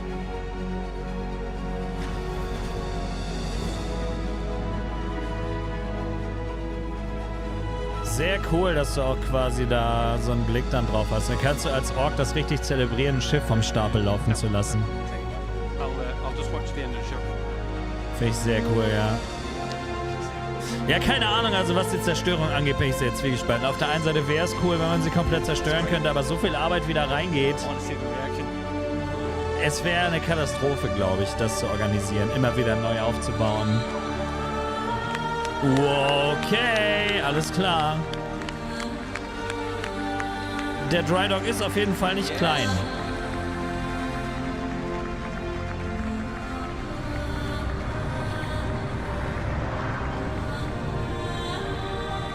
Das ist ja krank, Junge.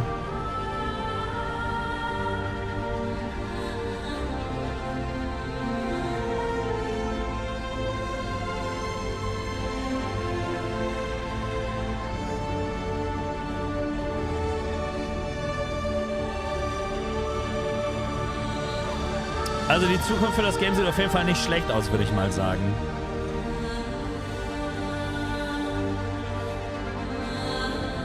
Nicht übel für ein Online-MMO.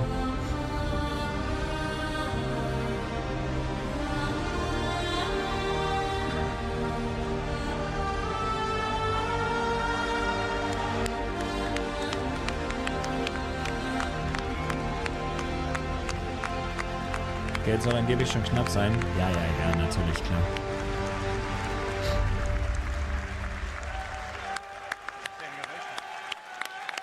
Theoretisch müssen sie nur durchhalten, bis Squadron rauskommt. Da kommt so viel Geld wieder rein. Thanks, Ian. So, now we're talking. Wenn das wirklich stimmen sollte, glaube ich aber nicht. Keine Ahnung. Ich bin da vorsichtig mit diesen ganzen Leaks. Wer will das wissen? Ultimate end goal for any org. Okay, so let's take a step back. At the beginning of this presentation, wenn du die komplett zerstörbar machen kannst, würden alle großen Orks immer dominieren. Die könnten jede kleine Ork kaputt machen. Weil du nie eine Chance hast, wieder Fuß zu fassen. Also das darf nicht komplett zerstörbar sein. Das würde das Game, glaube ich, ziemlich kaputt machen. But that wasn't the only goal. It was to build a game that connected all three together cohesively.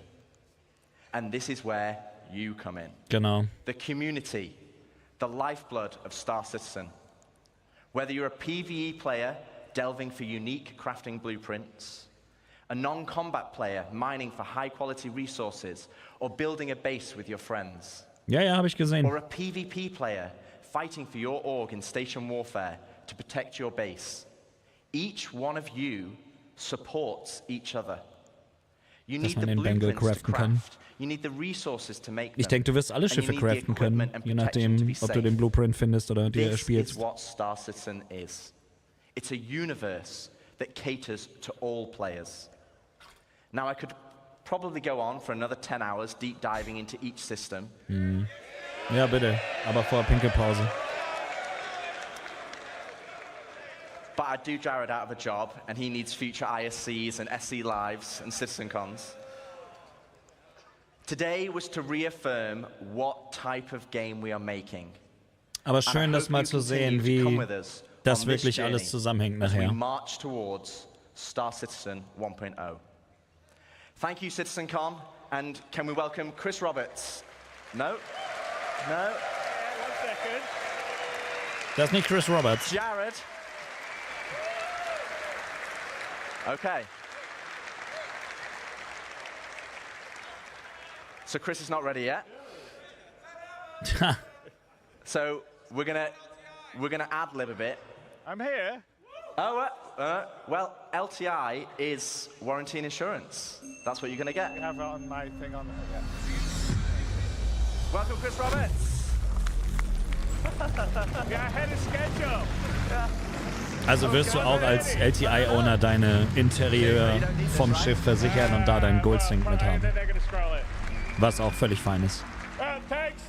Thanks, Rich. Du kannst dein Schiff nicht verlieren, aber das Gear, was du auf dem Schiff hast, musst du in-game nochmal extra versichern. Das macht ja auch Sinn.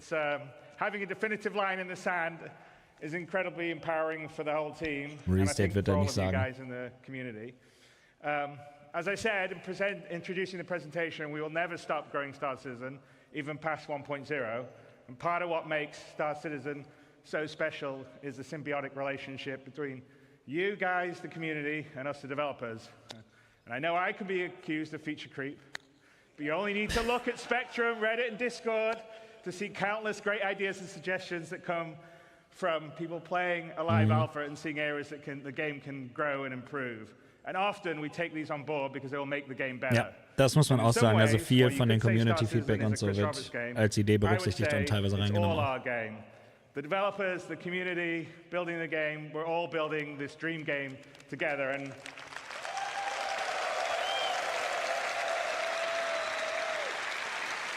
I think that's what makes it special.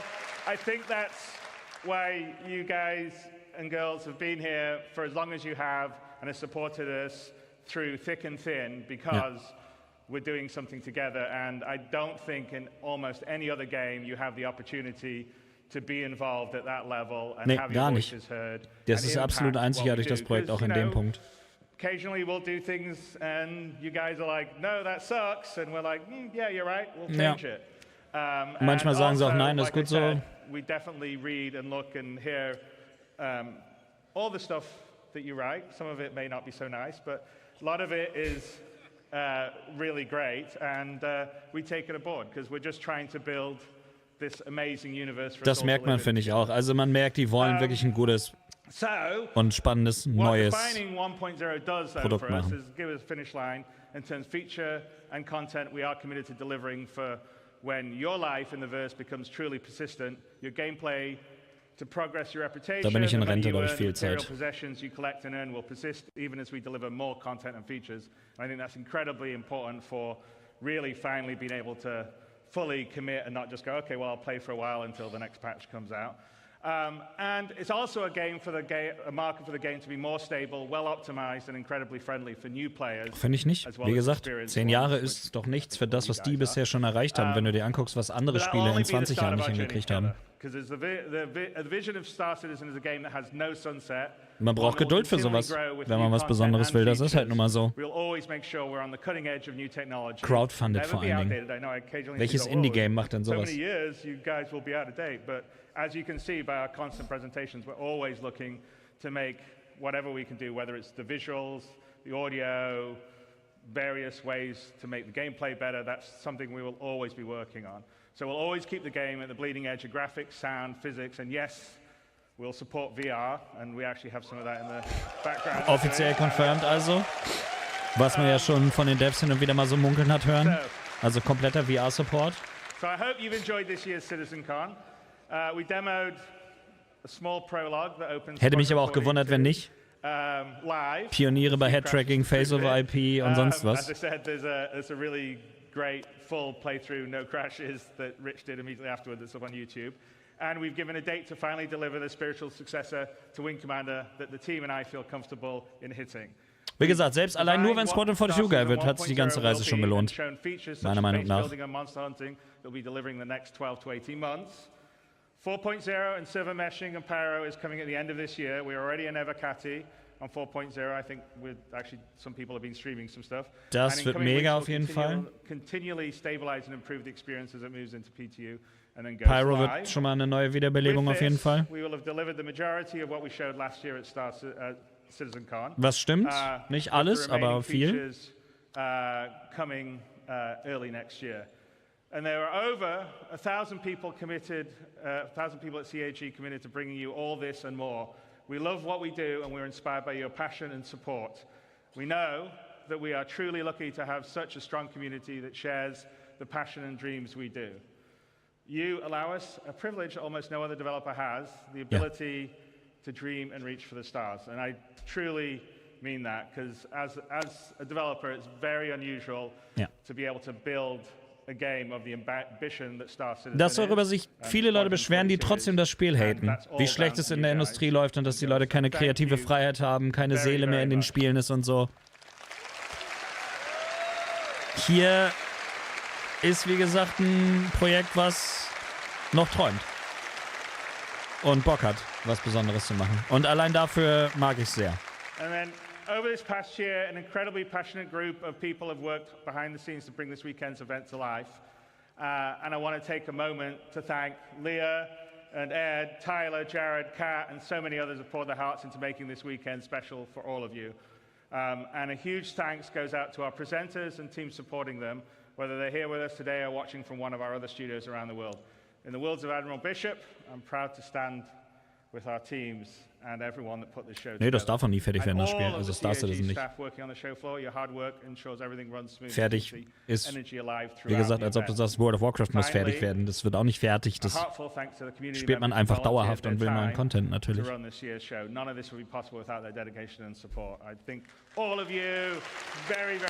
Ja, du kannst jetzt über Roberts lachen oder so mit seiner Mentalität und seinen Träumereien, aber nur so einer würde so ein Spiel überhaupt auch angehen.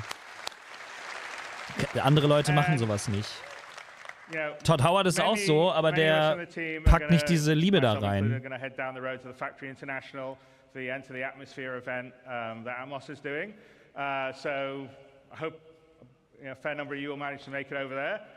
Die Grafikkarte ist egal, CPU bauen das Game. Mittlerweile ist ja auch DLSS drin.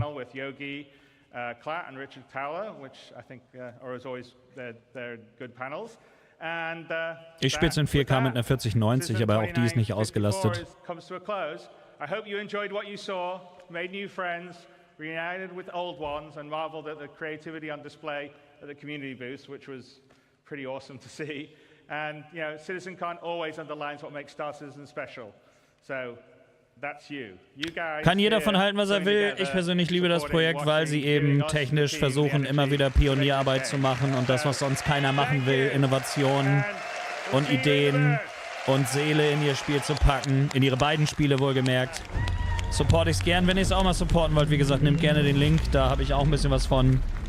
Und wenn das soweit ist, dass die Orks ins Game kommen, machen wir auf jeden Fall eine Community-Org. In irgendeiner Art und Weise. Überlegen wir uns da was. Krasses CitizenCon auf jeden Fall. Also muss echt sagen, das war überraschend umfangreich. Letztes Jahr war schon heftig. Aber ein paar echt coole Sachen. Und jetzt das hier zu sehen, wie das Endgame für Orks aussehen soll. Da laufen alle Systeme zusammen, die wir jetzt das Wochenende über gesehen haben. Der ganze Crafting-Aspekt und das ganze Sammeln, wie das alles zusammenhängt, das Looten. Jeder wird da einen Teil zu beitragen können, dass das in der Ork eine spannende Sache bleibt. Dann haben sie den direkt abgeschaltet hier. Absolut heftig. Wirklich heftige Infos und man sieht einfach wirklich mal, wie das später zusammen... Also alles, was man jetzt bisher immer so im Kopf sich so zurechtgesponnen hat, wie das wohl funktioniert und was das alles gibt und so, konnte man jetzt mal so im Zusammenhang sehen. Und ich bin echt gespannt auf Pyro 4.0. Ich habe es ja letztes Jahr schon in diesem Playtest gespielt. Da war es schon sehr nice.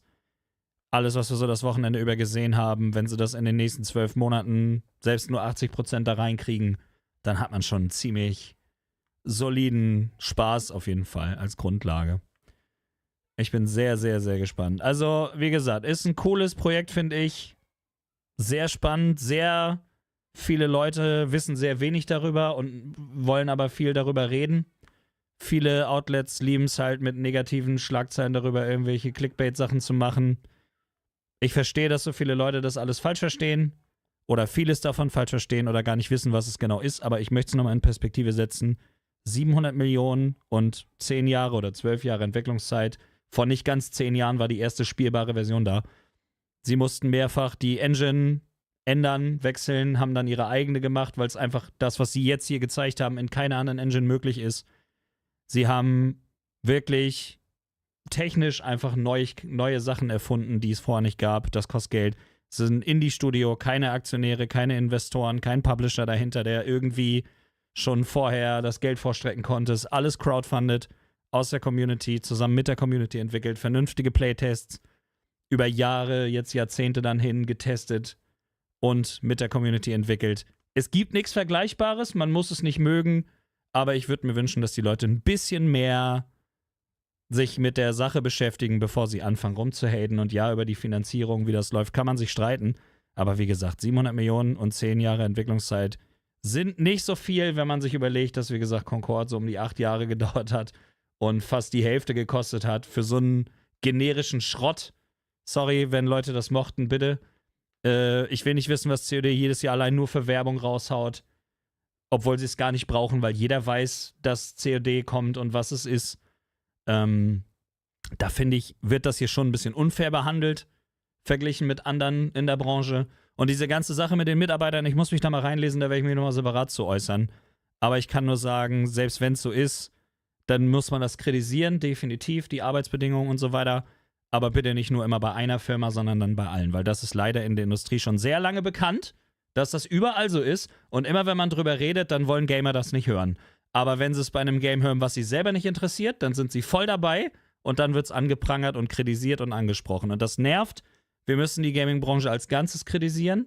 Aber viele Kritikpunkte, die ich in der Gaming-Branche generell habe, muss ich sagen, machen sie hier halt nicht. Hier sind sie halt anders als vieles, was ich in der Gaming-Branche sonst sehe, was ich kritisiere. Und das verdient auch einfach etwas Respekt. Und das alles andere kann man auch drüber reden. Ich bin kein Fanboy. Ich sehe durchaus, wo die Kritikpunkte sind.